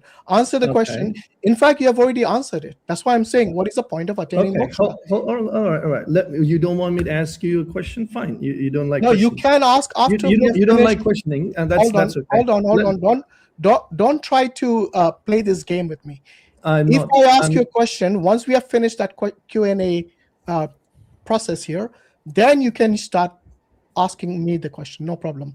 Do you understand that right now, did you not say? Well, we already played the game where you asked the questions and I answered all of your questions. You told me that every single definition of truth and existence leads back to them being the same. I gave you a solid rebuttal to that, and you just switched to Hashim without even noting the fact that it was a solid rebuttal. And you tried to pretend that what I was he's doing asking me was the same illegitimate. question again. And now you're trying to use the different definitions and hopping between different definitions and using the very party tricks I called out in the beginning and then play victim. Please stop doing this, because no one wants to watch it.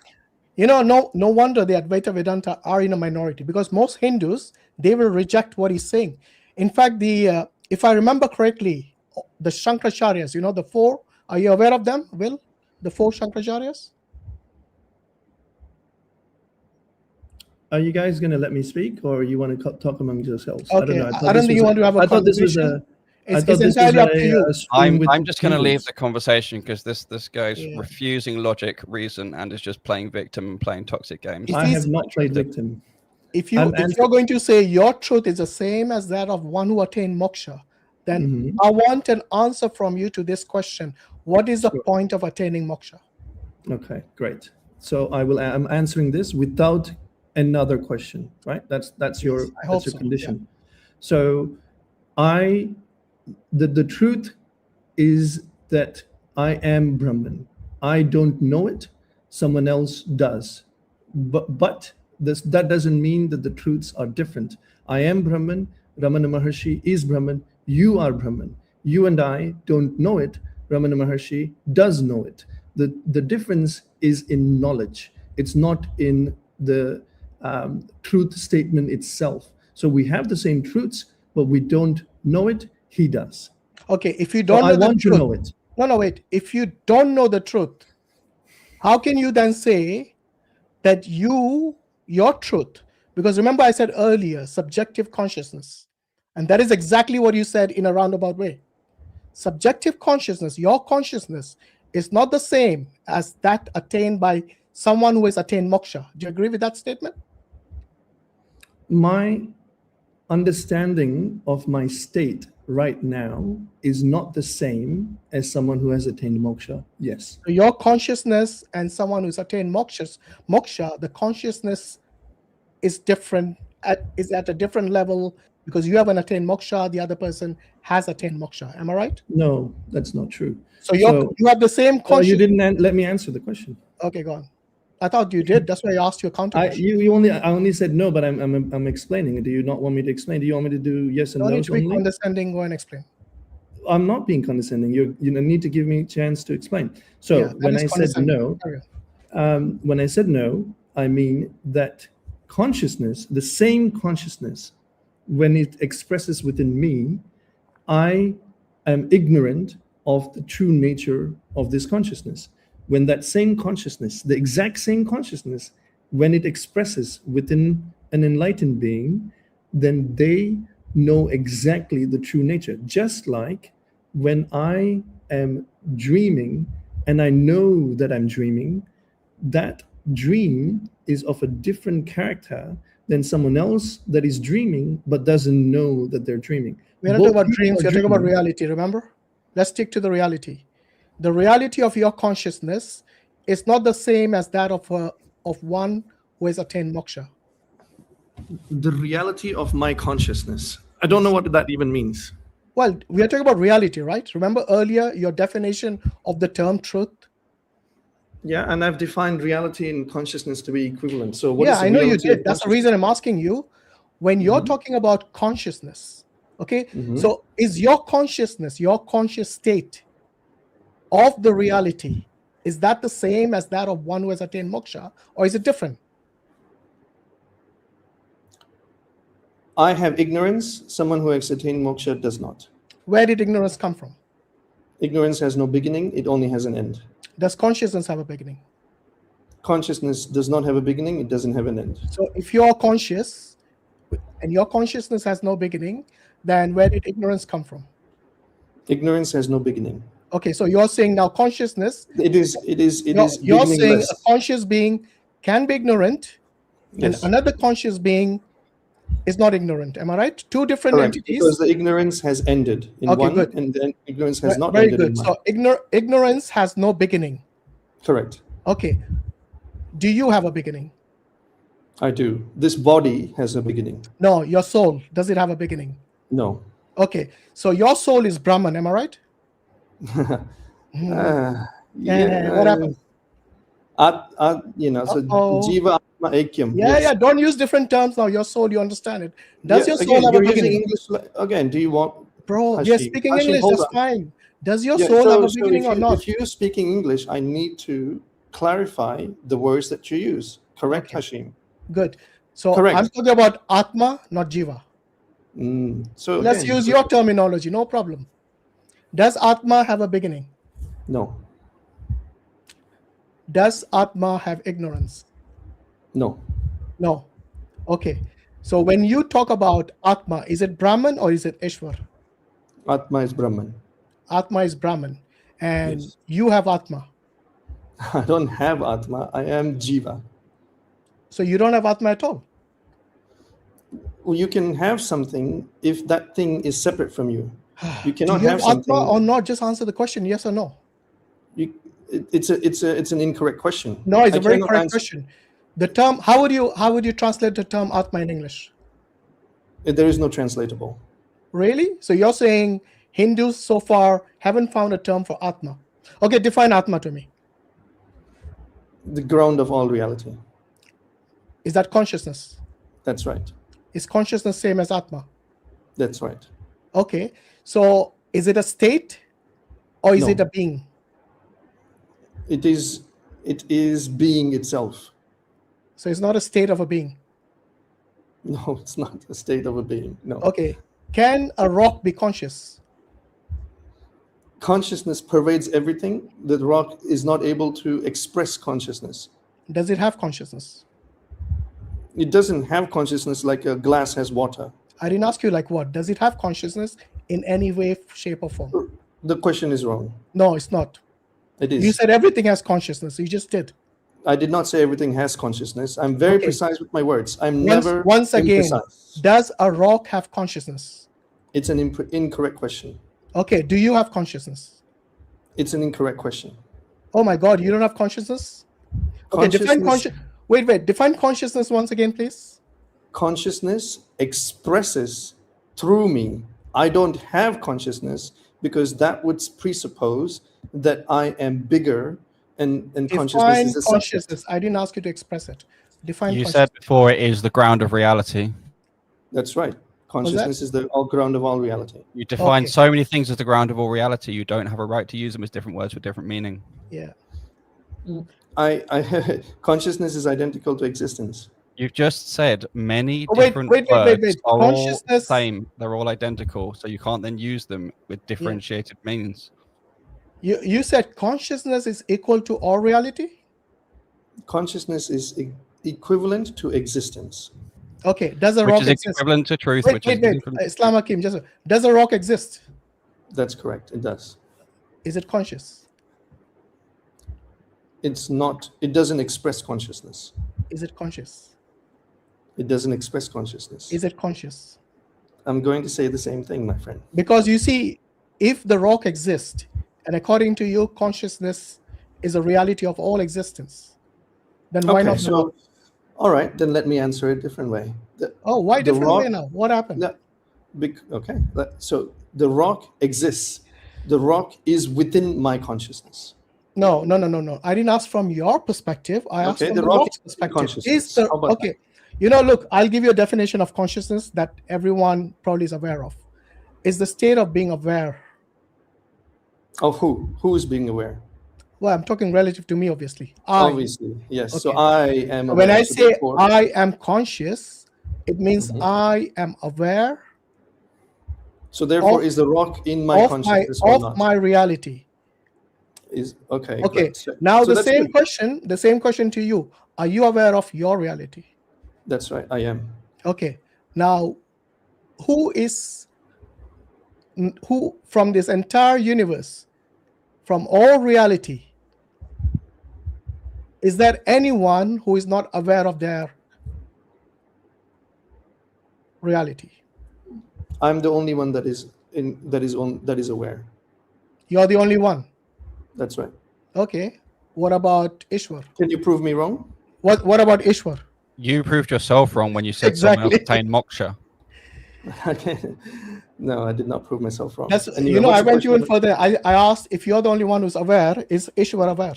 Oh, so someone else attained moksha without being aware. Okay. Ishvara is the summation of all of entire cosmos. Okay. So the Ishvara is the full summation of all that we see that moves and doesn't move. That's universe. That's the universe. It's the entire. Are you saying summation requires more than one thing to exist? Ishvara is not equal to the universe, but Ishvara is the universe is within Ishvara, and Ishvara is also beyond the universe. So he's immanent and transcendent. Okay, so how is that different to Brahman? The universe doesn't exist. What? Brahman is alone. There is no universe. Okay, so there is no universe. Correct. But when you said, hold on. universe, You said Ishwar is the entire universe is within Ishwar and more, right? So he said Ishvara is a summation. Okay, now you're saying that Ishwar doesn't of all exist. things in the universe. I Yeah. mean, no. Guys, But all over the the thing place. is, he's embedded himself in so many contradictions. Yeah, I because know. of He his doesn't even realize premises that. where he's defined everything. You know, when you everything told me about moksha, about someone who has realized the truth, and your truth is the same, I think that was your fall. That was your ultimate fall. Because any Advaita philosopher would not say that. They will say the truth that the one who has attained moksha is different from your truth. Because you cannot see beyond your limitations. Whereas the one who's attained moksha does not have the limitations which you have. Hence, what I said earlier, that your subjective consciousness is what you're talking about. You're not talking about the reality which has been realized by one who has attained moksha. Okay, so when I am talking about my experience as a non-enlightened being, I am I am viewing myself as the reflection of the sun, which is consciousness, whereas the reality of the enlightened being is that they're no longer thinking of themselves as the reflection of consciousness. They know that they are consciousness itself. Okay, Right so now, your consciousness is different then. Do you agree? Your conscious state right now is different from the one who's attained moksha.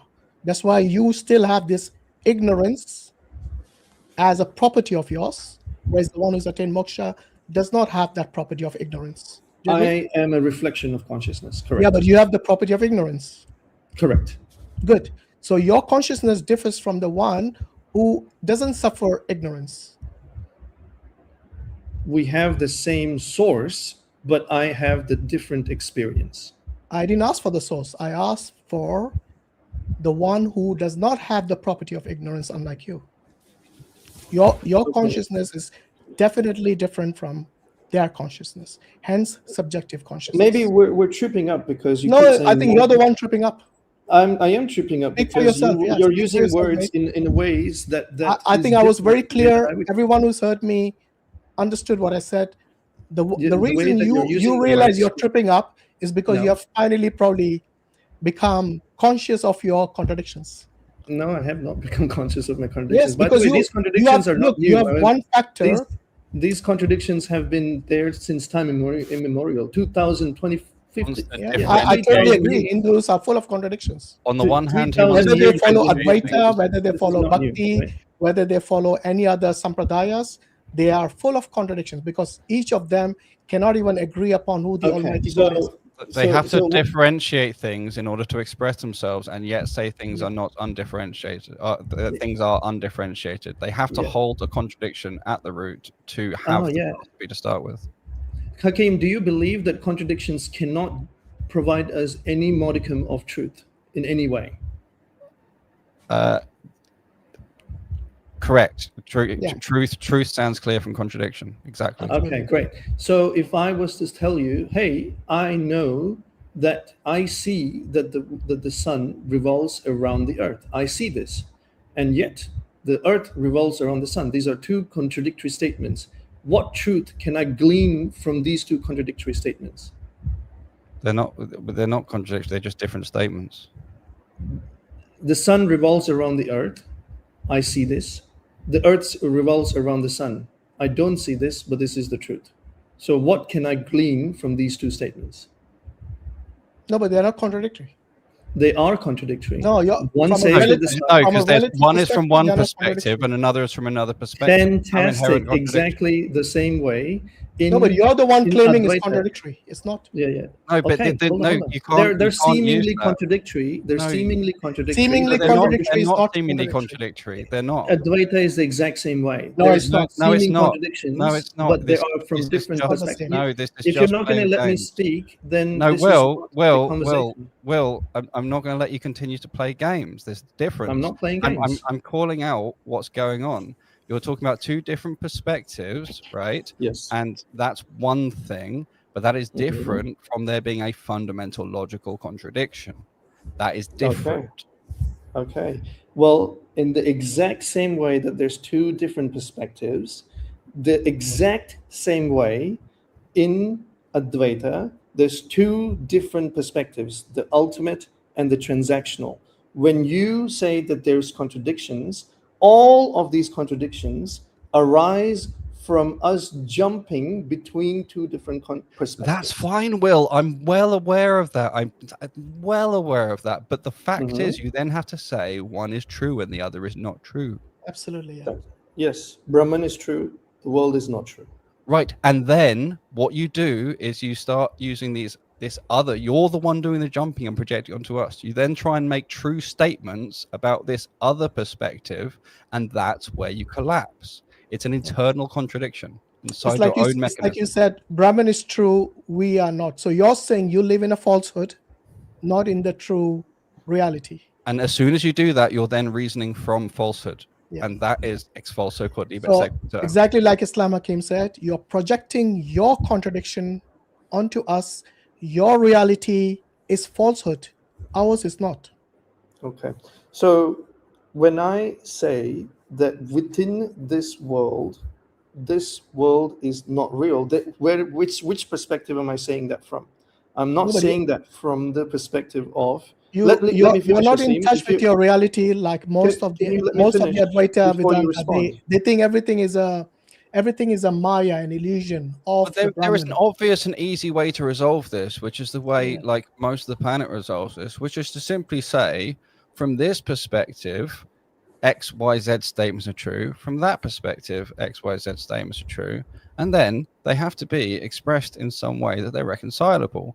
The problem we're having is that you have to say something is true along one line of thought and then reject it as false. And then you're flip-flopping between these two worlds and not able to resolve them.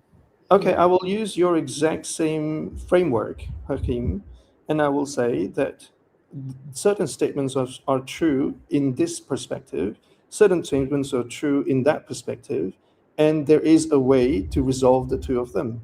If I was to give you that same exact framework, would you agree that they're not contradictory? No, but you didn't say... Yeah, but that's fine, but what you're then doing is... You're saying one is false, the other is true. That's the problem.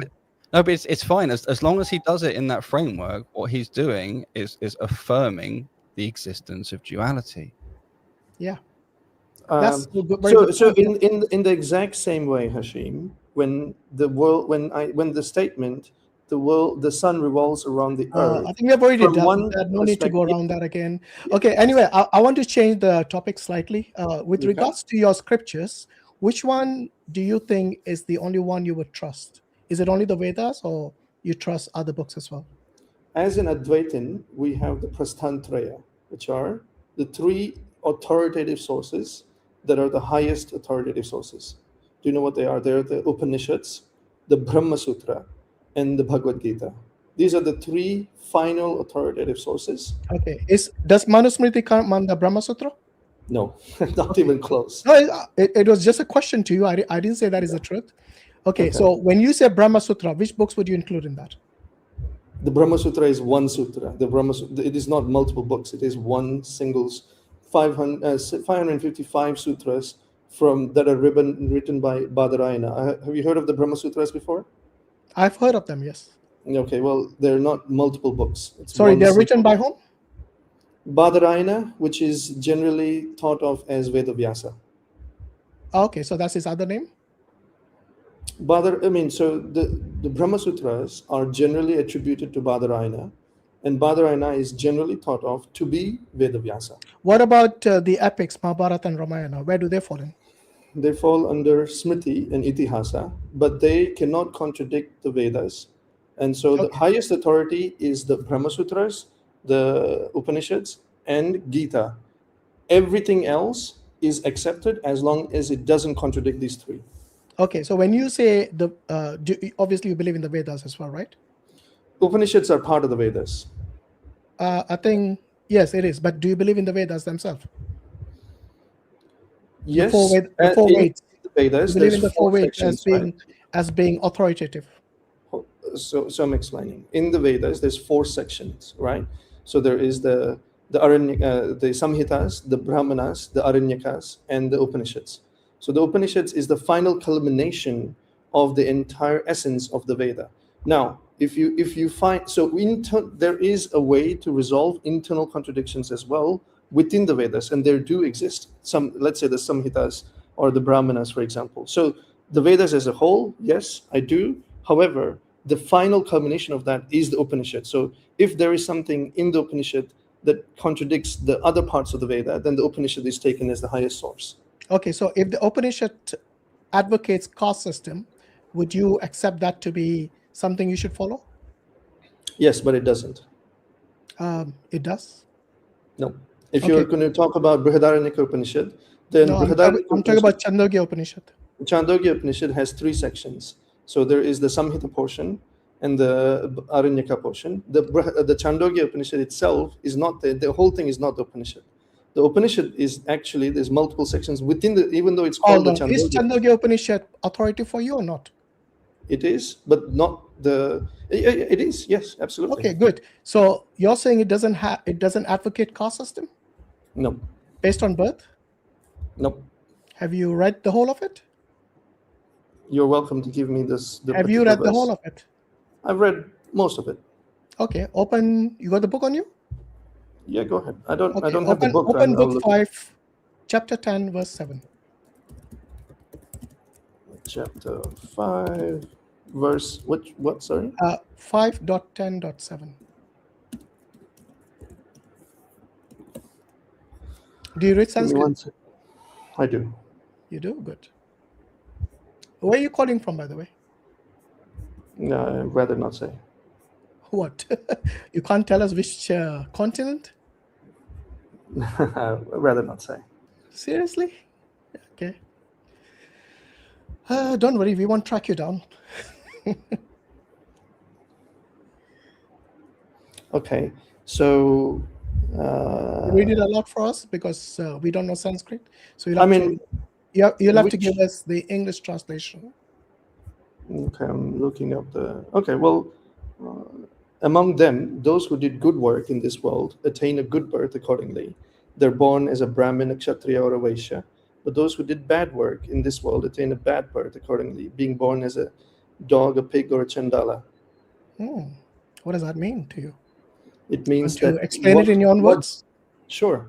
So just like the Gita, in the Gita, Krishna says that guna and karma are what determines your varna. So in this verse, what it says is that the family that you're born in is going to be determined by the karma that you do. However, once you are born in a particular family, what varna you belong to is dependent on your guna and your karma. And again, I can give you the Gita verse. No, wait. Before you go to the Gita, let's stick to the Upanishad because that is authority for you. So let's stick with that. All of 3 of them are. Hold on. So when you say karma, is it the karma of this life or the previous life? Both this and previous lives. In this Upanishad, is it talking about the previous life or current? Correct. Is it the previous life? Yes? Correct. So when he says when you're born, is it from the day you're born you're given the caste? Again, we have to differentiate between caste and varna, right? Jati. I'm talking about jati here. No jati. Okay. Only it says varna. Read it once again. I'm pretty sure the term birth was there. Among them, those who did good work, so karma, right, in their previous birth. Yeah. In this world, attain a good birth. So therefore, when they're born into a Brahmin, Kshatriya, or Vaishya family. Yeah. But those who did bad work in this world attain a bad birth in their next life, again born as a dog, a pig, or a Chandala. So we both? What family that you're born in is determined. Just one second. Yeah. Over here, the only thing that's mentioned is the karma, not the guna. Do you agree? Sure. But what your varna is after... Wait. Before we go to the varna, let's agree certain ground rules here based on the Upanishad. Okay, Chandogya Upanishad, book 5, chapter 10, verse 7. It is only talking about karma of the previous life. Am I right? Correct. There's no mention of any guna or anything else. In this particular verse, no. Good.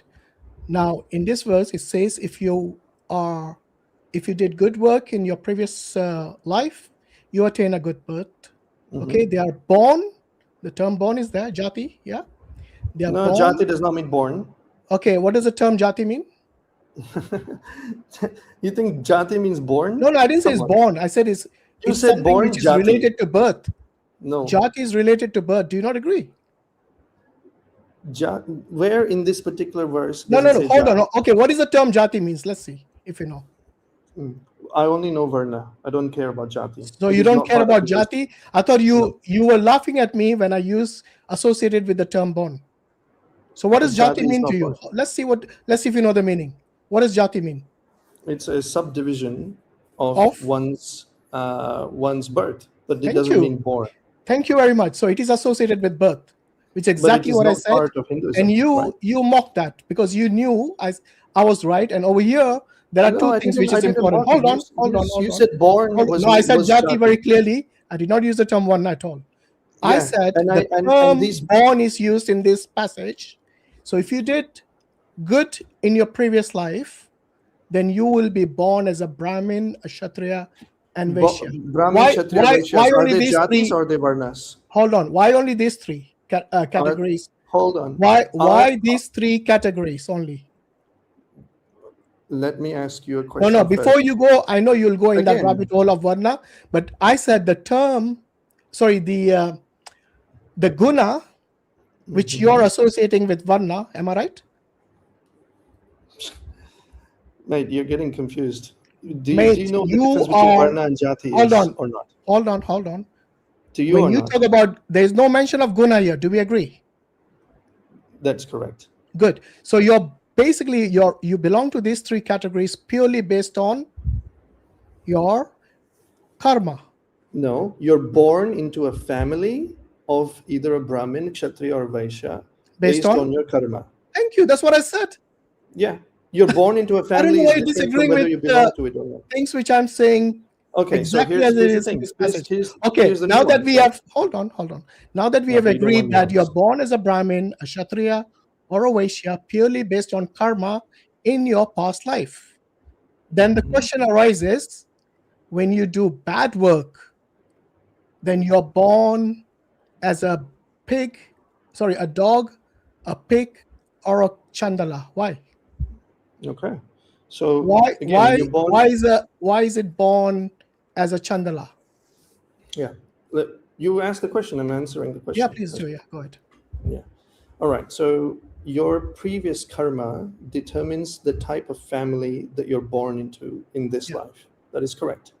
Now, based on the type of family that you're born into, your varna in this life is determined by the actions that you do in this life and the gunas that you have in this life. That's not in this verse. That's why I'm not discussing it.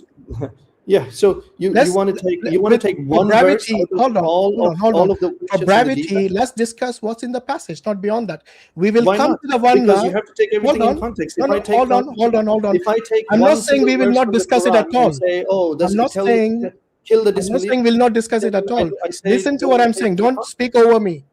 I said we will this is deal your with stream, the so therefore, gunas. yeah. We'll deal with the gunas and the varnas later on. Right now, let's just deal with what's in the Chandogya Upanishad.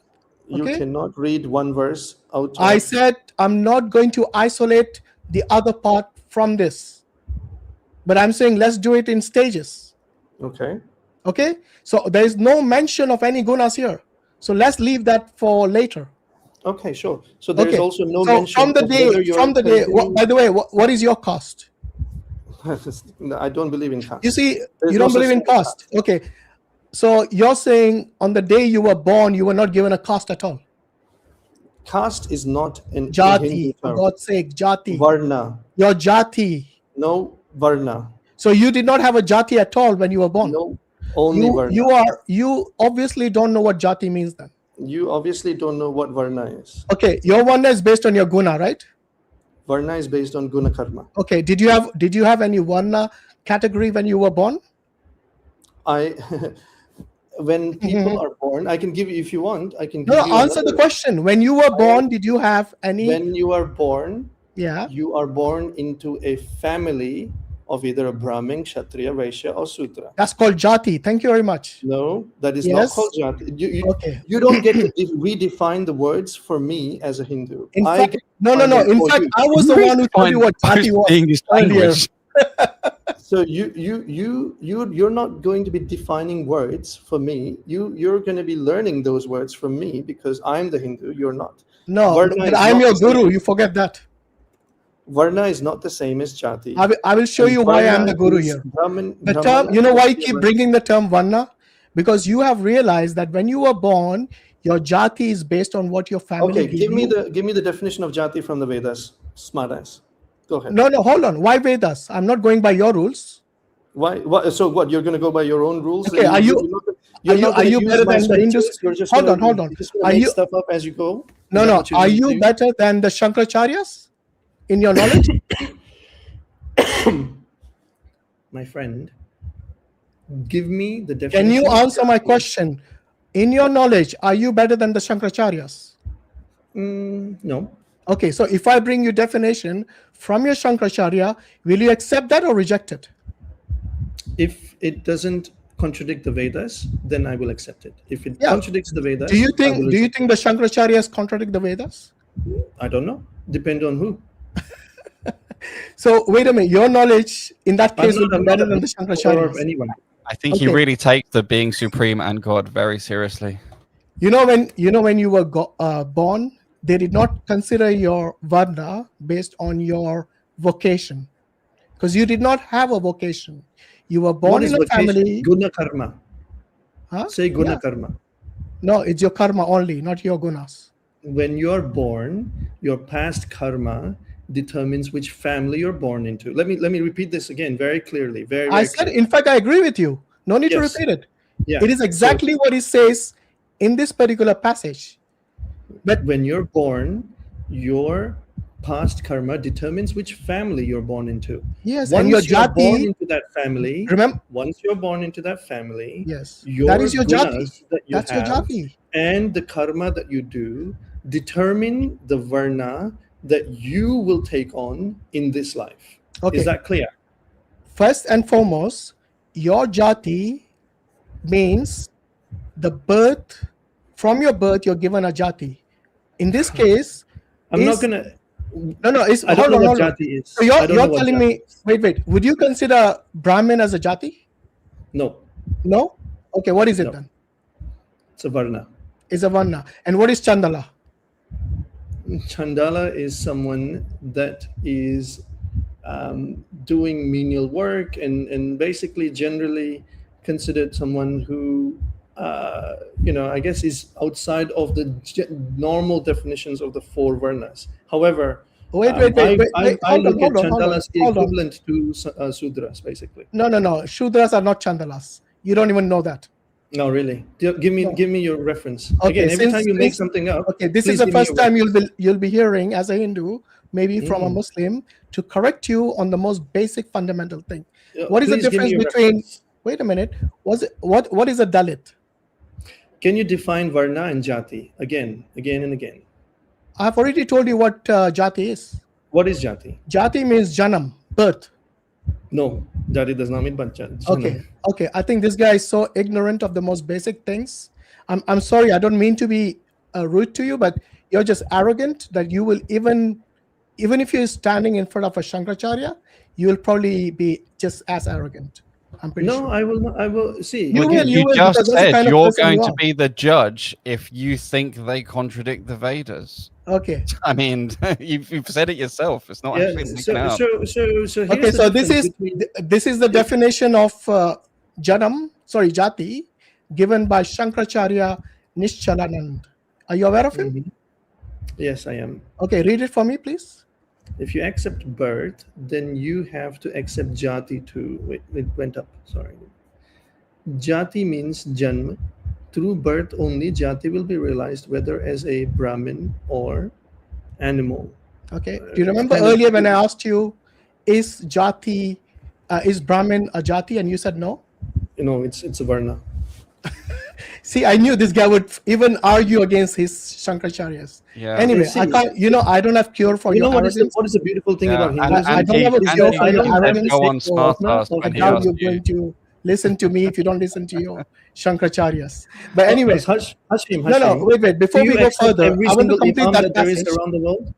Do you accept? I want to complete the chapter I brought earlier from Chandogya Upanishad.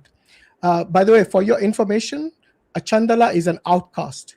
He doesn't belong in the four categories which you consider as one. No problem. Okay? Okay. He's an outcast. Now, let me ask you something. It is impossible to be outside of the 4 varnas. So this is the reason why I'm telling you, Chandala is the Shudra. Oh dear. You know, that's why these guys are, because they don't learn from their own scholars. So they make up their own things.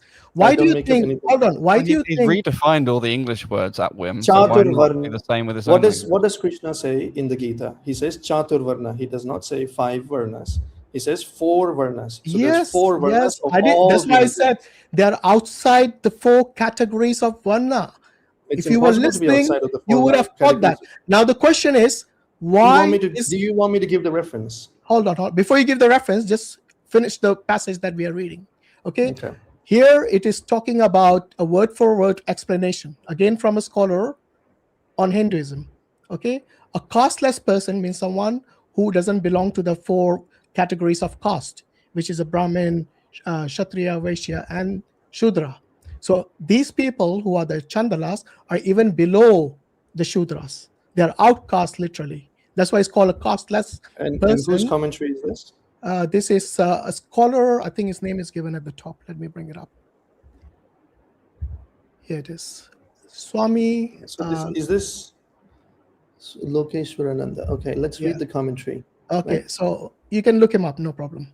All right. Yeah. So now the question I'm asking you is this: why is this person, number 1, considered to be casteless? Number 2, associated with filthy animals like dogs and pigs? Okay. Also, I reject the whole understanding of caste. First of all Hindus reject it. Correct. No, I don't think all Hindus do. The scholars don't. Yes, they do. The scholars don't. Caste is not an understanding in Hinduism. Jati, I'm talking about jati, not varna. You keep I am misinterpreting jati as varna. Hashim, yes, I'm telling you that varna is what is there in Hinduism. Jati is not. Jati, according to your scholars, is. I don't care what you say, you're not a scholar. That's for certain. Oh, right. Okay. So according to some scholars within Islam, the No. idea Don't of try the whataboutery, please. Yeah. It doesn't So, work I mean, here. Whataboutery doesn't work. If you want to ask questions about Islam, I'll tell you what. Come next Thursday when we have an open Q&A, and you can ask about Islam. No problem. We don't run away from those questions. But right now, I've given you a reference from Shankaracharya, Nishchalanand, okay, and you disagreed with him, even though your knowledge is nowhere close to that guy's. Okay, he's one of the 4 Shankaracharyas, the top authority when it comes to your scriptures and your theology. It's not even a difference of opinion or a different. It's literally just disagreeing on the definitions, because this is what's been going on the whole time since you first joined. Is you make up your own definitions and gaslight people with them. You need to do something. Hold on. You're saying gaslighting. I don't know if you even know what that means, but let me reality denial. You know, like when you deny your own reality and then deny that you're denying reality, and then pretend that it's us that's causing the contradictions and all of this. And you're the one who is ignorant. What's been going on? So and then you change the definition and pretend it's the normal definitions, and back and forth. This has been textbook gaslighting. Okay, Exactly. Before we get sidetracked, I really want to know the answer to my question. Why is a human being categorized along with dogs and pigs? Okay, so based on our karma in this life, the body that we get in our next life is dependent on that karma. Now, it could be lower birds, essentially, right? So dogs, pigs, animals, birds, whatever it might be. And these are other janmas. We are talking about a human being here, not animals. Yeah, you can be born as an animal, or you can be No. born It's saying basically the category, just like Brahmin, Kshatriya, and Vaishya, if you do good deeds in your past life, but if you do bad deed, you'll be born as a dog, a pig, or a casteless person. So the question to you is this: why is a human being categorized along with animals? Again, like dogs and pigs? So you said you don't know the Sanskrit. I will read it for you because it doesn't say casteless, right? So what the Sanskrit says, Sukara yonim va chandala yonim va. So the word is chandala. Chandala does not translate to casteless, right? What does it translate to? Shudra. Shudra. Yes. So Chandal is equal to Shudra. Show me that Correct. from your Vedas or anywhere. Go on. Go ahead. I challenge you right now. Show me from any of your so-called, if you want to call it like your most authoritative work, where Chandala is equal to a Shudra. Okay. I love the way the translation is a different word in the same language, not a In translation. fact, this guy is a scholar. The guy who translated this, he's a Swami, and this guy is even disagreeing with him. So he disagrees with the Shankaracharya's, disagrees with the learned Swami who knows Sanskrit. Okay.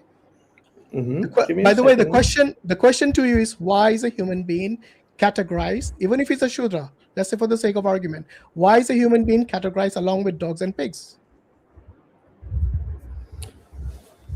Because they're of lower births. Okay, so you think any human being from the day is born is of a lower birth? No, I don't actually. Okay, that's what he's talking about. Hold Birth on. as a dog. Let me Okay, finish. birth as a pig, and birth as a costless person, or birth as a, let's use the Sanskrit term, birth as a Chandala. Okay, are you going to let me speak now? Yeah. Or are you going to interject when I speak? You can talk. Okay. So again, the way we have a conversation is you ask a question, you wait for my answer, not ask a I question. think I know again. how it works. No need for condescension. Yeah. Again, I have to explain it to you because you keep interrupting me. You All right, keep so changing the topic. That's why. I didn't change the topic. You did. Anyway. Yeah. So when I say a lower birth, it means in what reference? It means to attain spiritual progress. So the birth of some human beings is not as helpful for spiritual progress, such as when you're born into the family of a Shudra or a Chandala, because the family will be in certain circumstances where they're poverty stricken, where they're not able to do tasks which lead them towards spirituality. However, that doesn't mean it is lower on some form of hierarchy. It is lower in terms of the ability to have spiritual progress. That is what I meant by lower. Okay, so you think a dog and a pig can have spiritual progress as well? By that definition? A dog and a pig cannot have spiritual progress, and that's the reason why it's a lower birth. Whereas a human being can always the Chandala is at the same level as a dog and a pig. It's not at the same level. It does say that. Let me finish again. So when you do bad karma, you can have certain births which do not allow you to even have any spiritual progress, or certain births, such as a Chandala, where spiritual progress is difficult but not impossible. So in a dog or a pig or any other type of birds, it is impossible to have spiritual progress. You're basically, having those birds to be able to get the fruits of your actions. Whereas in the human birth, and this is again from scripture, the human birth is said to be the most, it is the greatest and the most greatest of all births, right? So therefore, once you are attained in a human birth, even within human births, there's some families that you're born into that do not help you to be able to have progress in spirituality. And so there's some families that do. Now, in this case, you're saying it's mainly because of poverty. Is that what you're saying? Poverty, the type of what if they were born? Imagine this: if they were born as Chandalas in a rich Chandala family. There is no such thing. So Chandala means someone who is performing actions that are eschewed by society in general, such as crematories, cleaning toilets, and these type of things, right? So people that are at the absolute downtrodden of life, this is what we refer to as Chandala. So you're saying those families. Let me get this right. You're telling me. I'll finish up my point and I'll let you speak, Hashim. I promise. So what this is saying is that if you're born in such families, it will be difficult for progress. Absolutely, and that is the truth. Okay, so you're saying anyone who is born as a lower birth. When I say lower, I defined it very clearly. You use the term lower birth. Correct. I defined it very clearly as well. Okay, so the low birth, from the day they're born, they're already categorized as low birth, yeah? I've defined lower birth as just one clarifying, that is man. No need to get conducive to spiritual progress. Yeah, so low birth means spiritually low. Is that what you're saying? Correct. Okay, when you use the term spiritual low, can you elaborate on that? Sure. So remember that we're all Brahman, And so therefore the point of human life is to realize our own true nature, which is Brahman itself. So spiritual progress is anything that allows us to realize this truth. So therefore, if I was to be able to realize this truth, there's 4 things that need to happen, right? 4 things. What are the 4 things? Your mind needs to be having a lot less thoughts than it does right now. Our minds are always running in 5,000 different directions. So the number of thoughts in the mind needs to go down. Then the type of thoughts that we have need to become more pure. We need to have good thoughts as opposed to bad thoughts. And then the next thing is the mind needs to be single pointed to be able to understand this truth.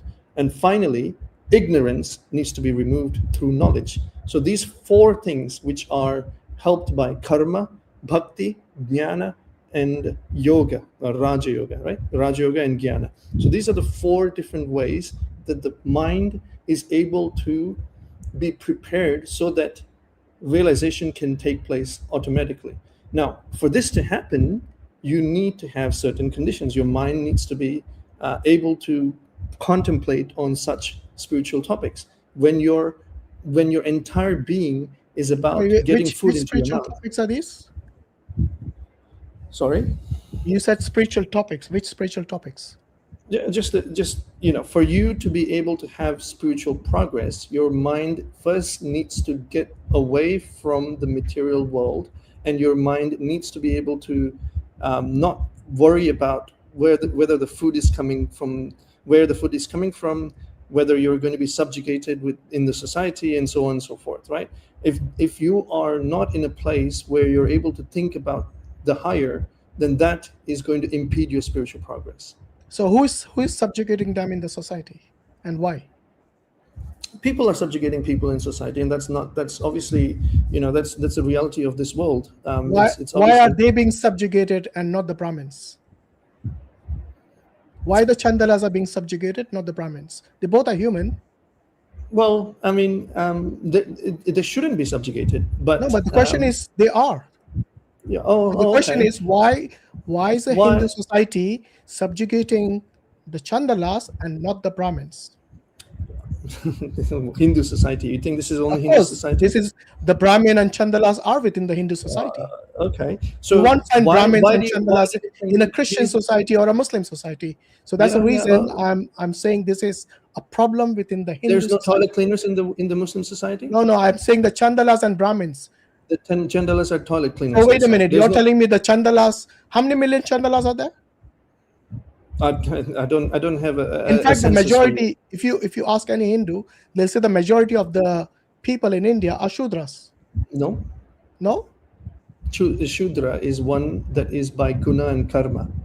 So if most of the people in India right now. You told me the Chandala was a Shudra.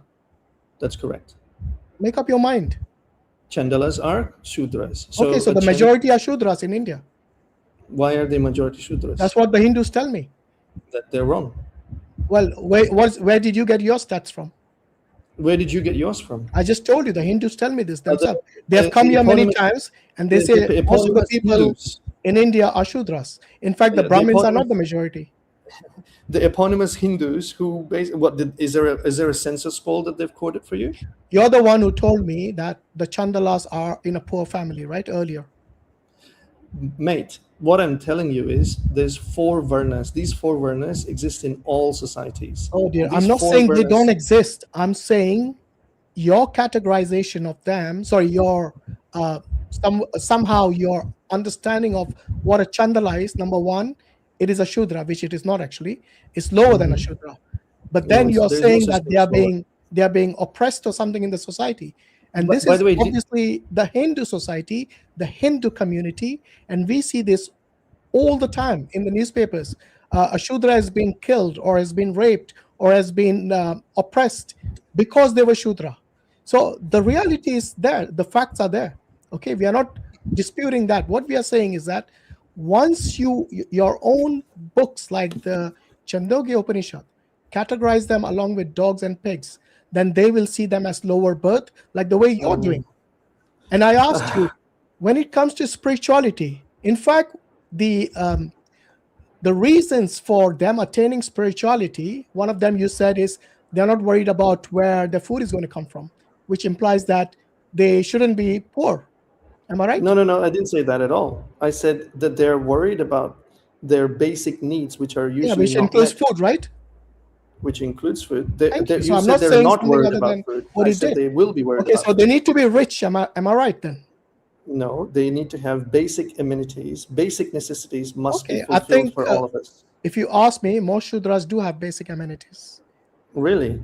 Yes. What, do you think that a Shudra The is question, someone the question that to you is born? why Do are you they think- being oppressed within the Hashim, Hindu society? Here you and even I today? differ, right? Your understanding and what the Hindu understanding differs, right? No. A My Shudra understanding not is based born. on the reality within the Hindu society, how they treat the Chandalas and the Dalits and the Shudras.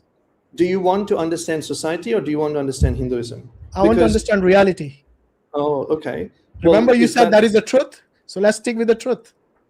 So again, So do you acknowledge to that understand within the reality of the Hindu societies, specifically again, in Hindu India, society are not a specifically in perfect India, they representation do of Hinduism. oppress. I'm here to They talk do about oppress Hinduism. the Shudras and the Dalits. Do you agree or disagree with that? Do you agree, Hashim? Answer the question without asking a question, please. You make up all the rules in this I'm channel. not making up. I'm asking you a simple question. Do you agree or disagree that the Shudras and because you're making a straw man? So no, I'm not telling making. you I'm that- asking you a question. How is a straw man?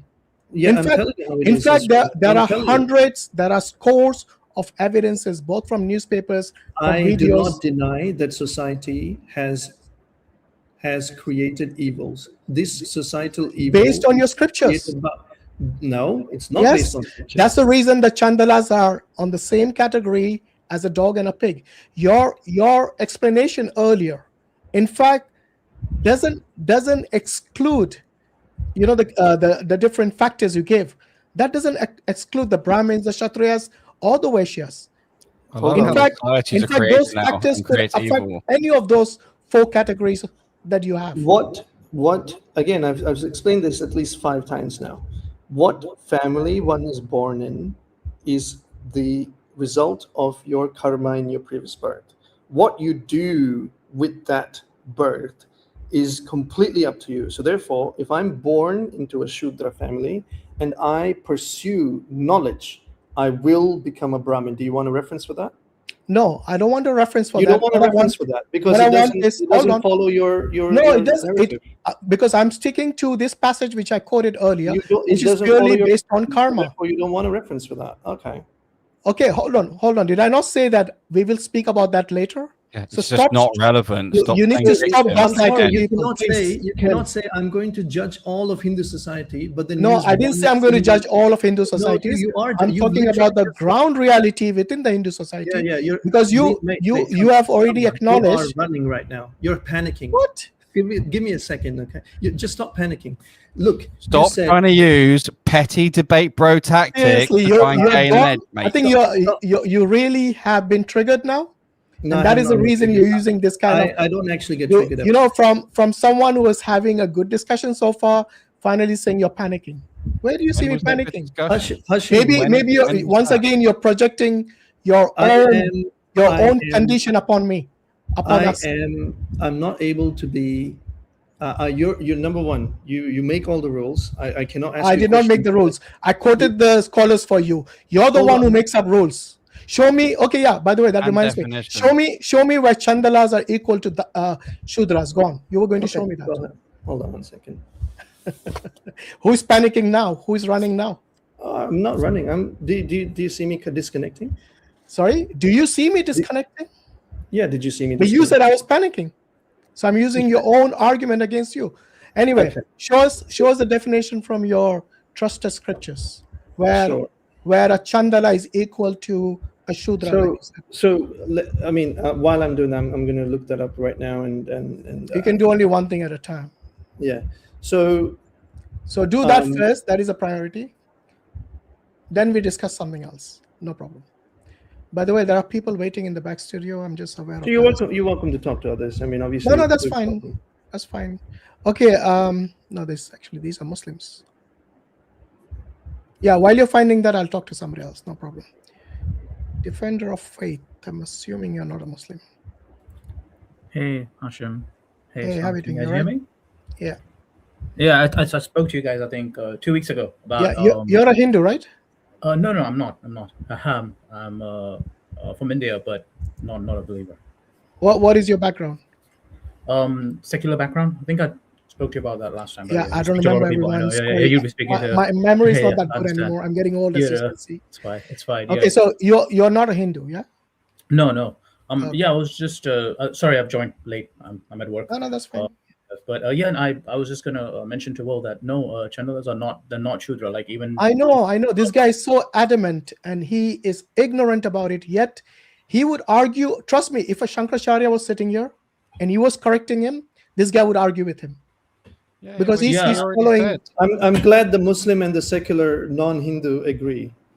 Oh, are you jealous? Look, mate, they agree with you as well. You literally said that you're going to be the judge of whether you think he's contradicting the Vedas and decide whether you're going to accept him or not. It's you are hanging yourself every time, and then I'm not hanging anything. Hold on, throwing your toys out the pram. But Will, you have to look it up. I mean, I don't know why you are denying it. If you look it up as well, Chandala does not mean Shudra. The different things. Different categories. When there are different words, there's a How many reason for varnas it. are there? Like existence, consciousness, and truth are different words for a reason, No, and they're different. They're all different words. Yes, I understand. We'll get an education on the basics of these. Hashim, sorry, I was just going to say that Chandala. I think the definition of that time, just from my reading, is that someone outside the Vedic life, so the tribals or things that do not follow the Vedas at that time. But it is not Shudra. Shudra were people who were in the fold, but they were laborers. Yeah. That was the difference. I want to know where Will gets his information from, because surely he's not only someone who's ignorant about this, but his truth and the truth of the Shankaracharyas are different. Earlier he said there's only one truth, and I kept telling him it is subjective consciousness. Well, he also said there's one creator, and then the creator creates evil, and he says there's no good and bad, but then says types of thoughts that are more pure are good thoughts, not bad. I don't know how many times he contradicted himself. himself. It's just. But anyway, let him find that. Okay, sorry, Defender of Faith, you wanted to discuss something? I was just curious about the topic today, guys, because it was Shakti, but I just missed the start, so I was just wondering what you guys were doing. Hold on, did this guy just reference Manusmriti, the book that he did not trust? Hold on, I never said the Manusmriti is not something. You just quoted Manusmriti 10:12. I said that as long as it does not contradict the Vedas, it is something that we can take as how do you know it doesn't contradict the Vedas? Will is the ultimate judge, and as soon as I really want to know how would you know? Because the reference you gave to us is from Manusmriti. How would you know it doesn't contradict the Vedas? Because you didn't give us a reference. Is there from the okay, Vedas. so let's read it, right? Let's read. No. Wait. Before you read it, is there a definition of Chandala in the Vedas? There isn't. Okay, so how would you know it's contradictory or not? So those areas that the Smritis expand upon, which do not consist within the Vedas, they can be taken as authoritative. So regardless of contradiction or not? In this case, there is no contradiction.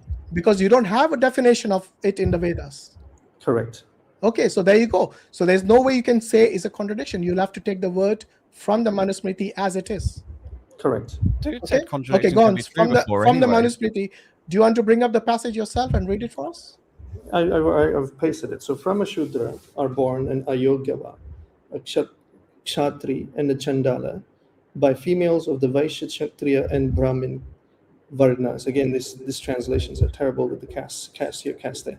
I thought you knew Sanskrit. Why don't you just translate the Sanskrit for us? I gave the Sanskrit in the other one, in the public one, actually. Anyway, these sons owe their origins to confusion of this caste. So basically, who are they born from? A Shudra. If one is born into a Shudra family, then they are a Shudra. Whether you have further categorizations within Chandala, Kshatriya, this, that, whatever. No. That's not a definition of Chandala. I asked you to give me a definition of Chandala as being Shudra. You gave me a definition of Shudra. I did not give you read the word. Can you read it? You read it, because you said the term Chandala, is it mentioned there? Yes, it is. Good. Does it define what a Chandala is? From a Shudra are born Ayogyava, a Chandala by the females of Vaishya, Kshatriya, and Brahmin, castes respectively. So therefore, a Shudra, I see. So if a Shudra marries a Brahmin, correct, then the offspring is a Chandala.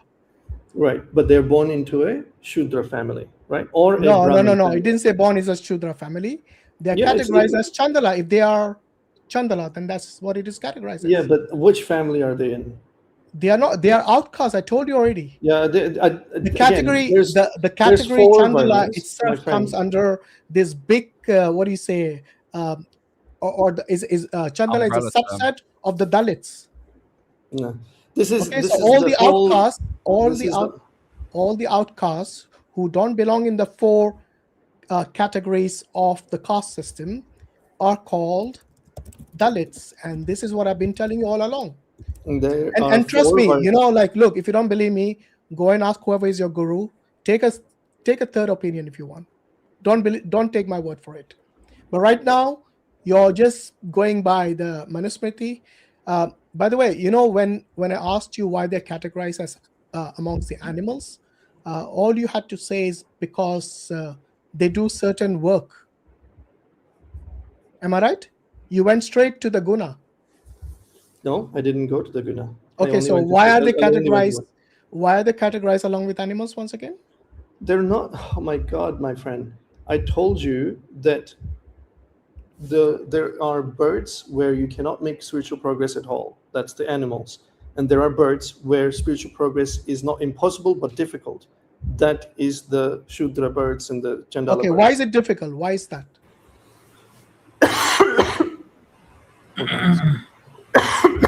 Because you mentioned certain factors earlier, but I'm saying those factors could apply to any human.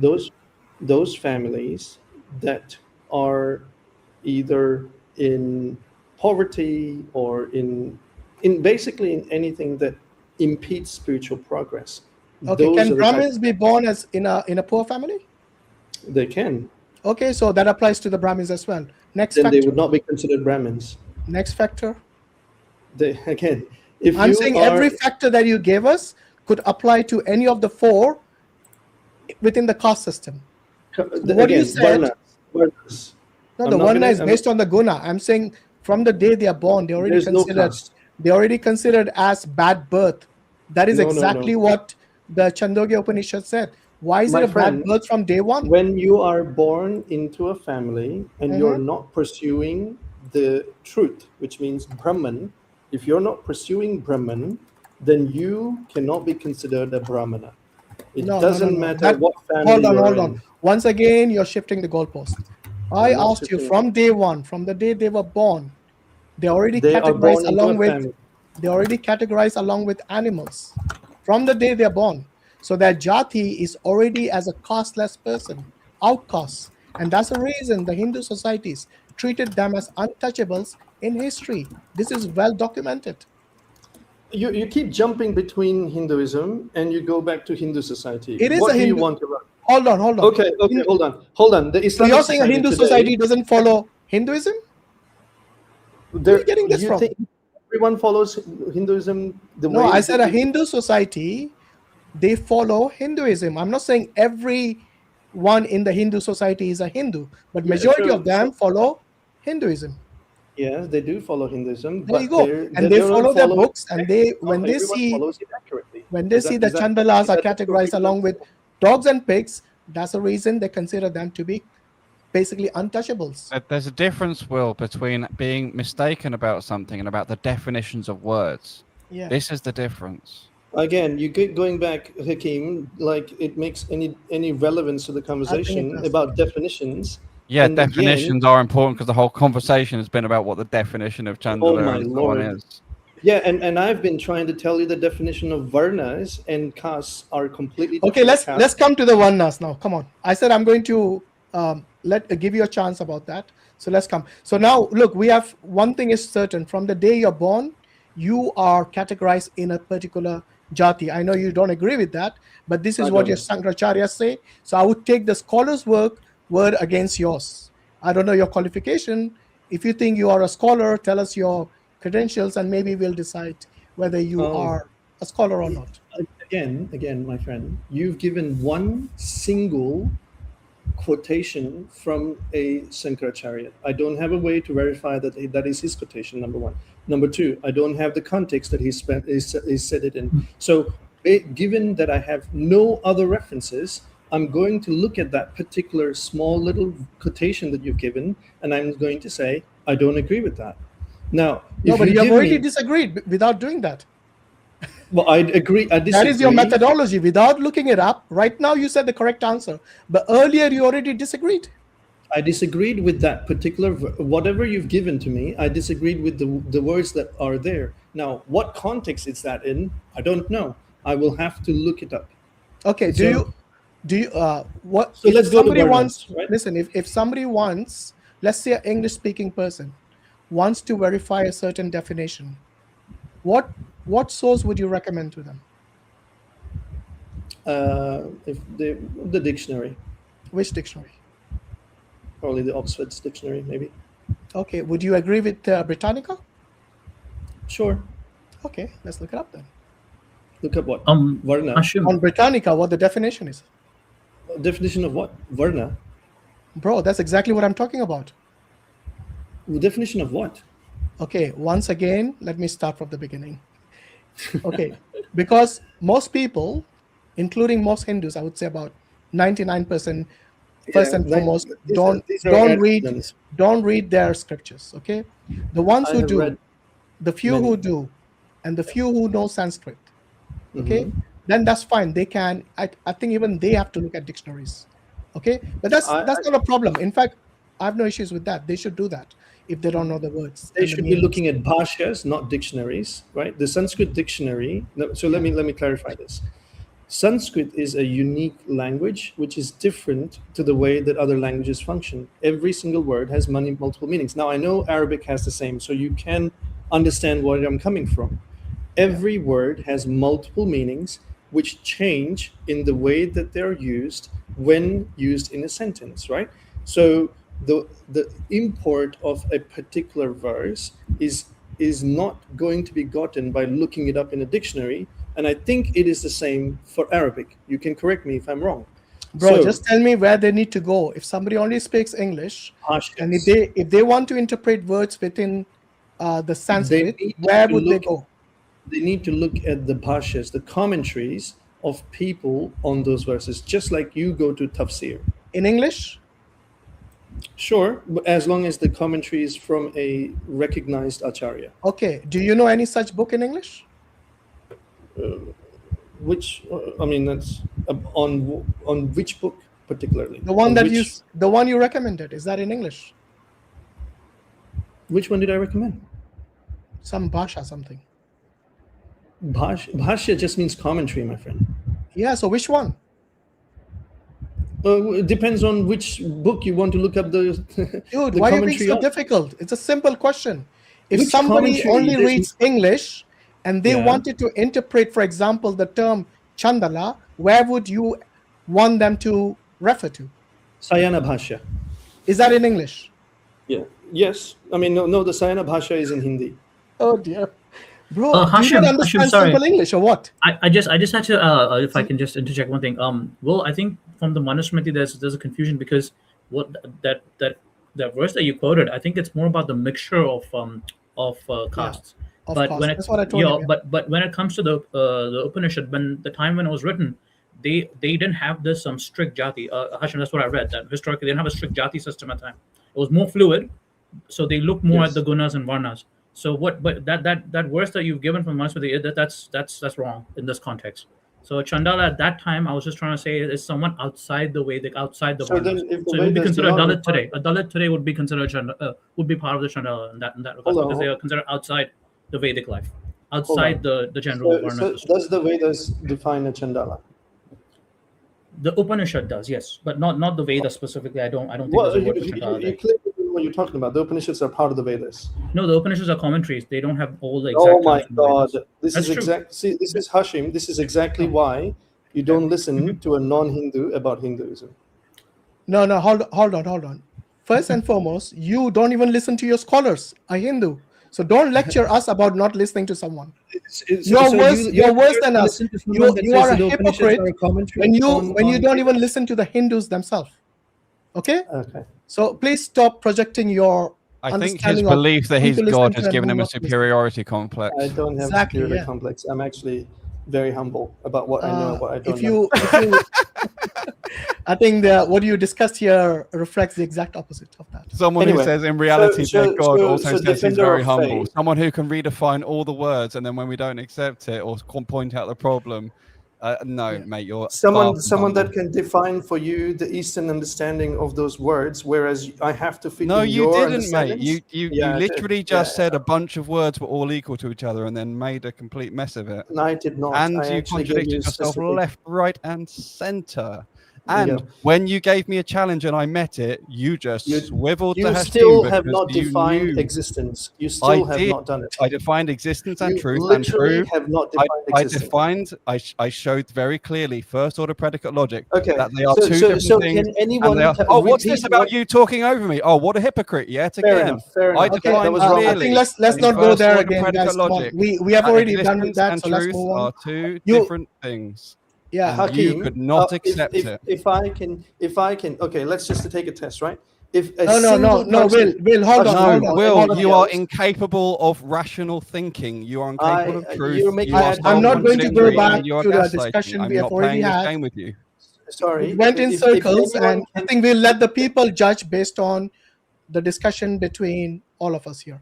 So let's move on with what I promised you earlier with regards to the Varna. Okay. Right. Shall we assume you haven't found the meaning of Chandala yet? There is no meaning of Chandala in the Upanishads dear. or in the Vedas. So you're And saying the I've given- Upanishads has a word that you cannot even translate, is that right? The Upanishads does not define Chandalas. It is defined in the Manusmriti. It is not. The one that you gave does not define Chandala. Yeah, you're wrong. Yeah. It tells It you tells what you makes. exactly. It tells you how you become a Chandala. One of them is basically through your previous birth, which nobody knows actually. So I don't know how Hindus will say that you're born in a Chandala family, because nobody knows the previous There is birth. no Chandala family. No, there is. Well, you self-quoted it when what are you on about? There are yeah, when Chandalas. Shudra Both the father- mother and father are Chandalas, so they'll be Chandala. No, So also Shudra- Hashim, sorry, there's a mixed caste as well. So if a Shudra father marries a Brahmin mother, the child is known as a Chandala. That's a mixed caste term as well. Yeah, that is There's two another meanings. way of there's another way. being Yes. a Chandala. I'm not saying it is not. I'm saying that is another way.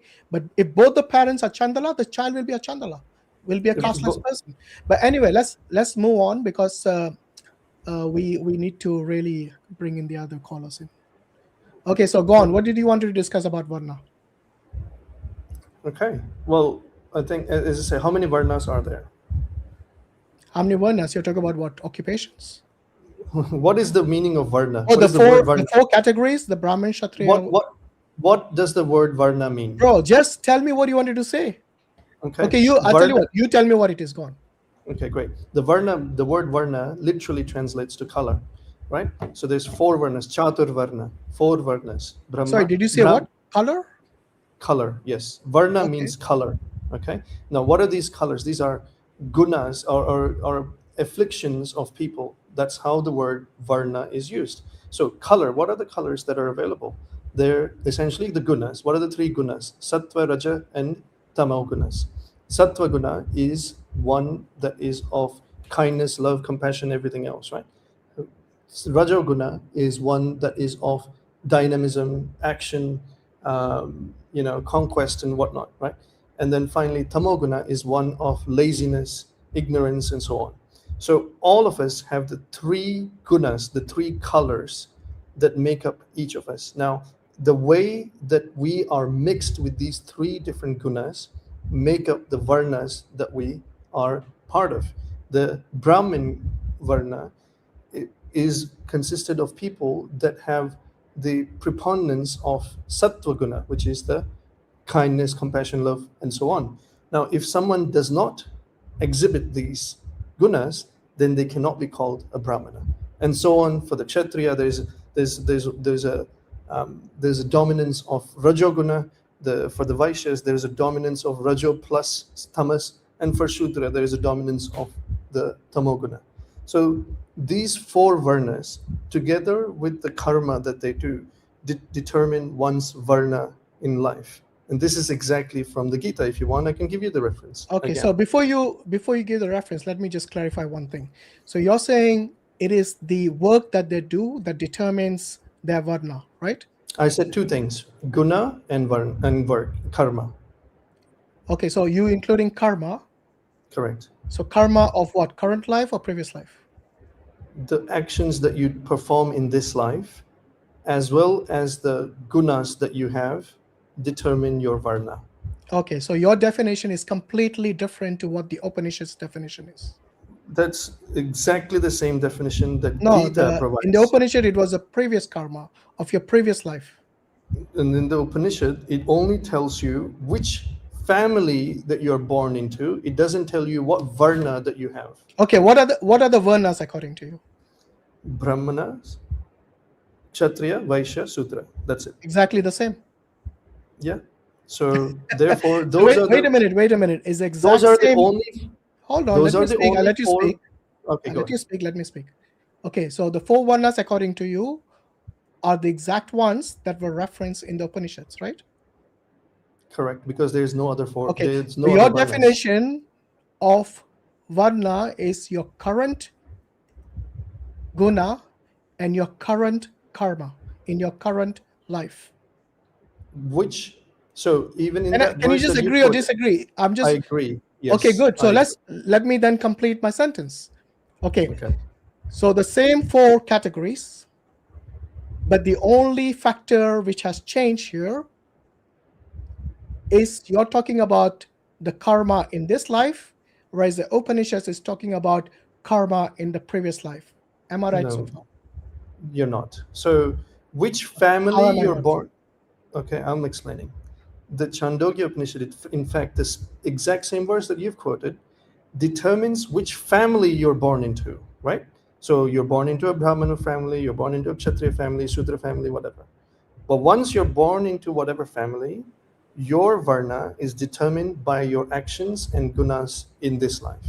No, So wait a minute. the Why did you previous use the life- term family? You know, exactly, I.Hakim was right about you. You just switch words to confuse people. Why did you call the Brahmins, Kshatriyas, Vaishyas, and Chandalas in that particular passage in Chandogya Upanishad? Why did you now categorize them as family?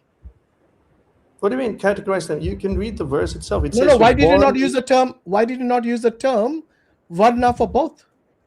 Varna for who? For the one Varna. For the one that you said is based on guna, and also for the one that's based on the previous karma. Okay, Why this did is you use not the term difficult, family? my friend. Okay, hold on. So when you're born, the varna that you have, if you want, okay, fine. I will concede that if you're born, when you're born, the varna that you have is the varna of your family. But later on, that can change based on your gunas and karma. Finally, you agree. So your birth is called varna. Yes, that's what I've been It's saying by the whole time. birth. It's varna, it's not jati. It's by birth. But it can change. Yes. That it wasn't the question. Yeah. You're playing these games again. All you do is you change the goalpost every time, and then you have to concede that you are wrong. In fact, this is the first time you have conceded you were wrong. No, I didn't say I was wrong. Remember, you remember earlier, you don't want a concede he Muslim was to wrong, tell there was another a Hindu trick. how to do. Now I've done exactly that. I've been Mate, telling you have- all I've along. Wait a conceded- minute. You have been caught red-handed for the first time, because this No, time you I have- conceded that it is called varna. Based I on birth. literally have been saying from the very beginning. Can anyone on the side chat, please, have I not said it from the very beginning that it's varna, make a not funny Yeah, jati? but hold on. Is it varna based on birth or not? The varna that you're born into is based on birth. The varna Thank you. that you Isn't that what I continue said to have- earlier? Yeah, that's No, what he no, that's said, not and what- then you called him an idiot, and you said, "Go on, smart ass, try and prove it." And you Yeah, went on a big exactly. long rant. I know you guys tag team each other, right? Good cop, bad cop. I don't You know, even when a non-Muslim comes here, whom we barely know, yes, you said, "Oh, you tag team." Non-Muslim, Stop playing the non-Hindu, yeah. victim all the time. Okay, Mate, you need to come admit on. when you're wrong. Be You need humble, to like you admit- said. you need to You're admit the that exact you opposite you of have humble. basically- When you have been corrected, you want to remain arrogant. You're the exact opposite of someone who is humble. You Hashim, would disagree with you the one Shankaracharya. question. In fact, you know why I brought up the Shankaracharya? Because of the term jati. You disagreed with the term jati as well. Again, Hashim, can I ask you one simple question, right? Just one simple question. From the very beginning of this conversation, right? Have you said one's birth determines their jati, their caste? And I said repeatedly, again and again and again, varna, varna, varna. Did that happen or not? Did I not? Okay, look here. Don't answer. Let me remind you. I'll answer your question, but let me remind you about one thing. Don't reply. Let me remind you about one thing. Did you not say? Did you not say that? No, don't answer. When you're born, when you know that's the reason you change the term to family. He's not asking a question. He's rhetorically telling you something. No. When I do that, you're like, oh, don't. No, you're doing a different thing. You are asking. You are asking. You have been called red-handed, man. He's Switching only words using again. question phrasing to give a rhetorical statement. Did you not say? Okay, what is your question? I'm not scared to answer. What's your question? Answer the question with an answer, not a question. Go on. From the beginning of this conversation, did you or did you not refer to the birth that one has as jati or caste? And I have said repeatedly, it is varna. Okay, what was? Yes, I have used jati. Okay, I agree. Thank you. Let me answer the way I want. Will stop. No. That's it. What do you mean? That's it. No. You're not going to call the shots here. Well, okay. Playing games. Remember, you're the guest here. We are the host. You don't call the shots here. I'm not going to have a conversation with both of you. Tag teaming. No need to play the victim card all of a sudden when you have been cornered and caught red-handed for your arrogance. Well, when I had you absolutely cornered, you just literally flipped to Hashim when you feel like it. So yes, whatever. Exactly. Okay. Anyway, look, Kevin. Let me tell you where you were wrong from the start. You kept saying that the varna was based on your gunas. Am I right? Did you not say that the varna is based on the gunas? You're going to have to give me the ability to respond to Hakim. Okay, I think we have had enough of you, so we will let you go. Okay. All right. But I think you should go and find out the meaning of the term chandala. It is not shudra. Number two, find out the meaning of the term jati. It is based on birth, which I've been telling you all along. You kept saying varna is based on your gunas. I said the term guna is not mentioned in any of those, any of the words in that passage I gave you from Chandogya Upanishad. Do you remember that? Yes. Good. That's exactly what I meant. But if you're using the term varna and the term jati interchangeably, I have no issues. But you didn't do that. I don't use them interchangeably. Exactly my point. For you, in order to determine a varna, is the vocation important for you or not? The varna that you're born into is based on your previous karma. I'll say this one more time so that it's really, really clear. I hope it is super clear. I don't think this is really that difficult. Okay, but I just want you to include the factor whether your I will. gunas are required in order to determine your one-night birth or not. Okay, great. I will answer it completely. Hopefully, I will be complete in my answer. The varna that you're born into is determined by your past actions alone. The gunas and the actions that you perform in this life determine whether you continue to stay in that varna or you go and change into a different varna. Okay, is this clear? That's fine. It's clear. So now you're using the term jati and varna interchangeably. Am I right? I've never used the word jati. Okay, because you don't know the meaning of it. That's the reason. But because it is called jati, in fact. You can define it all you want, but there is not a single verse that defines it that way. Well, you haven't provided a single verse which defines the term chandala. And at least I gave you a reference from a scholar, which you denied. You haven't given me anything.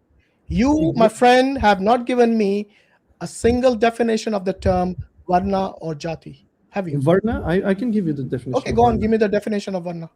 Okay, give me a second. You're going to bring up actually Bhagavad Gita, am I right? it to you, right? Are you going to bring up Bhagavad Gita? Give me a second. Okay. By the way, just want to remind you of one more thing. You use the term lower birth for the chandala.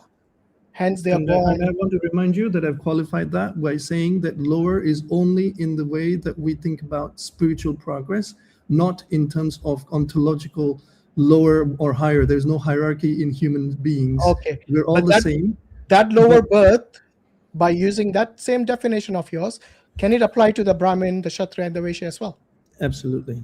Good. So then it's not only for the Chandala. Correct. Good. So now answer the question: why are the Brahmin, the Vaishyas, and the Kshatriyas? I thought I was looking up the word Varna for you. Yeah, not considered on the same level as a dog and a pig. Because in those birds, it is easier to make spiritual progress, but it is still possible to go back down and not make spiritual progress. So the state of the world today, lots of so-called people that are born into Brahmin families engage in nothing to do with truth seeking or spirituality. They wouldn't be considered Brahmins. That's fine. I got the point. So it's an equal playing field, whether it's a Chandala or a Brahmin. Am I right? Correct. Okay, then why is one at the same level as a dog and a pig, the Chandala, and not the Brahmin if the playing field is equal? Are all people that are born in different families on the same equal playing field? No, they don't have the same ability. The playing field is equal. You already conceded. When I said playing field, okay, so when I say playing field, I mean that all people are spiritually, equal obviously, in spiritual quality. playing field. Spiritual playing field, everyone is capable of realizing the truth. Again, this I can quote you literally from the No, Gita. I'm saying in that passage of Chandogya Upanishad, according to you, the spiritual the playing field is the same regardless of your past karma. No, they don't have different. Not Okay, everyone. so then they are not equal then. Even based on your theology, they are not equal then.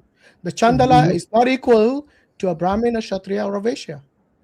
In terms of the ability for them to make spiritual progress, people have different situations that they're in. I mean, this is not very controversial at all, Hashim. Yeah, but then it applies to all four of them. That's what I keep telling you. That is correct. Absolutely, that is correct. So either you agree the playing field is the same or they are not. So you're saying the economical situations of people? No, I'm not talking about equality. I'm saying for the ability to attain spirituality, is the playing field the same for every child born in a Hindu family, regardless of their Varna? So let's look at this. I can't be more clear than that. Yeah. Well, so clip it remember together when he previously said absolutely not. The playing field is different. It's harder for them. Now he's making a U-turn. He does it every time. Have you noticed that, Islam? No. Every time he's cornered, he makes a U-turn, and then he substitutes a different word as if we won't catch him out. We did every time. I don't know if you noticed that. I'm glad this is being recorded, and people can make their own judgment. They certainly can, and I think people are making their own judgments. They will. They will when they find out that Shudra is not equal to Chandalas. Let me clarify this, right? So when a person is born, they're born into a particular family, and that family can determine their Varna at that stage. But as they grow older, the things that they do with their circumstances determine their Varna. Then at the time that they get married and have children, that Varna now probably is different from the Varna that they're born in. And so therefore now, if let's say at the time that someone has a child, that person could, let's say, be a Shudra now, right? Again, so that what that means is they're now in a state where their parents are not helpful for spiritual Dude, you're waffling. progress. You're not answering the question. You're waffling now. I've given you an exact... Okay, what is my question? Let's see if you understood my question. What's my question?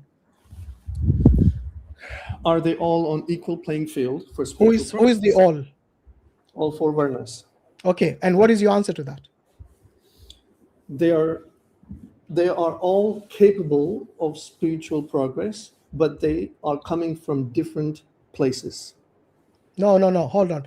If they are all equally, they have the equal opportunity to make spiritual progress, or but their starting positions are different. Hold on, let me finish. Or spiritual decline. Am I right? Is that what you're saying? So it's kind of like, let's say if you think about a race, right? The Brahmins are starting at a forward place, than the Shudras, but all of them can make a progress because they all can run, and their ability to run is the same, but they all have different starting positions. Oh, wait a minute. So why is a Brahmin having a different starting position? Because their than families a Chandala? already are in that particular. So again, remember, I define the Brahmin family as one that is already pursuing spirituality. Not necessarily. You know that. In reality, that's not the case. In I'm fact, telling you are the one who just said some Brahmins don't care about religion. They're just and wasting their I time. don't consider them as Brahmins. Oh, wait a minute. So it's not based on birth then? Correct. That's what I've been saying the whole time. So you're saying the Varna that you talked about, the Varna that you're born in and the Varna that you can have later on might not be the same. No, but I'm asking, from the Varna you're born in, why would someone have a different, why does the Hindu theology discriminate from birth by giving them different starting positions? Because of the karma that they did in their past life. Okay, so it's not equal playing field then? They have different starting positions. It's not equal playing field then? They have the same ability to make progress. No, but they it's have not different equal. You know what I mean by in equal that playing case, field? the If the scripture starting has point is nothing to different, do with making then it's not equal progress. playing Then. field. Admit it, man. Come on. No, it's even worse than that, because he's now said that the scripture has nothing to do with you guy's making so progress, because the difficult. Brahmins have access to the scripture much more than the other ones do. Yeah, that's what I'm telling you. Again, so I what mean, does that imagine- mean? The scripture is useless to make spiritual progress? That's, oh man, this is getting real bad. Is a Brahmin, It is exactly once a what I've been telling all along, that Hashim, in the Chandogya Upanishad, it shows the caste discrimination from birth, which you just admitted now without even realizing it, by saying that they have different starting positions. So it's a discrimination from the day you're born. And that was the point all along. Okay, anyway, Will, I think we gave you enough time. We're just going around in circles, but it was interesting speaking with you, even though a bit difficult. But thanks for your patience, and hope to see you again. I think the feeling's mutual, guys. And Hakim, no hard feelings, mate. But look, I've enjoyed the conversation, and whether you think that I know what I'm talking about, it's probably irrelevant. But I appreciate your time. Thank you. All right, thanks, mate. Take care. Bye. Alhamdulillah.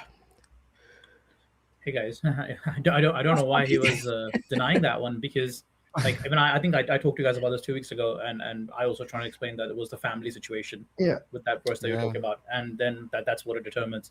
But yeah, it was. One thing I'm really confident about the discrimination in the Hindu societies is the caste system. In fact, they can never get around it. Doesn't matter how intelligent they are. They will eventually have to admit that there is discrimination from birth, from day one. They will have to. Doesn't matter how intelligent you think you are. And that is the reason someone as intelligent as B.R. Ambedkar, Dr. B.R. Ambedkar, who has a PhD and who is well versed with the Hindu scriptures and so on. I mean, even he had to change his religion because of the caste system. He went from Hinduism to Buddhism. And there are many like that. In fact, all of them will disagree that, will agree that caste system or discriminating from birth is wrong. They will all disagree. But in reality, they all have to practice it because it's so well intertwined within their religion. You cannot separate caste system without removing Hinduism completely. And it's this so is, well intertwined. It is, and what fascinates me is when you zoom out and look at the bigger picture, right? Your previous karma means you were different then than you are now. Again, this is the reality depending on this duality. You can't have non-duality and have any of the stuff that's been discussed. Like it doesn't fit together.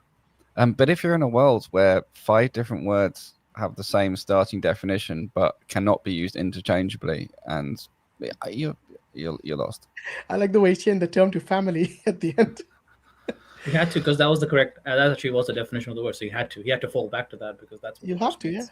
Yeah. Because thanks to you guys, actually, when I had a conversation, I really looked into the caste system more deeply, and I have to admit that there are problems, and that's something I think as an Indian and so we have to fix it. We still haven't fixed it. It's still a big problem. Bro, you can't fix it. That's the thing. That's the reason B.R. Ambedkar gave up on his religion. Because if it could be fixed, then he would have actually made efforts for it. I think he did, and he eventually realized it's not something that's fixable unless you remove Hinduism itself. Because, like I said, from the day you're born, you cannot be a Hindu without attributing a particular jati to you can't. That's the reason this new converts, like the Europeans that we spoke to, this Ukrainian guy at Speaker's Corner, he was given the caste of a Chandala. Yes, I saw that. You know how we translated it? He translated it from his guru as a dog eater. Yeah, I remember that. Oh, that was I think your video is viral on that one because that's why I saw that first time. I was like, what is he saying? Yeah. No, but that's exactly what they're taught by their gurus. So this Ukrainian guy actually went to India.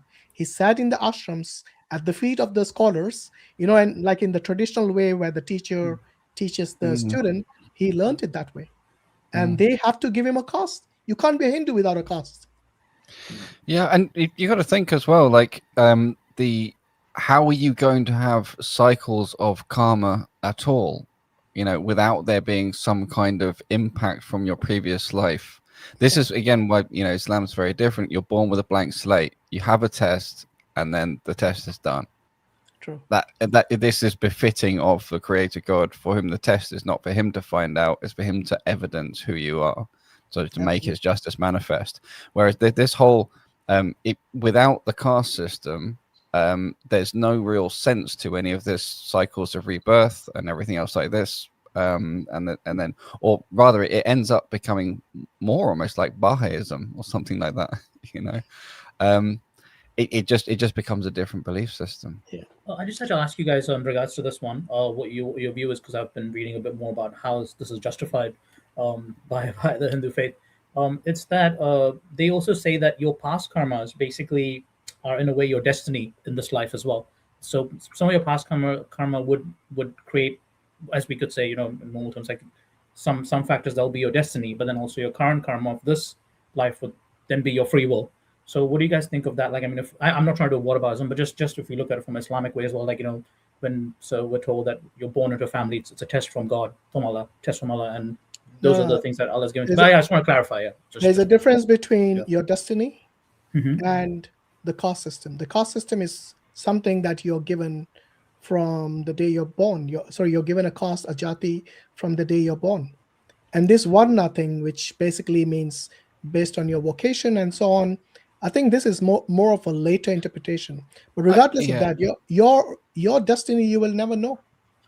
Yeah, I think that the point to clarify here really is that in Islam there's no superiority of black over white and so on and so forth. So we're very averse to the prejudice labeling. It's the one's character, and people are only superior in terms of their iman, and that's only known to Allah. We very much sort of resist and don't really have this sort of a label that's to be used by society with regard to what your destiny is. So it's not something where we can judge, and that's sort of the real difference with this caste thing. So yes, Allah knows what we're destined to do. We do still have freedom of choice, but He knows what choices we're going to make. Yeah. And we also distinguish carefully between sort of freedom of intentions and freedom of will in terms of your actual actions that occur. Like what actions occur are only what Allah permits. So does that answer your question, or is that just a sort of scattershot and we need to pick it apart a bit? Oh no, that's fine. I was only just giving my view that this is something else that I read, that the philosophy is that the past karma kind of just in reference to the Chandogya Upanishad that you quote, Hashim, is that kind of just is setting up your destiny, you could say, or some factors that will be predetermined by your past karma, and then this life would give you a chance to that's a big difference, obviously, is that we believe we were created as souls long before we were put in our bodies, but there was no sort of sins and stuff we don't know about past life or anything. We're blank slate from the start, and then you only really sort of accrue sins once you reach the age of majority. And even this notion that your karma is your current jati or varna, if you want to call it, I don't know. I prefer the term jati, based on your previous birth, is still unjust. Because the question is, why would a person be categorized as someone of a lower birth or of a dog or equal to a dog or a pig at the same level if they don't know what they did in the past life. But then wouldn't that be also the test, Hashim? Like, I mean, for example, if we say that, like, you know, you're born into a poor family, you're born with some issues, even as a Muslim, let's say, or Christian, A whatever, better analogy test, as right? a Muslim would be me. I was born into an atheist family, so in a Yes. sense, I had a disadvantage spiritually in terms of Yes. reaching Allah. However, it's a bit. So on the surface, it looks like a good. Well, it is a good analogy for it. On the surface, it looks like disadvantage, but the thing is, some people, you know, might be born into it in a sense. They've got a kind of head start, but actually, they you know, they might then sort of look at the grass as greener on the other side, and that'd be a really big temptation for them, you know. So the way we see it is Allah knows where best to put people, so he puts people where they will reach their optimum, whatever their optimum is, and the end result will be this manifest evidence essentially for what kind of person you are, and whether or not there could be a role for you in Jannah. In fact, Allah gives hidayah, gives guidance to people who are sincere and who seek the truth. So this is not something like they are given they are at a disadvantage. And in Islam, your afterlife is determined in the state you die upon. So it's not the state you're born in or that you went through life with. It is the state in which you die at the end. So someone could be born a Muslim, very pious all their life. Towards the end of that life, they reject God, they become atheists, and they die upon shirk. Okay, so Allah will determine your Allah will guide you based on how you lead your life, and that is the free will you have been given. So, you know, it's not like Allah has made the choice for you. Ultimately, it is you who make the choice of obedience or disobedience, of doing good things or sinning, you know. So this choice is always yours. Otherwise, why would Allah hold you accountable? The reason for that is because you're the one who is making that ultimate choice, and then Allah makes that reality for you. So, for It's example, interesting. if you're going towards good, then Allah will make that path easy for you. If you're going towards bad, Allah will give you several opportunities, will give you several signs, will give you several reasons to attain belief in Allah, for example, to give you guidance, give you hidayah. But you keep rejecting it every time. Yes? But certain people, they would accept it. When they see a few signs, they'll say yes. Like, for example, Brother I.Hakim, I know he's had a long journey in this, but ultimately he put he put forward and he said, okay, Islam is the way for me. MashaAllah, his name is also Islam. So you see, these opportunities came many times in his life. I'm sure he's rejected many times, but ultimately he submitted to Allah subhanahu wa ta'ala. But there are certain individuals, they will forever remain arrogant, forever continue rejecting the signs they're given. There's there's a really interesting little detail in there, though, because through certain kinds of arrogance that leads to justifying certain kind of games, you can avoid allowing the understanding of the guidance to actually land. You can sort of, you can imagine like a heat-seeking missile coming for you, and you're launching the chaff out and trying to, like, you know, throw it off because you don't want it to land. And there's all these different games you can see being played. You know, that I recognize because I used to play them, not knowing, you know, what I was doing. And these do all come back. They're almost like a measure of arrogance. And if that's all put to the side and the message clearly lands of who Allah is, what Islam's core is, who Muhammad Sallallahu Alaihi Wasallam was, what the framework is, what the evidence is, and so on, then you will follow it. This is the thing. But, you know, does it clearly land? I really don't think I've ever seen, and I'm not sure how it would even work if it actually really clearly lands and someone still accepts it, someone still rejects it. I understand those people are supposed to exist somewhere. I've still still yet to find them. But we do know from Quran that such people do exist, and yeah, that's true. Yeah. And those people, who are continually, rejecting the signs from Allah, the opportunities given to you, then Allah will eventually make that path for them easy as well. So they will continue doing the bad or the route that they have selected now, and Allah will make that path easy for them. So you see, ultimately, it's your choice. It's not something that's been determined for you, predetermined for you. But Allah knows everything. Yes, what choices you're going to make, where you're going to fail, what opportunities you rejected. Because Allah, in fact, in the Quran says that He will not punish you until He has sent a messenger to you. So, Okay? And the message comes in different forms. Yeah. Well, yeah, one way of sort of clarifying what I was saying sort of more succinctly in this is an external observer, especially a Muslim external observer, watching me and Kareem have our discussions, would be able to count over 100 times hundreds of times where I rejected Allah and rejected the message of Islam. But in my head, by the time it had got to my head, by the time I understood it, I was rejecting something slightly different. I rejected a lot of false concepts, a lot of misrepresentations, but the misrepresentations were being generated in my head from my perspective because of the way I'd been taught, and the sort of ego and arrogance and other things like that made me hold on to the ways I'd been taught, and letting go of it allowed me to see other ways better. So yeah, it's very, very interesting journey. It is interesting.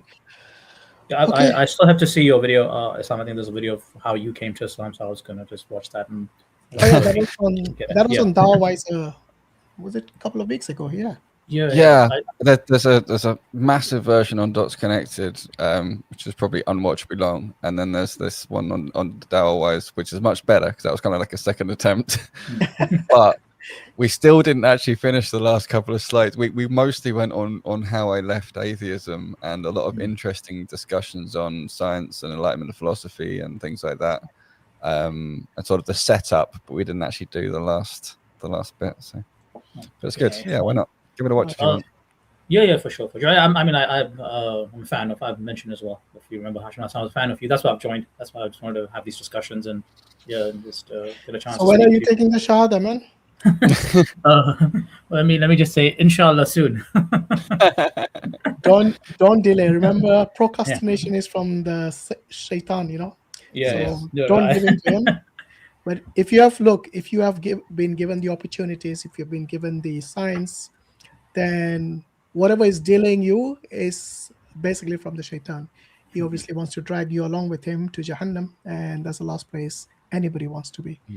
You don't want your enemies to be there either. So anyway, I think if you have found most of the truth, and there's always something that you'll have to research and do anyway. That is something which even we as born Muslims have been doing all our lives. Education is from the cradle to the grave, as they say. So the main thing is the fundamentals. Do you believe in a God or you don't? I do. I do believe in a God. I think that's why I'm here because I'm just trying to find. And do you believe that God is one, unique, and He doesn't have any other partners or any other associates or anything? I believe, that makes sense to me. But yeah, that's what I'm trying to kind of search. But one thing I just want to ask, guys, was that what was the topic today? I just missed what the topic that was in there. I was just curious about that because I was just wondering because when I log in and I was on the screen now.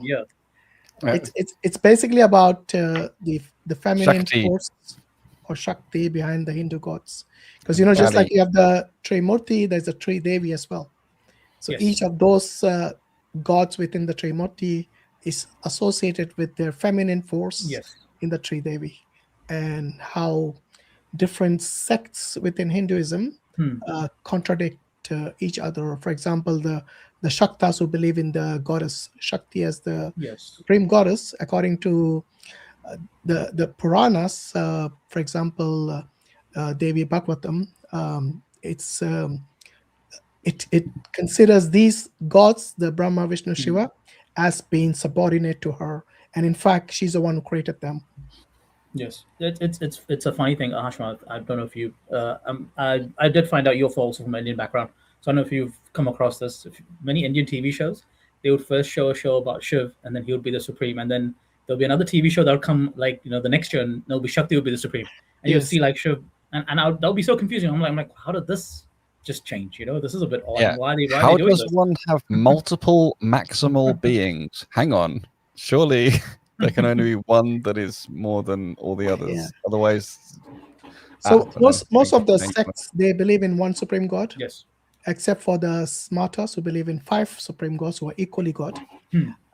But then, yeah, like I said, there's a lot of contradiction because they somehow respect the other gods as well, being equally God, even though they consider maybe Shiva as the supreme God, but they say, oh, Vishnu is also God. It's okay. Let's all live in harmony. But in reality, it's never harmony. It's always opposition. And you see this in the scriptures itself. Because like Devi Bhagavatam, because they belong to a different sect, they will speak badly about the gods in the other sect. Same thing, like the Mohini and the Shiva story. This is from the Vaishnavites. They have reduced not only Vishnu to a female goddess like Mohini, but Shiva basically lusting after her. But that's also symbolism, right, Hashim? Like if I have to be honest, it's also symbolism about consciousness. What does the symbolism signify? What is the lesson you get from that? How can God get aroused and ejaculate looking at a female naked form? Come on. The symbolism is just that consciousness can. I mean, no, sorry, not consciousness. The right word would be that strict asceticism can also be distracted by the Maya of this world. So that's exactly the point. If this person is like the Mahayogi, he's the one who is like the top yogi who knows how to control his will and everything. So if he is the one who gets aroused and ejaculates seeing a naked woman, which is basically like a human trait, isn't it? This is the weakness of human beings. What is makes it, when you equate that symbolism of a normal human being with that of a god, regardless of whether he's a semi-god, demigod, still a god, right? There's a subtle implication here that the method doesn't work, because even when you reach that supreme level, it still doesn't work. Doesn't do what it's supposed to, what it says on the tin. So yeah, I agree, Sam. I think for some reason we've just been conditioned that look at this, that look, if someone even at that level is distracted, then even you can be distracted. So you need to work hard not to be. It's like that kind of odd and that's exactly the point I'm making. Thing. And that's why I think the problem comes. It's equating a god to a normal human weaknesses. Yeah, because so for example, we don't of course we look up to God in appropriate ways, but we can't compare ourselves to him, so we can't use him as a standard to try and reach.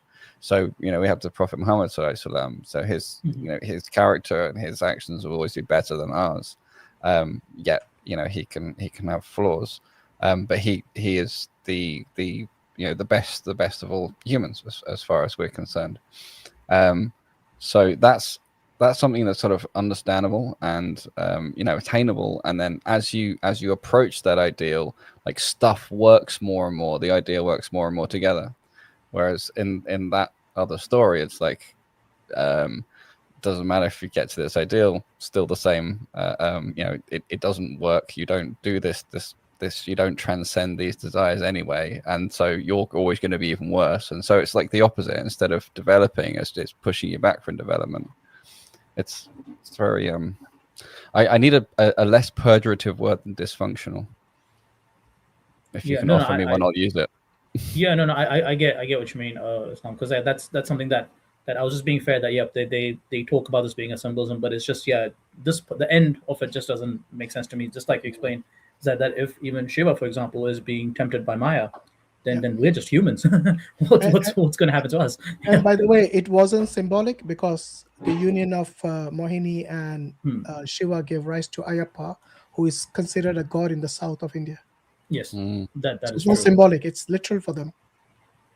Yeah, I think that's the apologetic defense of these stories. That's the only way that you can. That shows the contradiction between the main you did your best. You did I did my best. Give me that. Yeah. One thing I did want to say before I forget is it relates to something you said before about your sort of studying and searching regarding the questions Hashim was asking on the nature of God. So I've got like something like 40 odd books on thermodynamics, right? From engineering style stuff to like the foundations, the mathematical physics approach, and statistical mechanics and quantum craziness and stuff. Yes. But if you start with the basics of thermodynamics, start with the basic laws and how the basic ideas go together. Sorry, we lost you, I.Hakim. Your audio. Can you hear me? Yeah, now we can hear. Okay. So if you start with the basic laws, it's still not good. Oh it's man, it's better now. Yeah, that was good. You need to come closer. That means. No, I think it's just if I move, the bit rate disappears. So I'll just stay very still. So if you start with the basic laws of thermodynamics and you start with the basic concepts, closed systems and temperature and pressure and volume and this sort of stuff, you get a basic decent understanding and things can develop and progress from there. But you wouldn't want to have to study and do all the exercises in all 40 books and go all the way to PhD level research in it before you say, okay, this stuff works. In fact, that would be logically impossible. You have to have already thought, okay, this stuff works and it makes sense in order to dedicate enough time to learn it to those higher levels to get that deeper understanding. So if you set yourself the goal of saying, I'm not really going to see if I'm into thermodynamics or not, or if it works for me until I've studied all of it, everything there is to learn, then you'd never, it's a set up to fail goal. So with that analogy, get it. I had this thought, this very, very exact same thought myself, because I came through studying physics. And it was an interesting conversation I had with Kareem. It was like, because I sort of wanted to learn, I wanted to understand the whole Quran, I wanted to understand the whole Sirah, I wanted to know all the objections from all the sides, I wanted to know all the different schools of thought, basically like, PhD in Hadith sciences before I take that step of the Shahada. And it's actually absurd, but it was something managed to make it make sense to me for a little while, and then when I thought about would I apply that anywhere else in my life or for anything else, would it even make sense, that's when it cracked for me. But that's the commendable part, I would say, Islam, because at least for you have that conviction now, because you can confidently, like you just told me, that I've done the research, I've done the work. No, but I'm nowhere near having done all the Hadith sciences and everything. This is kind of my point, was I've done what I can. I've done lots of work, but if I'd set myself the goal of already being a scholar level in Hadith sciences and said I'm not going to accept any Hadith until I'm all the way up there, or scholar level in tafsir, be my own mufassirun before I can read and understand something from the Quran, it's setting up an impossible goal, because you have to already. The reason being, I think, is believing that it works, and believing in the thermodynamics case, believing that it works is critical to be able to continue studying it. In the case of Islam, believing in Allah unlocks is like. In the case of Islam, believing in Allah and Muhammad sallallahu alaihi wasallam is like the key that decrypts everything else. You then get access to understand the rest of it. So that's kind of the key thing there. Yeah, maybe you should read up on the seerah of Prophet Muhammad sallallahu alaihi wasallam. Is that I think there's biography? Yeah, the biography. Yeah. Is it Ibn Ishaq? Ibn Ishaq, is that? No, that's pretty old. I'm pretty sure that. I think if you look at maybe the Sealed Nectar, that's a good start by Mubarak Puri. Yeah. Okay. It's an off-recommended one. I didn't personally find it like the easiest to read, and I've got quite a few series. They all have their different pros and cons. Yep. Yeah, because I've heard of Ibn Ishaq like being very one of the famous ones, but I'm wrong, I guess. Yeah.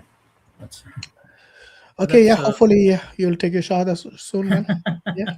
Inshallah. That's all I'll say. But make sure you let us know. You got my email address as well? No, I do not. Would love to get that though. I can stick it on screen because I just thought if you some people end up sort of like keeping a list of like the main sort of things, the main sort of questions or doubts or something, and it might just be stuff that I've already just exactly that one already.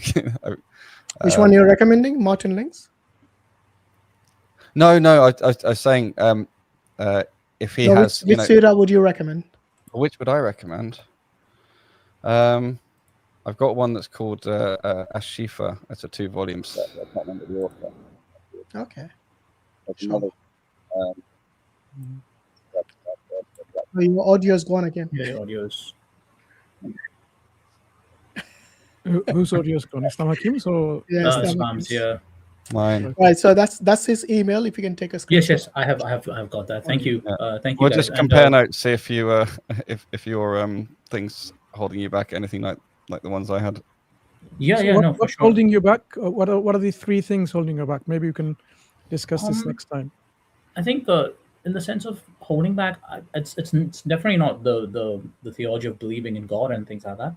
I would say it's just maybe studying the faith a bit more, and just would like to study the faith a bit more. That's all. And I just want to say, once you also have seen a lot of your videos on Speaker's Corner, you do a really good job with debating. I've learned a lot from you guys when it comes to debating. So that's one thing I can definitely say. That appreciate the content you guys put out. Yeah. Well, are you based in India? Where are you based? I'm based in New Zealand. Oh yes, that's right. Yes, okay. Yes. So all right. Yeah. Hopefully, you'll keep in touch with Brother Islam Hakim to polish out those few things that you want to probably learn or understand. But as I said, do not procrastinate. Once you have realized the truth, inshallah, take the step forward. Take the Shahada, and you can continue your research, your studies. In fact, once you become a Muslim and then you continue your research, everything you'll get rewarded for. Every step, every single line, every word you read, it'll be considered as hasanat, as a blessing in your scales. So do bear that in mind. Yeah, thank you. It's like trying to navigate through a woods with a blindfold or without the blindfold. You're going to get further and find more food. Which way? Yeah. Yes. No. I hope I'm in that list of. There's a correct me if I'm wrong, the Quran verse that Allah guides whom He wills. I hope I'm in that list then. Yeah. Remember, the choice is still yours, so you have to take the step. He guides who He wills, and you can ask Him. So if you think about Allah just as the God, which agree that there's one of them, then ask the God for guidance. Ask Him, say, if I got a blindfold on, please take it off. Whichever way sort of feels comfortable, natural to you, and that way you can't go wrong, right? Yeah, no, for sure. That's a good analogy, actually. Nice. Yeah, that's a good analogy. But no, thank you guys. I know there's a lot of people waiting. We probably want to discuss as well. Thanks a lot, All right, guys. take care. Talk to you later. Okay, bye-bye. Right, may Allah give him hidayah. Ameen. Guidance, yeah. Right, if anybody's wondering. So we got a Robert. I don't know if he's a Muslim or non-Muslim. Robert? Don't speak in this mic and offer you anything in this mouth. We now have that overlay. It's got a connections problem or something. I don't know what that is. I think he might have just gone and not realized something's playing in the background. Yeah, possibly. Based Unitarian. He's a Christian. Hello. Hello. Yeah. Are you a Christian? Yeah. What are you doing in a stream about Hinduism? I don't know. Well, to be you fair, do know, because it's a stream on Hinduism. No, if he was a Trinitarian Christian, it would actually make sense. But a Unitarian Christian, I don't know why. That maybe he's come here to declare his Shahada. Ah, I mean, inshallah. I am very interested in Islam. Okay. Good stuff. Yeah. So what's stopping you from becoming a Muslim? Do you want to share with us your 3 obstacles? Not necessarily an obstacle. I'm just like studying the faith more. Right. So let's start with Ashhadu. So let's just make it very, very simple. I mean, if you're studying it, so you understand the concept of God in Islam, in which God is one and only, unique, absolute, self-sufficient, independent. There is no lineage or there's no parentage, and there's no likeness whatsoever. Yes. Yeah. And does that make sense to you? Yeah. Okay, so this is the concept of God that we have in a nutshell in terms of what we consider God to be, the necessary being who has the most perfect attributes, which are absolute and any devoid of any imperfections or deficiencies. The next thing is this creator God has sent human beings throughout times as prophets and messengers to guide the people back, giving the same message why they are created, the reason and the purpose of their creation. And this is what you hear as Christian or a Jew in terms of the prophets and messengers that's been sent in the Bible. But we also believe that it's not just restricted to the biblical time and place, because God is just and merciful, and he sends prophets and messengers to all nations at all times, because that's how he demonstrates his justice and his mercy. He can't just let people go astray and then punish them, because he tells us in the Quran that he doesn't punish a nation or a community unless he sends them a messenger, and every nation, every community had a messenger. So that means the message that God has sent has always been the same, consistent, coherent, and throughout times this is something that God demonstrated his justice. This is something that you would agree with, right? Yes. Right. So one of those prophets and messengers had been Abraham, that you know. One of them had been Noah, Moses, Jesus. But in line with all of these prophets, there came another messenger who happens to be the last and the final. So that's the distinction and difference between, say, the biblical prophets that you know of with Prophet Muhammad sallallahu alaihi wasallam being the final messenger from the same God with the final message, given the final revelation called the Quran. So the Quran is distinct from the revelations that you're familiar with, in which we believe they were given to specific communities in the past for their time and their utility, only for them, only for their use and their utility.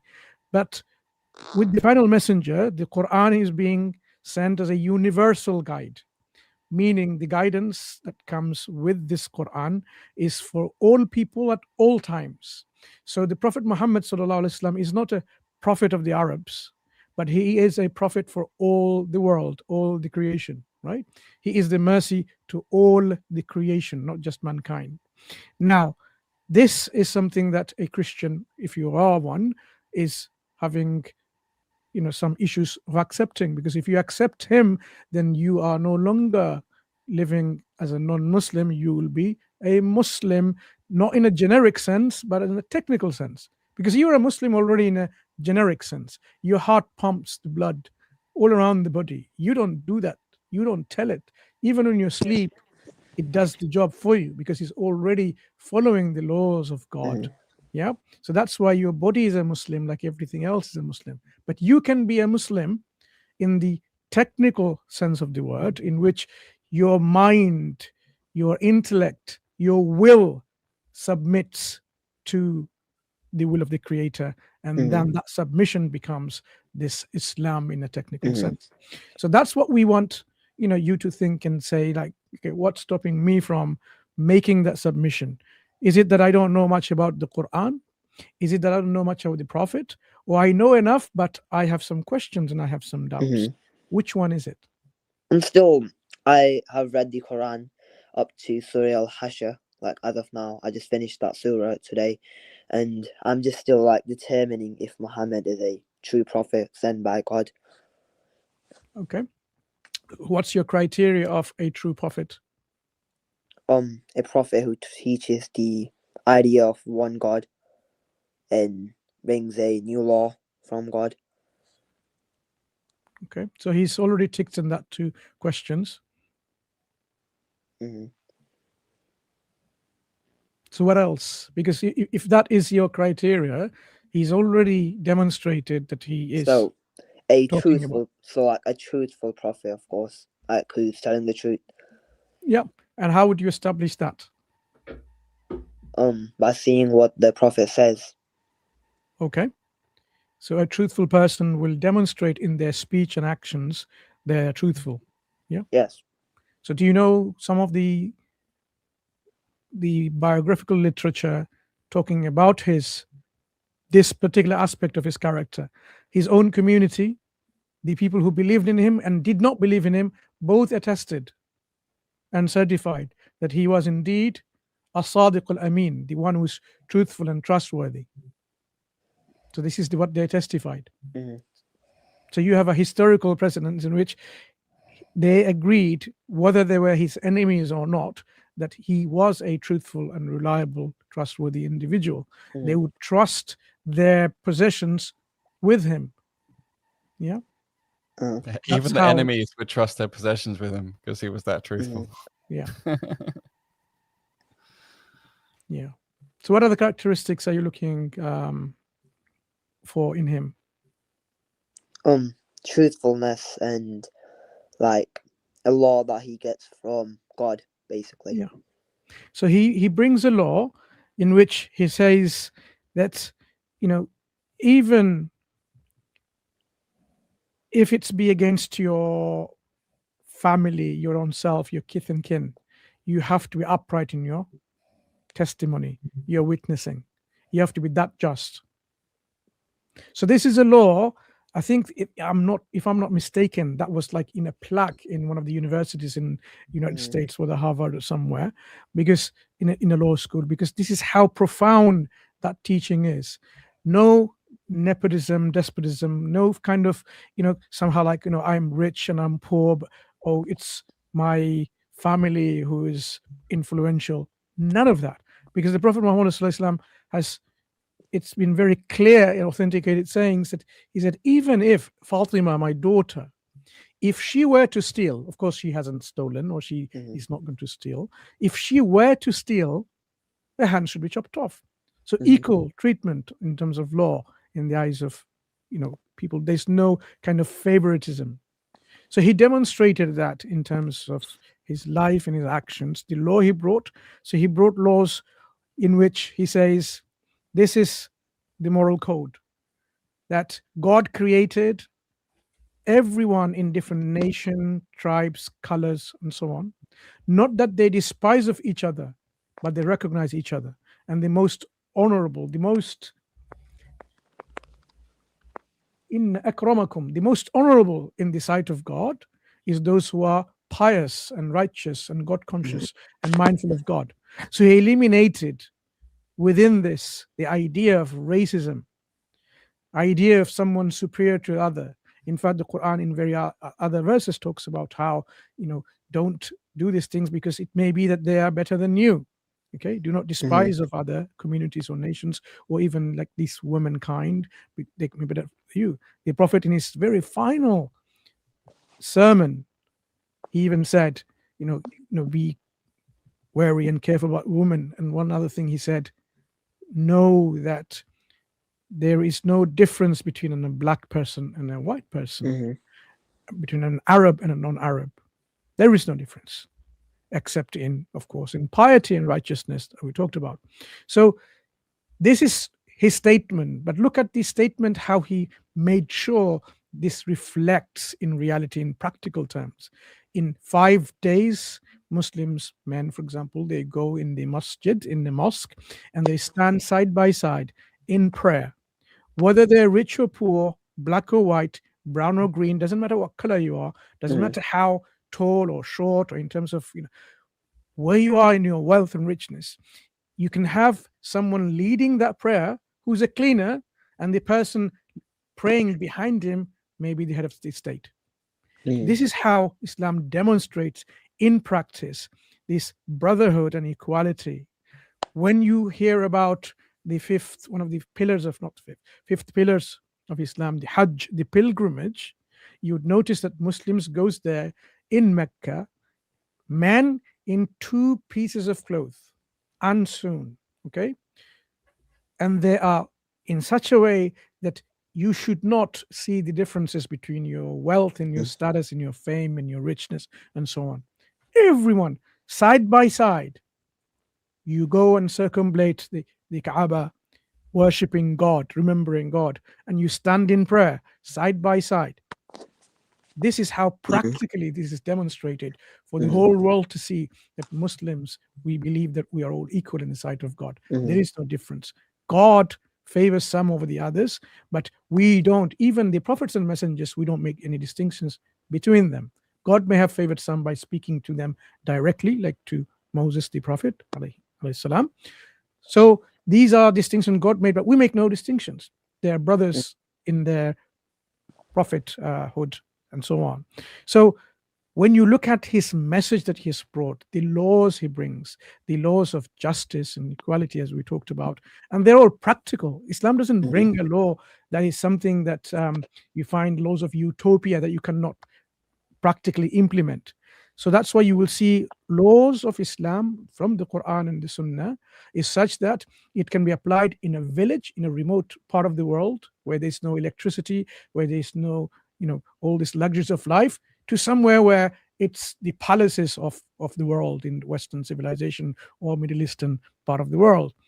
It applicable in both the places, because that's how practical and universal the laws are.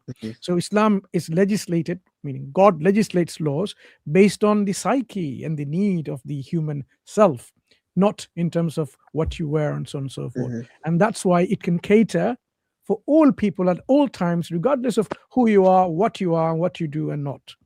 So this should be a point for you to reflect on, because this cannot come from an ordinary human being, because this kind of laws cannot come and be made by other than the creator of the whole world, who's knowledgeable and wise. The wisdom is something from this law, demonstrate that point.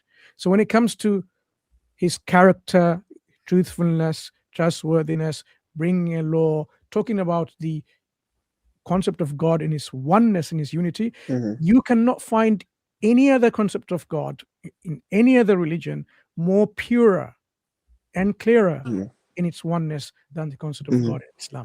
That's why it's known as Tawheed, making God one.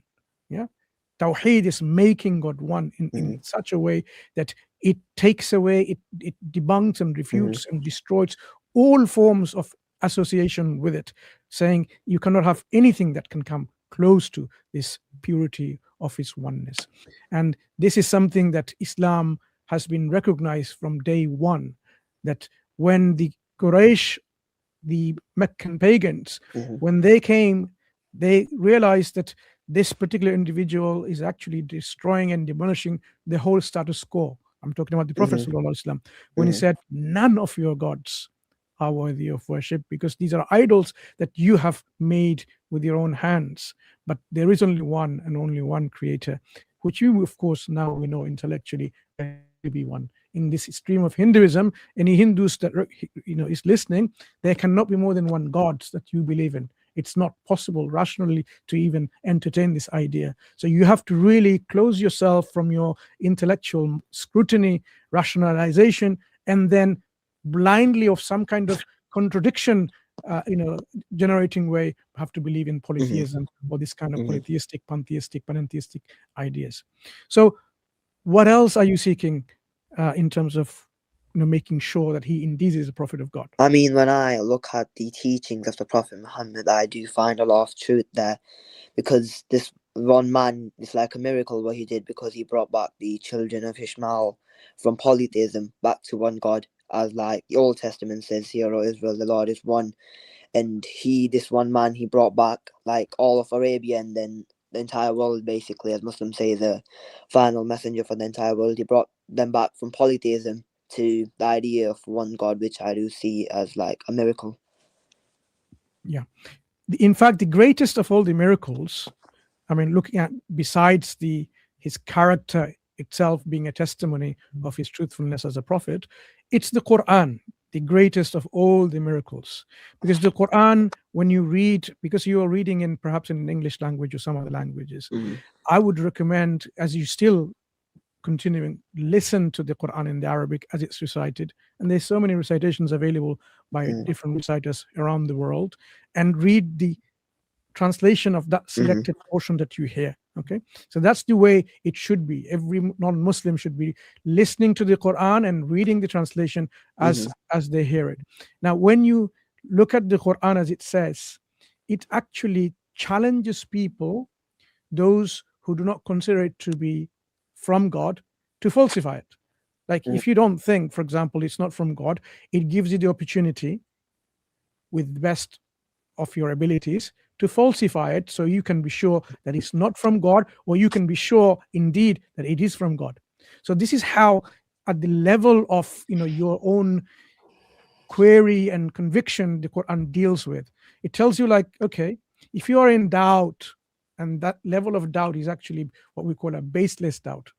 Some people doubt without a justified reason. So even if somebody doubted like that, what the Quran says, produce a chapter, a surah like the Quran, imitate it.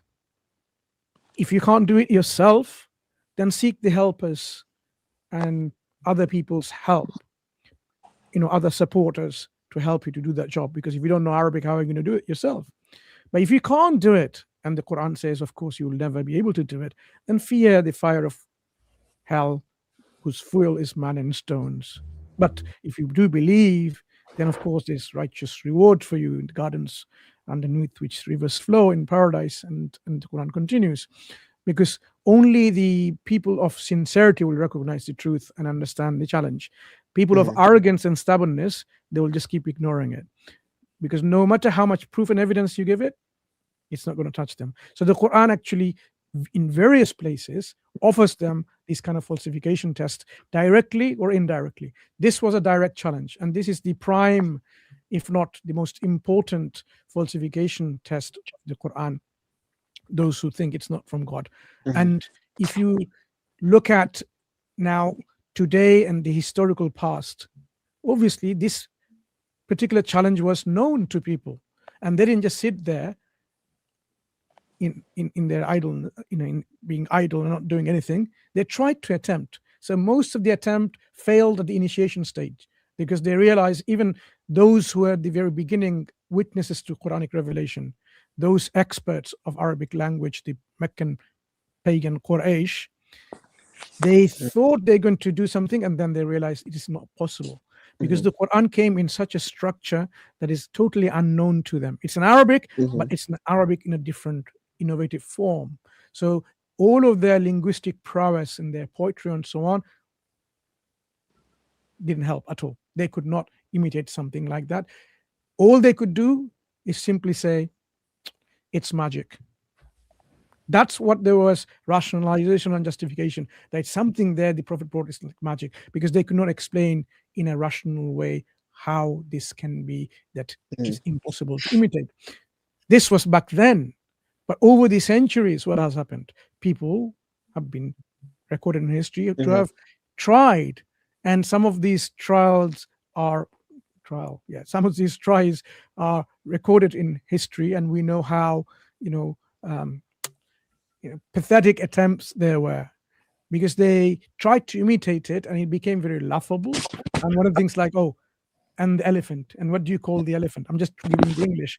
And it's got a long tail and a trunk, and Arabs would laugh at that kind of attempts, because it's trying to imitate the rhymes and the meter without the eloquent meaning within the content, because it has to be both. You can't just speak gibberish with a rhyme like la la la la la la and so on, and you think you've imitated it. It needs to be something meaningful, something eloquent as the Quran. But eloquence is not the arbiter in terms of judging, the challenge. It's the structure, the content, the meaning, the grammatical composition, and so on. All of it, all combined. So now today, fast forward today, you'll find a lot of them are available in the internet. Some of them in English, some of them in Bangla, some of them in Arabic. You name it, it's there. 99.9% are not even attempts understanding what the challenge is. They didn't even understand what the challenge is. So we have done, I have done personally as well, many examples of what the challenge constitutes in terms of the condition it needs to be fulfilled. Okay, and based on that, you need to then imitate the Quran.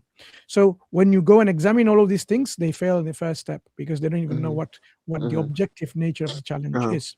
So when we then look and analyze those challenges, for those who think they are, because they don't say it is,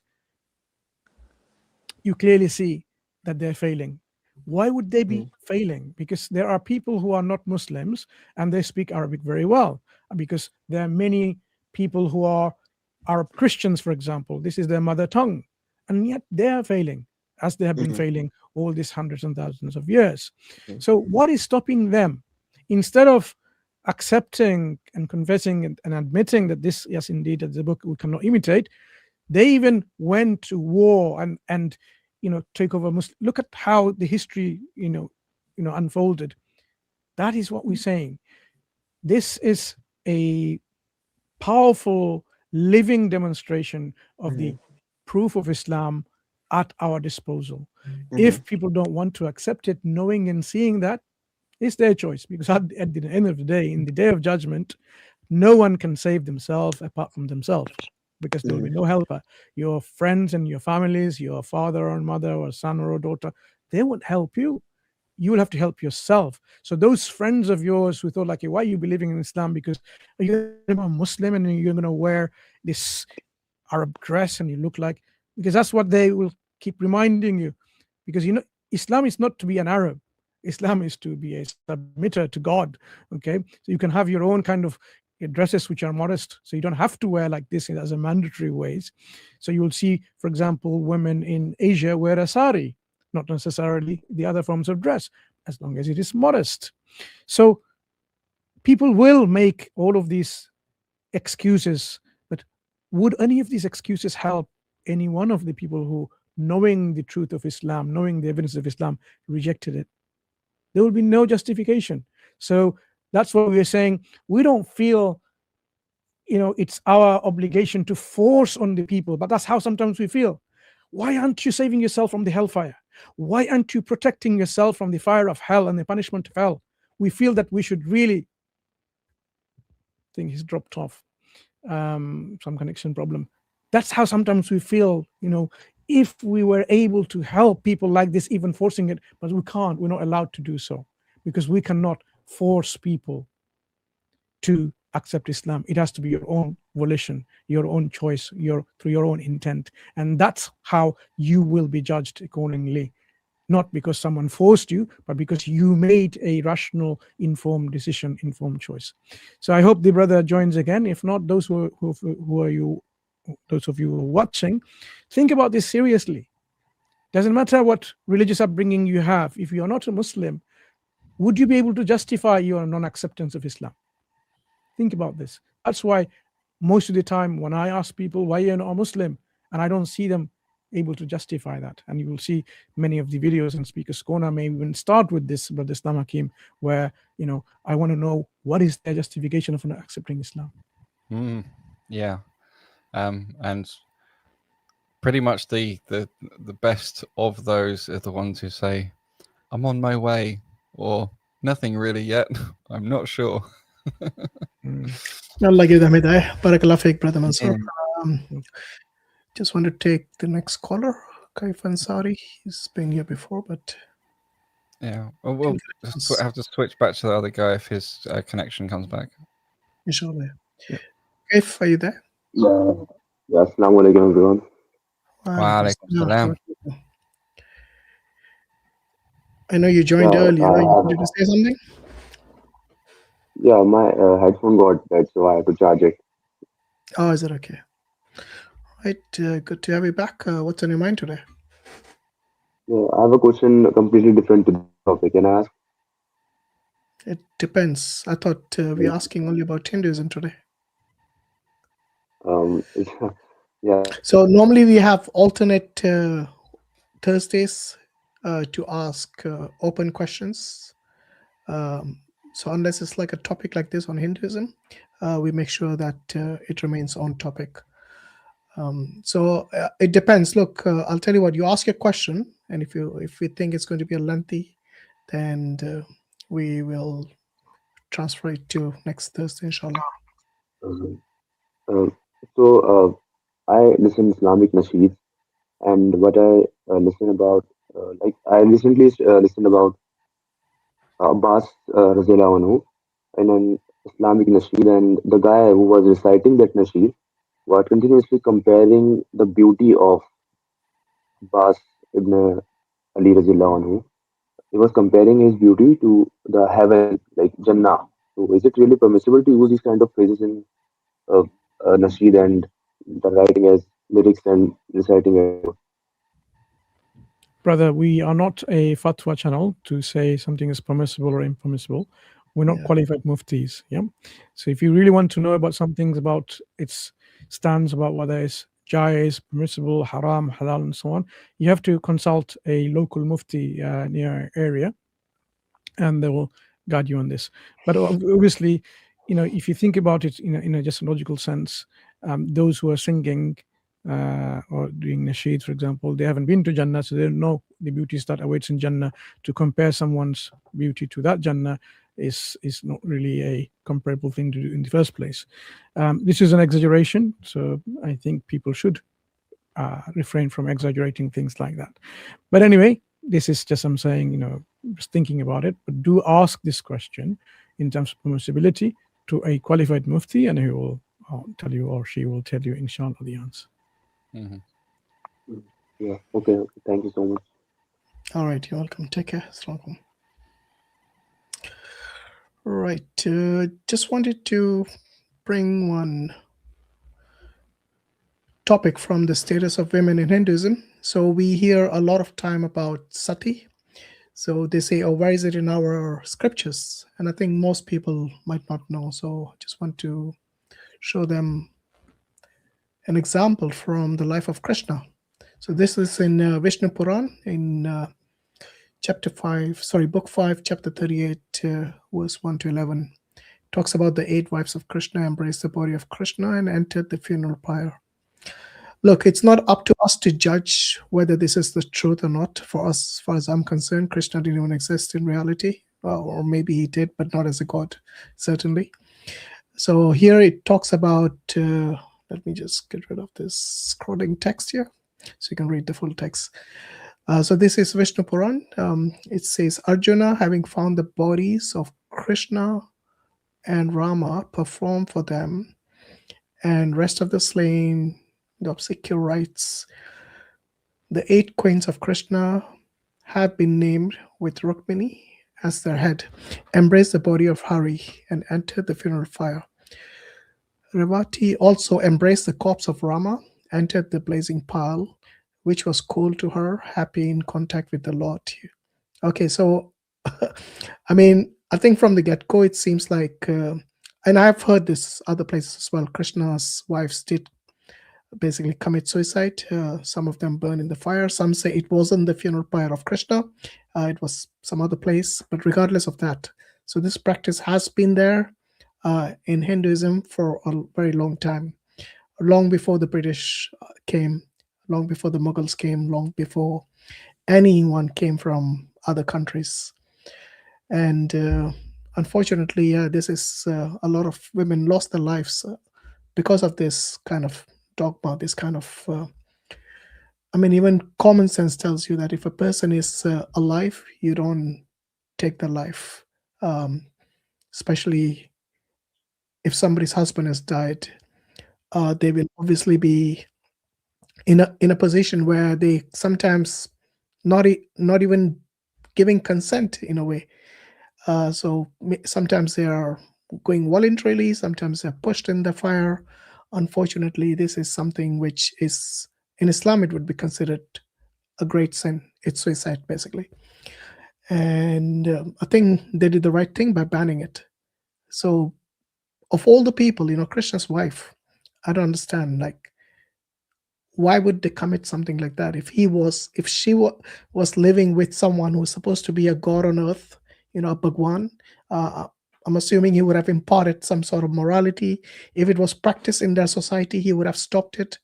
But can't see anywhere in the scripture. One of the things that, I mean, funny is the wrong word. One thing that's really odd about this story is that Krishna, at least according to many, is supposed to be already at this highest level. So what is it with him and his wife and purging the sin? Like, because the point is supposed to be to get to this highest level, or to get as close as you can to a purer level. But if he's with his wives and he's at the top level, then what would have been the point of the 8 of them going in the first place? Yeah, I think they try to justify it by saying that, well, for her, that was basically her life, Krishna's existence. Krishna is no more, so there's no point of her living. This is how I've heard some Hindus try to justify it. Others say that, they attain moksha. So I don't know exactly what is truth. But he could have just been reborn again, right? Because that's what they believe. Krishna has come back, so they could have just waited for him. Yeah. I have no idea. I mean, I don't think they wanted to wait that long. There's also other routes to moksha which don't involve getting burnt to death. So maybe try them first, at least. Yeah, I mean, one of the ways to attain moksha is if you're killed by one of these bhagwans. Do you know that? Ravan, who is supposed to have kidnapped Ram's wife, he attained moksha straight after Ram killed him. So I think he found a shortcut. Just kidnap the wife. This guy's going to come for me and he's going to kill me. But I'm going to attain moksha. Why would I go through this cycle of life and birth? This is a shortcut. So yeah, this is the other reason I've found from many of the people who kind of analyze these things is like the life of a woman basically is meaningless without the husband. So she can't get married. I don't know. Many Hindus say that the widow doesn't get married. Many of them say they can't get divorced. So even if the husband is abusive, they have no right to inheritance. Yeah, and that's the really dark undertone with this whole, well, now that Krishna's gone, what else have they got left? Well, if that's going to encourage these women to be treated that way, or to think that way about their husbands, or that their value depends upon their husbands, they have no value after their husbands have passed, what's the point in life? That is so many levels of wrong all at once. That's right. Right. So do we have any non-Muslims in the back studio? If not, I'll start taking Muslims, inshallah. All right. We'll see if we can finish so that I can sleep in time for Fajr. Alaikum. Wa alaikum salam. You've got a connection now. So I have some questions about like hadith and like things like that. Wrong Thursday. Yeah. Oh, my bad. So if you come next Thursday, inshallah, we can take those questions. By the way, what's your background? Kazakh, but I just recently reverted to Islam. My only real question is how can you explain the universe isn't a simulation? It's not. That how can you explain the universe is not a research paper simulation? that's come out recently.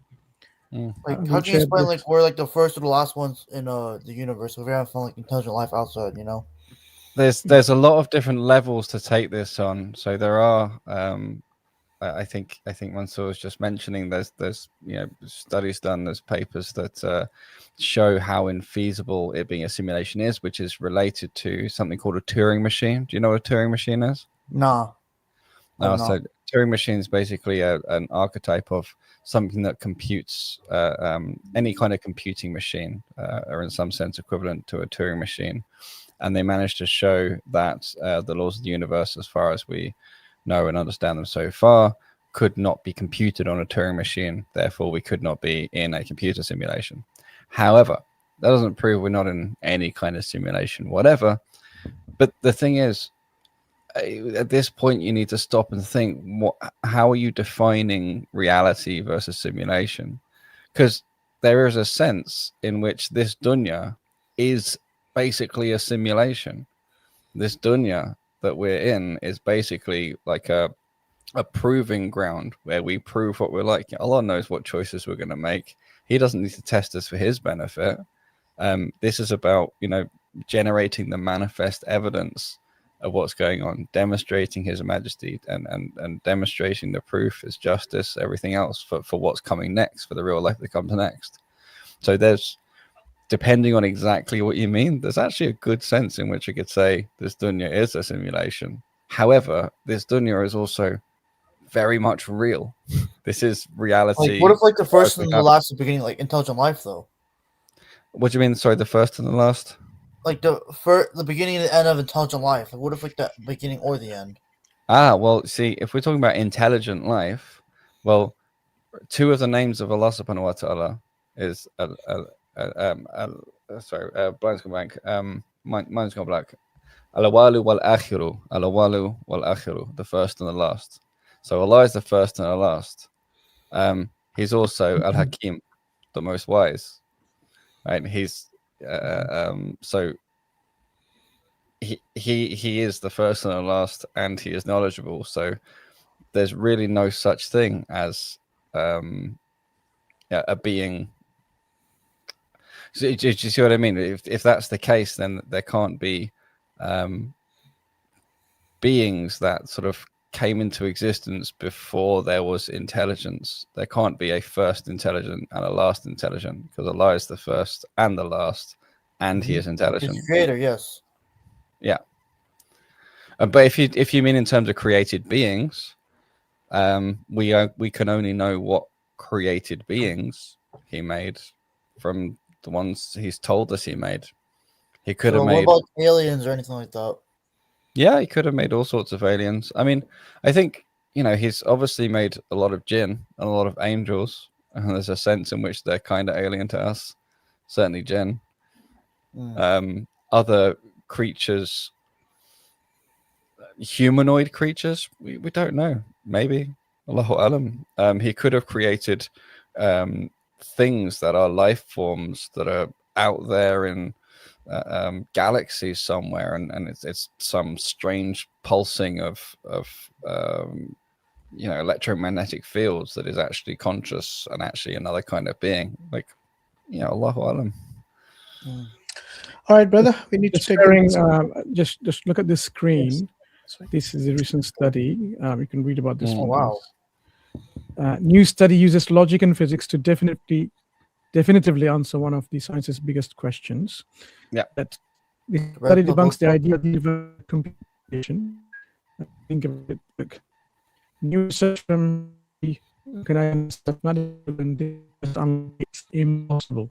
So now I have the people who are involved in this study, Professor Dr. Lawrence Krauss. Is it just me or Mansoor's audio is breaking up? Yeah, I'm losing the audio as well. I thought it might be me. But it's good that, Robert, if you look up that study, it's what he's showing uses the argument I gave, which is the one that talks about a Turing machine, computability. I think it also mentions Gödel's theorem, which is about the completeness or incompleteness of a logical system. So it's a very, very interesting paper. And in terms of computer simulation, it's pretty definitive. But there are escape clauses, which I covered in the other bits I was saying. So I want to switch the topic a little bit. What do you think about the Christians saying that we have like the Sorry, Muslims? Robert. We need to conclude here because, like I said, today is mainly on Hinduism. Okay. But you asked a few questions already. So if you got more, come back next Thursday. Inshallah, I'll take it from there. Right. There's somebody who's named Islam. That's not your Islam, is it? Yeah, No. it's me. It's another Islam. Yeah. I had a question related to Islam, so I wonder if I can ask that because I saw some other people do it. That's why I joined, basically. All right. If it's something that's quick, we'll take it. Is it a personal question about me or about the religion? The religion. All right. So I was researching like the Quran, getting to know it better. So there was in Surah Baqarah verse 173 that talks about what we can eat and what we can't eat. As I do not know Arabic, I tried to research it a bit. So there was a word in my translation, at least, that was being used is only. So if only these are haram to eat, then everything else should be halal to eat. Because if we say like God is like the most intelligent and it is his words that he revealed, then the word only would have a meaning, right? Like we could be able to eat tigers and crocodiles maybe. if only these are haram? That's my question. You do know we believe in not just the Quran, right? No, I do understand that. That is also something I looked into. It's like the thing is, the Quran is like the foundation, and if there is a hadith that contradicts the Quran, that we will reject that hadith, right? That's And how who it works. decides the contradiction? Who decides contradiction? Linguistically, if we the thing is, You that's said why you I'm don't know asking. Arabic, so it can't be linguistically. So tell me Yeah. who decides the contradiction. The scholars and Prophet Muhammad Sallallahu Alaihi Wasallam. Exactly. There you go. So our source of halal and haram is not just limited to just the Quran. It's obviously the entire Sharia, isn't it? It's based on the Hadith, the scholarly consensus, a lot of things. And the main thing is scholars. You know, whenever you have a dispute, or if you have, for example, a problem with understanding, you refer to the ulama in this day and age. You know, because they know the context, they know the details about it, they know which hadiths are referring to which particular aspect of the question you're asking, and also that's how they derive fatwas as well. Yeah. Yeah. Basically, I do understand. Like, obviously, I do agree with what is haram and halal. I wouldn't eat and go and eat a tiger right now. I do accept the scholars. It's just I was looking for the explanation of the scholars, which was Yeah. I was unable to find. I mean, so have you looked at any scholarly work?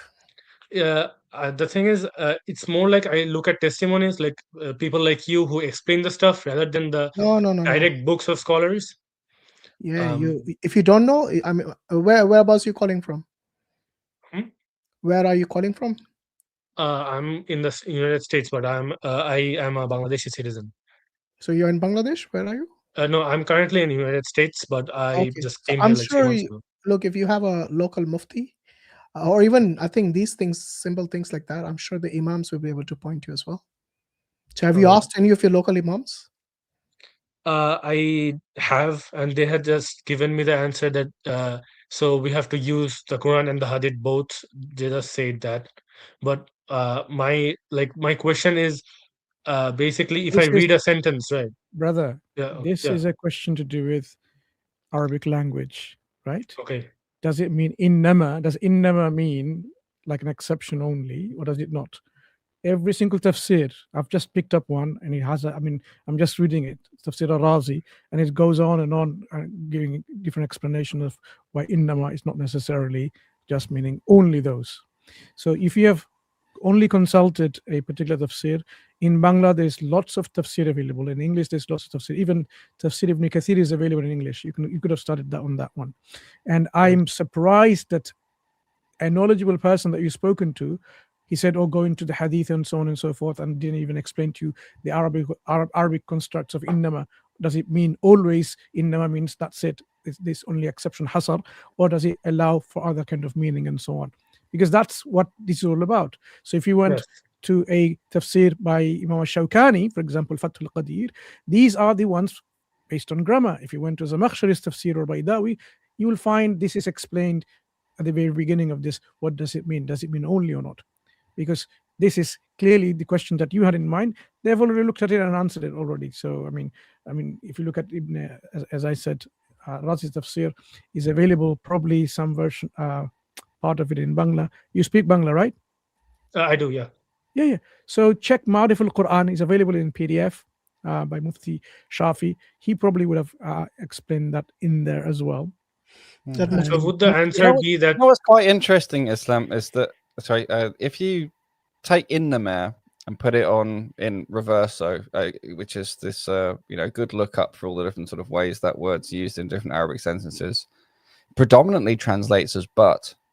It can translate as only. If you look up Arabic words that can be functionally used as only, you have many, many options. So this is one of those things where be very, very careful reading a translation. A translation is really just a miniature emaciated tafsir. It's a very, very lightweight tafsir because someone's had to interpret it in order to translate it. And Arabic is a much richer language. It's a much more diverse language. The way it works as a root system, and the way that you have morphology applied to the roots to develop words, many of them don't have a direct English analog at all. I mean, if you looked up, if you could do the same exercise and look up as-samad, right? And and you'll see how many different English words you have to try and use, and none of them properly approximate it. You need a kind of essay that ties together a bunch of different words to try and understand as-samad properly. But often when you read the translations, just one near word will be picked. Self-sufficient, for example, or something else. So you've got to be really, really careful. This is actually a problem that when I was a new revert, I faced this a lot because I over-relied on English translations, and I ended up tempted into thinking I had a much better understanding than I really did. And then I started getting myself tied in knots. So yeah, be really careful, and always remember that you are just, until you're reading in Arabic, you're just reading an approximation. Even when you're reading in Arabic, you're still making mistakes in your head, making approximations. People study to become mufassirun, who can, you know, more reliably interpret the Quran. So yeah, that's I really strongly recommend to yourself you know, to take a bit of a check. So I just want to quickly answer what Imam Razi said in his tafsir, so at least you know one perspective already. He says, إنه لا يفيد الحصر بقولها. Definitely it doesn't just benefit in terms of just this restriction of only in the sayings of Allah subhanahu wa ta'ala, إنما أنت نذير, because the Quran talks about the Prophet sallallahu alaihi wasallam in this way, إنما أنت نذير. You're not only but a warner, but obviously it says وَلَقَدْ كَانَ غَيْرَهُ نَذِيرًا, and of course we know that the other warners, you know, besides him, and also وَلَا يَنْفِي وُجُودُ نَذِيرٍ آخر. It doesn't stop him only from being the only one. There can be other warners as well. So this one example illustrates from the Quranic usage that it doesn't mean he is the only warner, and there cannot be anyone else. There hasn't been anyone else, and he can only be a warner and nothing else, even of himself. Yeah. So this is a linguistic issue, and the language of the Quran gives other examples to illustrate that point, that it doesn't mean only. So when Allah says, like, I only forbid you these kind of things, the dead and the blood and the swine's meat and whatever's been what has been sacrificed for other idols and so on. No, it's not only that. It doesn't mean no restriction. These are only highlighted specifically for in a particular group and category to make a specific point, but that doesn't mean that's the exhaustive whole list. Yeah. And even then, if you find you might stumble across something else which does, you are this time you looked at the word and you find it correctly gives a restriction, you say, oh, but that doesn't match with hadith. Still doesn't mean you can reject the hadith, because you have to read the entire Quran, have the whole thing on your head, and cross-reference everything and think, oh, if there are any abrogated verses, maybe this verse was exactly correct in the context it's revealed, and we need to understand its context in order to get its proper meaning. Because sometimes you know, where and when verses, it's not that the verse is only applicable to that context, but it's the meaning can sometimes only be properly understood knowing the context in which the verse was revealed and knowing where it sits in relation to other verses. You know, so someone came up to me on the internet and tried to imply that Muhammad sallallahu alaihi wasallam was a hypocrite because of some mutilation of someone, and I was like, well, no, what? Because he banned that. Like, this is very specifically banned. It comes out in the Quran, and then you know, it actually, that verse was revealed after this event had happened, and that event had happened because it was in response to, it was a like for like response for what had been done to the people before. So, you know, sometimes timing is really important. There's lessons in it. There's wisdoms in why things are revealed at certain times. There's a reason Allah took his time to feed us the Quran through Muhammad sallallahu alaihi wasallam. So be gentle, be careful, you know, keep yourself safe, jumping to conclusions can land you in hot water, or something much worse very quickly. Okay. Makes sense. Thank you for the explanation. But I really understand how misleading English only translations can be. I've been there. I'm not knocking you. I'm just trying to give you a word of caution from my own hard lessons. Yeah. Okay. I understand. Yeah. That's the honestly that's the main reason I'm here, to get a more clear perspective from people who do understand Arabic. I do understand there is an explanation. It's just My Arabic it was sucks. kind of hard. It was I'm kind of hard working for on me it. to find. Okay, makes sense. All right, Brother Islam, you take care. By the way, do you Yeah. know that Brother Mansoor runs Bangla channel? Mansoor, I do. I do watch it sometimes. It's just it's fine for me to do either and English they or get, Bangla. they have a muftis on the panel, so you can ask directly. Okay. Oh, okay. Okay. All right. Do they have like Q&A sessions like this? Open Q&A mostly now currently. So even one on Saturday is going to be open Q&A, so you can ask any questions. Okay. Thank you. All right. So Assalamualaikum. every Saturday, 12 noon UK time. Okay. All right. Take care. Assalamualaikum. It's never a short question. Well, to be fair, the question was shorter than the answer. Yeah, I mean, I take the whole thing as a package. But it always gets me. Anything that's based on it says this in English, I've been there. Fires me up. Unfortunately, that's reality, isn't it? Right, Ramiz, you're next. Assalamualaikum. Waalaikum salam. Where are you calling from, Ramiz? I'm from Pakistan. Okay. You got a question on Hinduism then? No, it's not about Hinduism. It's about like history, Islamic history, and it's basically about for the as for the last 20 years, Pakistan is like under these political parties who are like based on ancestry.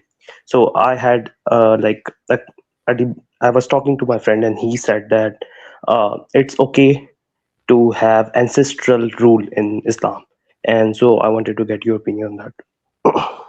Sorry, it's necessary, you're saying, or when you said basically, and then came quite a complicated question, I started to worry that it might not be easy to answer quickly. Yeah, I understand that. So it might be possible. You don't need Muslim ancestry. Like, is that what you were asking? I don't know. I think ancestry is the wrong word. I think what you're talking about is dynasties. So you're talking about a son inheriting being the leader from the father. Is that what you're talking about? Oh, you mean yes. kingship? Are you talking about kingship? Cronyism. Yes. Okay. It's, I don't know. I think once again, you should ask this to the Mufti Sahib, but we do have kingship now. Initially, there was caliphate. About its halal or haram, again, we are not muftis, so maybe ask the muftis directly. Okay. But that's not the Islamic the pathway to governance of the Islamic lands. It's not meant to be from father to son and so on and so forth, right? It's the best person that will be nominated by certain individuals who is fit to do that job. At occasions, it may have gone through this kind of kingship, and from king and to the prince and so on and so whatever it might be.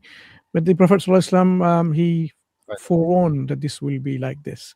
They will come like this, and eventually, inshallah, the proper system of governance will return based on Nubuwwah. Inshallah.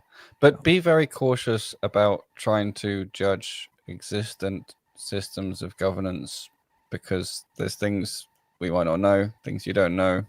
There's a lot of, as much as there's hadith about there's obviously lots of information about the right way to govern, and especially when we're looking at the examples of the first 3 generations. However, a lot of very smart people who really do care about their deen have had input into the various systems seen around the world. And it would be potentially short-sighted at best to sort of start judging them. So just be careful. I guess the reason I'm saying this is because Not as black unless and white as people think. Yeah. It's yes, it's not as black and white. It's quite complicated. And at the end of the day, you're either looking to become an advisor at that level, or it might not be a reasonable question sort of in the first place, if you know what I mean. Like, what are you going to do with that information? Basically, we were talking about choosing the right person for the job, for the prime minister, and my point was that I am equally responsible for the person I vote for, and if he does some kind of a bad thing, if he's involved in corruption on something, then I'm responsible for that. And we were having a discussion about that, and I said that I think that it is morally wrong to choose a person who puts his son in as a leader, then his son puts his son as a leader. So I put that point, but he said that he pointed out to Hazrat Mawiyah radiyallahu ta'ala anhu, and he said that he pointed his son, and he is like mainstream Sunni, all. So I think you don't need to finish off the discussion. I think this is roughly where I feared, because what it seems like is that you're being tempted into judging various people and various situations that are happening. And what I said before about, you're either training to be, going through a degree, PhD, to be some policy advisor who has the ear of the leaders, or you're being tempted one way or another to judge a bunch of people that you can't really do any good with this, So just be careful, because imagine all the other questions you could be asking about the deen that apply directly to your life. Like, what about because when you're talking about the state level leader, it is special compared to the leader of like a small group of people, maybe 3 or 4 people in your local team trying to get together to do something. Try and think about what's relevant to your life and what's going to be really beneficial to you, and focus your learning of the deen, because that's ultimately what this is, right? You're asking questions and trying to learn more about the deen.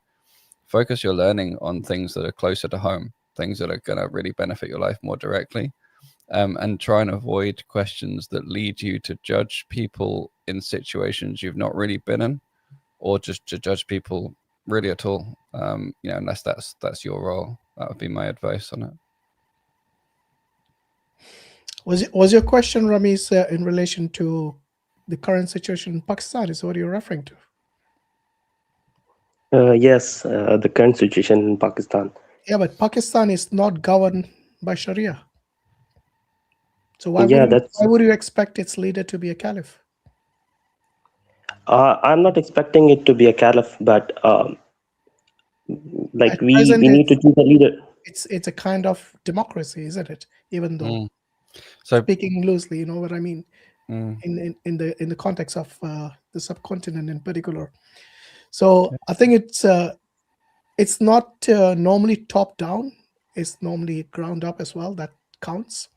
So when the people are ready to have Sharia within their country, within their nation, then inshallah they will, be represented by the right government as well and the right leader. So there's a lot of work to be done at the root level, which takes a long time normally. It's not overnight. So you have to bear in mind, that there are a lot of factors in play here. All politics are messed up in the Muslim world, right? And that's why we're in a state like this. Yeah. No unity. We're all disunited. Not just Muslim world, I think. It's all over the world. It's not a problem for Pakistan. It's a problem for the whole of the Muslim Ummah. Where is the leader of the Muslim? There isn't. And we are all divided, because that's what happened in history. We got divided into different nation states, and this is how you have become weak. And the story goes. So, we have to understand what is our model and how it should be, and how to revive that system back is what should be discussing, rather than individually getting, some part of that system in our country, like Pakistan or Bangladesh and so on. It's not going to work in that way. I mean, the people are trying to, as many scholars have given their thoughts on this. But at the end of the day, this is a global issue for the Muslim Ummah, and it needs to be solved in a global level, not just in a particular level. And you think, okay, yeah, I've sorted out the problem in Pakistan, and that's it. This sorts the problem of the Ummah, and it doesn't. No. All right, Ramesh, thanks for your question. But I suggest you ask a Mufti in Pakistan who should be able to advise you, because this also entails politics. So make sure they know the subject, and in order to advise you in the correct way, inshallah. Yeah, and be very clear as well with your question. If it's about what's Islamically ideal, or in my current situation right now, am I sinful if I do X or Y? Am I accruing sins on behalf of this? If it's anything that's relevant to you, be really clear about the question. Yeah. All right. Take care, brother. Assalamu alaikum.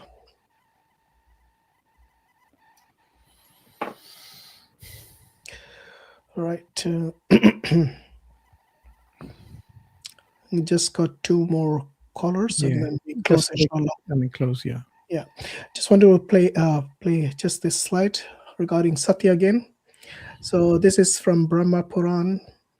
The reference is chapter 10, verse 75 to 80. Talks about a few things, actually. This will answer your previous question, Brother I.Hakim, as to why they commit sati. So these are the benefits the woman gets. Dying immediately after the husband is the greatest duty of women. This is a path laid down in the Vedas. It is honored in the world. Just as the snake charmer forcibly takes out the snake from its hole, so as the woman who is accompanied by her husband shall go to heaven. So this is a woman who is basically committed suicide by burning herself on his funeral pyre. Then it goes on to say, the woman who follows her husband shall stay in heaven for as many years as there are hairs in a man's body, with 3.5 crores of years. Don't know how they calculated that. After bowing down on the earth, to the earth, gods, Ganga, and trees, and after consoling her children, she said to the hunter, the she pigeon said, oh dear, so he's having is that a pigeon, isn't it? The she pigeon, having a conversation with the she pigeon. I don't know how that works. Anyway, the woman who follows her husband shall stay in heaven for as many years as there are hair on a body with 3.5. So we've already covered that. I think just a couple more slides. So highly fortunate one. You skipped that bit. Yeah. I think it's this one, yes, Srimad Bhagavatam. So I think the Hare Krishnas would love this chapter. So this is Book 11, chapter 31, verse 19 to 20. It says, tormented by separation from the Lord, his parents gave up their lives at the very spot. My dear Parikshit, the wives of the Yadavas then climbed into the funeral pyres, embracing their dead husbands. So Yadava is basically the clan of Krishna. That's the family or something. Text 20 says, the wives of Lord Balram also entered the fire and embraced his body, and Vasudeva's wives entered his fire and embraced his body. The daughter-in-law of Lord Hari, that's Vishnu, isn't it? Lord Hari, entered the funeral fires of the respective husbands, headed by Pradyumna and Rukmini. This is the wife of Krishna. And the other wives of Lord Krishna, whose hearts were, what is the word there? Completely absorbed in him, entered his fire. So this is another example of where Krishna's wives committed suicide by by throwing themselves in the fire. So I think some Hindus ask, where's the evidence for it? It's in Srimad Bhagavatam. Now this is one of the major books of those people who follow Hare Krishna. I think there's must here. Srimad Bhagavatam as well. She then prepared a blazing fire with firewood and placed the dead body of her husband upon it. When this was finished, she lamented severely and prepared herself to perish in the fire with her husband. That's Srimad Bhagavatam, Book 4, Chapter 28, verse 50. Yeah. Kurma Purana, Chapter 2, verse 34, verse 108 and 109. It says, a woman who enters a funeral pyre along with the husband shall uplift him, even if he is a Brahmana slayer. That means one who has killed a Brahmin. Supposed to be a very huge, big sin in Hinduism. So even a Brahmin slayer can be uplifted. An ungrateful fellow or one defiled by great sins. So if he's an extreme sinner, he'll be uplifted. If the wife kills herself by throwing herself alive in the fire of her husband who has passed away. Learned men know this to be the greatest expiation for women, expiation from her sins. Agni Puran, it says, a widow as well as the wife of a man who has gone abroad shall not decorate her person. She should always be bent on the worship of God and the welfare of the husband. A woman whose husband has gone abroad shall wear same ornaments for the welfare of the husband. The woman widow who enters the funeral fire along with the dead husband would also reach heaven. So yeah, they get heaven by burning themselves. So yeah, that's the answer to your question. I think just a few more. A finite heaven. Huh? A finite heaven. Yeah, they have to go to hell to get to heaven. Yeah. Hell is a fire on earth. Well, the earthly hell. So this is in Mahabharata, again, one of the epics of the Hindus, in which Madhuri committed sati by entering the fire of her husband. The reference is Book 1, Chapter 126, verse 30. Again, Devi Bhagavatam, in which it says, once Madhuri, full of youth and beauty, was staying alone in a solitary place, and Pandu, seeing her, embraced her, and due to the curse, died. When the funeral pyre was ablaze, the chaste Madhuri entered into the fire and died a sati. Devi Bhagavatam, Book 6, Chapter 25, verse 35 to 50. This is in Valmiki Ramayana, another epic of the Hindus. This where the story of Ram and Sita is. So Valmiki Ramayana, Book 3, Chapter 66, verse 112 says, I too devoted as I am to my husband, shall accordingly meet my destined end this very day. Nay, embracing this body of my husband, I shall enter the fire that will be prepared for his funeral. So yeah, a lot of examples of sati in their epics, in Srimad Bhagavatam, in the Mahabharata, in the Ramayana. It's full of it. And they always blame it on the... Huh? I don't know if I can do much more of them. Okay, just two more, and then we had actually one more after this, inshallah. So Mahabharata, Book 1, Chapter 25, verse 33 says, wife of Pandu ascended in the funeral pyre of her husband. Mahabharata, Book 16, Chapter 7, verse 24 to 26.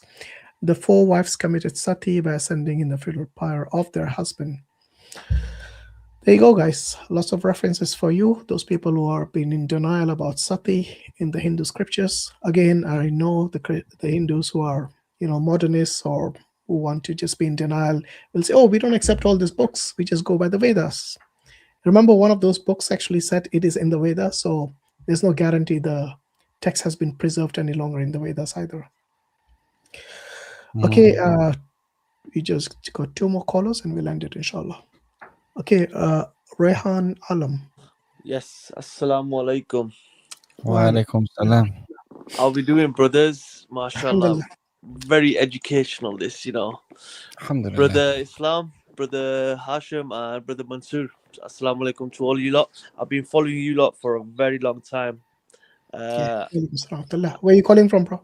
I'm calling from Manchester. You couldn't hear that. Come on. Manchester, up north.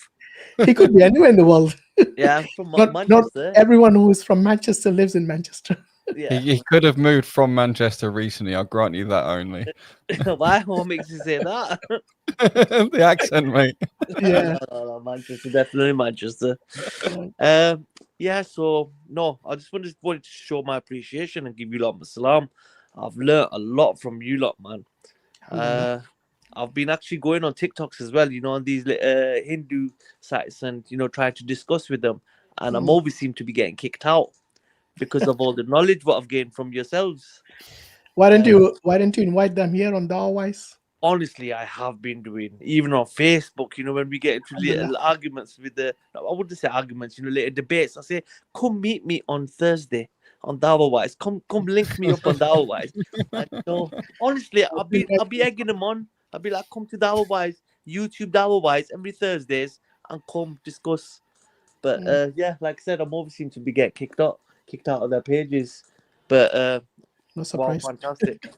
Yeah, I'm not surprised. Yeah. So is this your favorite topic, Hinduism? No, well, it's between Hinduism and another one of your favorites, Qadianism. Oh, I see. Okay. I'm sure Brother Mansoor loves that, innit? I could tell sometimes Brother Mansoor is getting right headache. No, not Qadianism. Just by what's up. I gave up.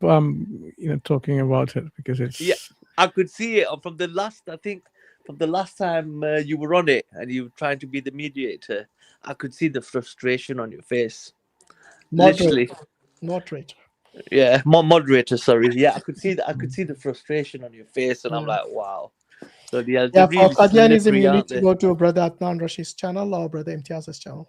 Yeah. But They still do them, by the way. Pardon? They still do the topics on Qadianism on Brother Adnan's channel. Well, I've been, like I say, I've been listening to you lot for a very long time now. We're talking years over here. I was first introduced to Speaker's Corner through Brother Mansoor. I come across one of his videos. I'm going back 6-7 years here now. MashaAllah. And you got hooked? And I got hooked, yeah. And then I got introduced to the whole clan. And I'm thinking, inshallah, one day I'm gonna come down. After Speaker's Corner, inshallah, go for a scran or something, and properly get introduced. But I would love to do that.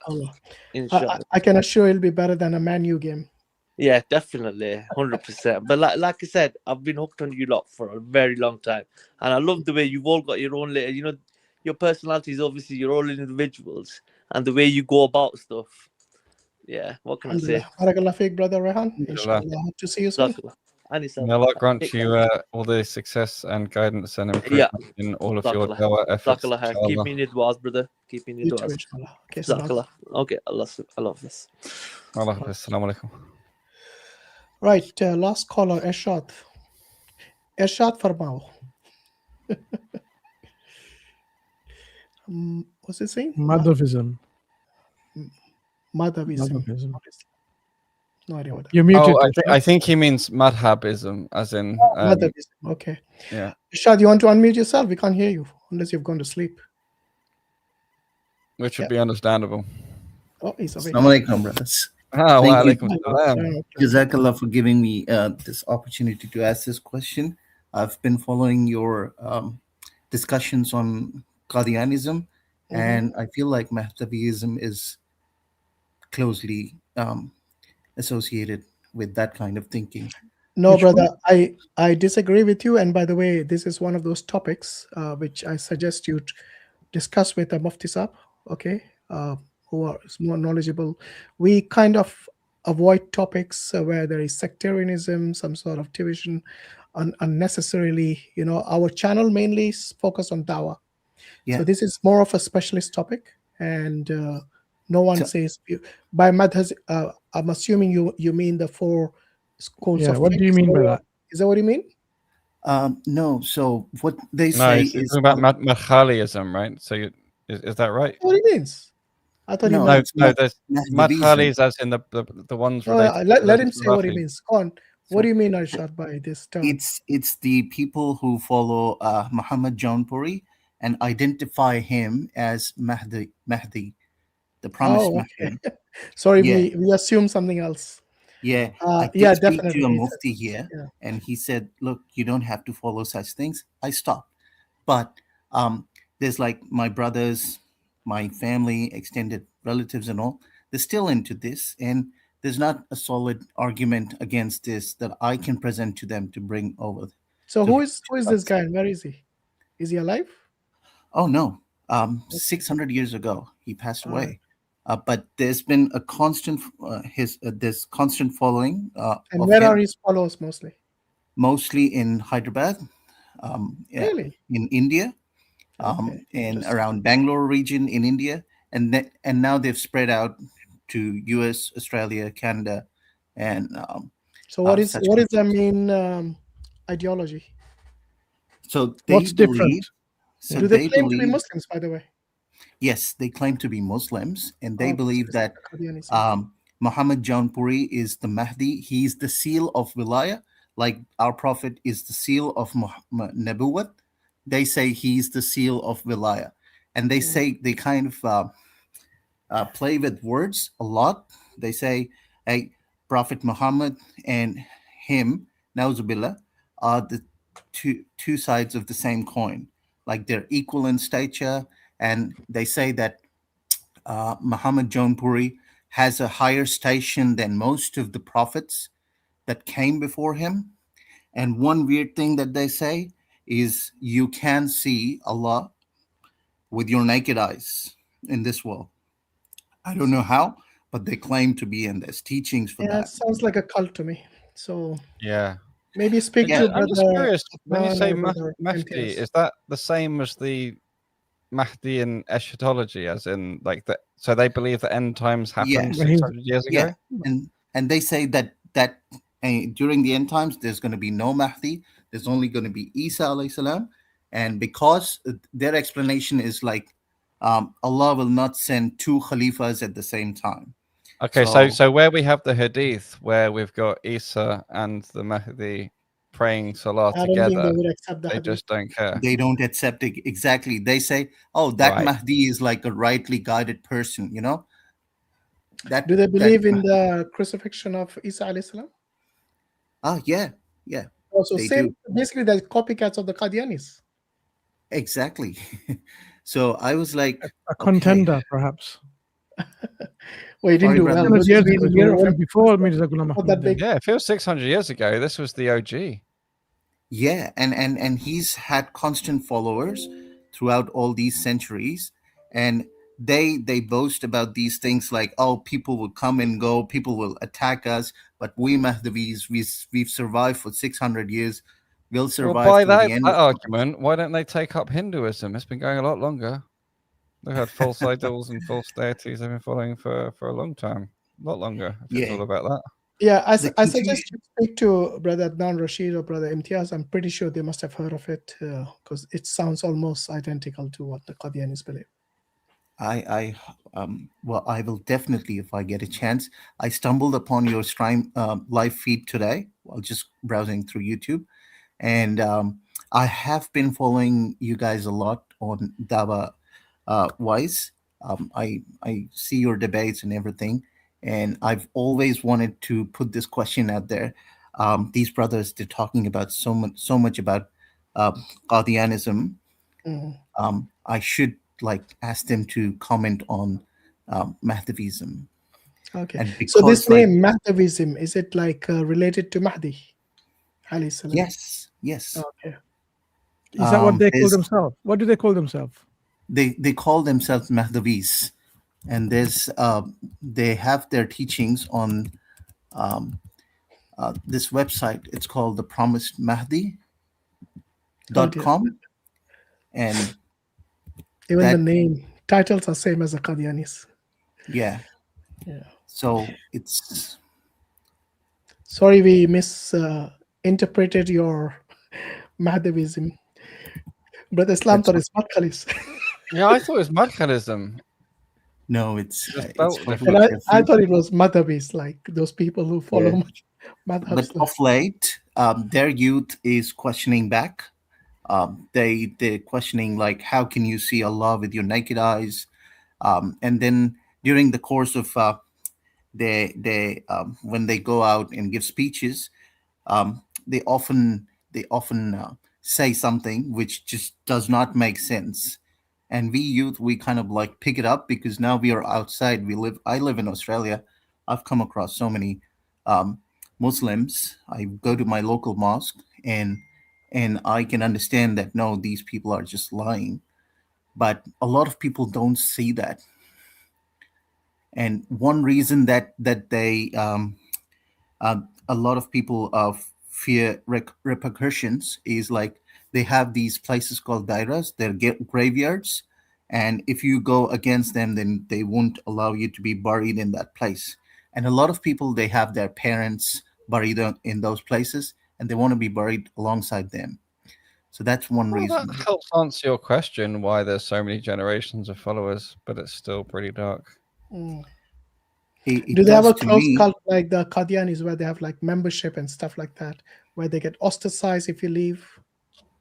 Yeah, they have these murshids, and these are like families, and No, I mean when like one of them, proper control. You know, they, yeah, for example, the Qadianis have a really good control of their Jamaat to Same an extent thing. where they have ID cards and stuff like that, like policing within the society. Well, they don't have that much organization and structure, but they do control them with, you don't go and pray outside in other mosques. You have to come and pray behind your murshid, Okay. because the Interesting. murshid is the enlightened one. He has the knowledge. He's been given something called sina basina, like knowledge passed over through generations, and he Student has that to knowledge. teacher-student relation, yeah. Yeah, Wow. it appeals thought it to a was lot a of way of people. Sina. It has, sorry, brother. I'm just making a joke. Go on, carry on. It appeals to a lot of people. It has its kind of like softness, and they present Islam as like, don't worry about the world, just be in zikr 24/7, zikr duam. That's what they say. Like you keep doing zikr 24/7, even when if it's not with your mouth, just do it in your heart. Say la ilaha illallah, la ilaha illallah. And they have this not kalima. It's more like, I don't know how to say it, but they say La ilaha illallah Muhammadur Rasulullah, and then they continue on to Allahu ilahuna Muhammadun Nabiyuna, and finally they end it with Al Quran wal Mahdi Imamuna Amanna wa Saddaqna. So this is what they say after every Isha prayer, like in congregation. They form a circle like a daira, and then that's where they proclaim this every night. I wonder what they say about the hadiths relating to bid'ah and leading to the fire. No, they don't accept hadith, so it's pick and choose. No hadith at all. Did you say They that do Muhammad Jaunpuri is one of the Mahdis, but they said he's a fake Mahdi, and then the next Yeah. one, Mahdi Sudani is a fake Mahdi, Ghulam Ahmad Yeah. Qadiani is a fake Mahdi, and Bahauddin is a fake Mahdi. So they've dismissed Jaunpuri as well in here. In the Yeah, Promised so Mahdi that website. website was taken by someone else. I don't know, but there's some other website. It's been hacked. Oh dear. There's another website. I can't recall right Never mind. now. Let's leave it there. We don't want to promote this material any further. Yeah. But So much what I for suggest you do is bring it to the attention of Brother Adnan and Imtiaz Bhai, and inshallah, I'm pretty sure they already know about it. And the reason they might not have made videos about it is probably they are not that big in number. But yeah, bring it to the attention, inshallah. They're in millions now. I would appreciate if you can tell me how to contact Brother Adnan. Send us your email on DawahWise@gmail.com, and inshallah I'll forward your message to Brother DawahWise Adnan. Jazakallah, brother. Jazakallah. I Amen, thank you amen. so much for this I.Hakim. opportunity and trying to get this thing out there. This needs to be handled, and inshallah it will be. Inshallah. I'll send that email to Brother Adnan. Barakallah fiqh, brother. Take care. Assalamu alaikum. Someone says he's from the lost 10 tribes, and they want just 2 minutes. I mean, I can just offer you a suggestion in 30 What do you mean seconds. the lost? Become a tribe? Muslim, even if you're from the lost 10 tribes or 5 tribes. The option is there for you. Become a Muslim and save yourself from the hellfire. You don't need to continue following the past when the past is not very clear to any one of you now, because people have not preserved the messages of the past. The Quran is the final message with the final messenger, Muhammad sallallahu alaihi wasallam, and that's what you should be looking into, not your ancestry or your heritage. His guy said, John Pri, I love Pani Puri. Now you're making me hungry. All right, guys, Jazakallah khair for your patience. Our Ya moderators, Brother Gambit, Brother Naim, Brother Inflogan, who has been with us from the beginning. MashaAllah, Barakallah Feek to everyone. I don't know if Brother Habib was there today, but thanks for those timestamps you post as well. And I don't know if Sister Laila came today. I don't think I saw her. But if I did miss any of the moderators, you're included in the blessings as well, and our duas. Barakallah Feekum. Make dua for Sister Layla, because if she's not here, there must be something serious going on. She might be busy. Inshallah, she's right here. So we just got a couple of super chats. Just want to quickly go through them. The Vilga is lying again and again. Jati exists. I agree. It doesn't have guts to accept the truth. What it is, honest person. I think that was about the same guy. Muslim talk at him. Don't know what that is. May Allah reward you all. Pray for Maghfirah. May Allah Maghfirah give you Maghfirah. And we have some new members. Jazakumullah khairan.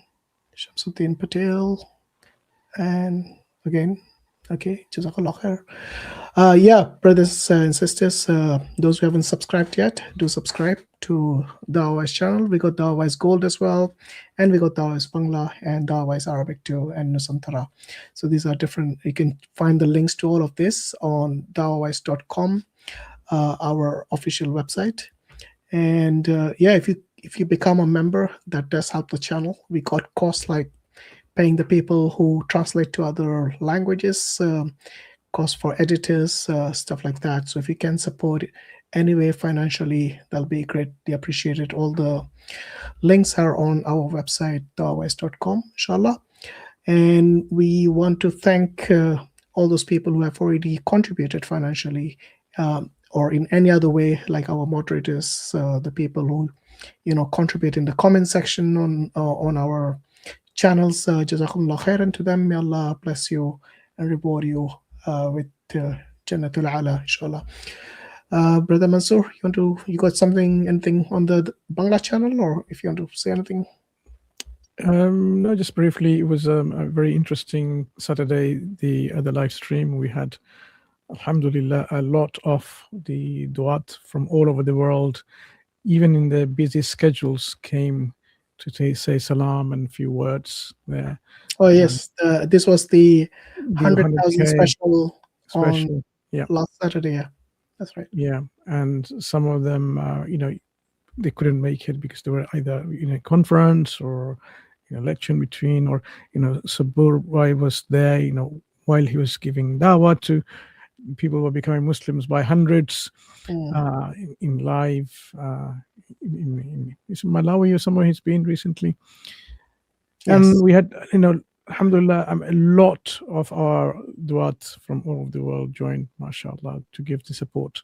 And hopefully that has given some encouragement and some inspiration to our Bangla community, as well as put some fear in the hearts of the non-Muslims, saying that we Muslims are united, that we cannot be just simply silenced with deceptions and trickery. Now the whole world is working together to expose misinformation and disinformation, and we showed that together. The unity is there between ourselves. Yes, Jazakallah khair. Do you want to maybe remind people? It happens on Saturdays, 12 o'clock UK time. So in Bangladeshi time, that would be 6 p.m. It's winter time in there, but people do stay and watch from all over the world, not just from Bangladesh. So when we start at 12 p.m. UK time, usually it goes quite longer than the English stream currently. But yeah, do join from 12 p.m. on Saturday, UK time, inshallah. Yeah, inshallah. So do watch if you missed that stream. So even if you don't understand Bangla, there was most of the conversation, I think, last Saturday on the Bangla channel was actually in English because of the guests. Yeah. So just to remind you some of the guests. So this is on the main English DawahWise channel. Under the post, you can find the link to that particular guest list there. As you can see, I don't know if you can see it, it's too small. Can you see it now? So yeah, I think some of these people who came were Brother Abdurrahim Green. We had Sam Stallone. Did we have Maurice? No, I don't think so. Okay. Yeah, he called afterwards after finish because of timing differences. So sorry to miss it. Yeah, so we had someone not on the list is Brother Adnan and Muhammad Hijab. They joined as well. Yes. So from Dr. Shoaib Malik to Abbas, Zakir was there. Abbas was there, and some of the Jannah, Yemeni, Ali, yourself, Abdul Bai, Farid, Sheikh Uthman ibn Farouk, and many others. Alhamdulillah. Yeah, alhamdulillah. What a list. I think that was probably the most of the key duat from all around the world gathered on one channel. It's probably the first time I've not seen so many just casually join. We didn't like declare a big event or anything. It's just like, I think short notice, like a couple of days. Alhamdulillah, they all made time. Thanks to Brother Mansoor, Barakallah Fikum, and to your team of DawahWise Bangla, for them to stay for so long, like 12 hours, 14 hours, on a weekend when the families are around them. It's indeed a huge sacrifice. So yeah, kudos to them, and may Allah reward you all.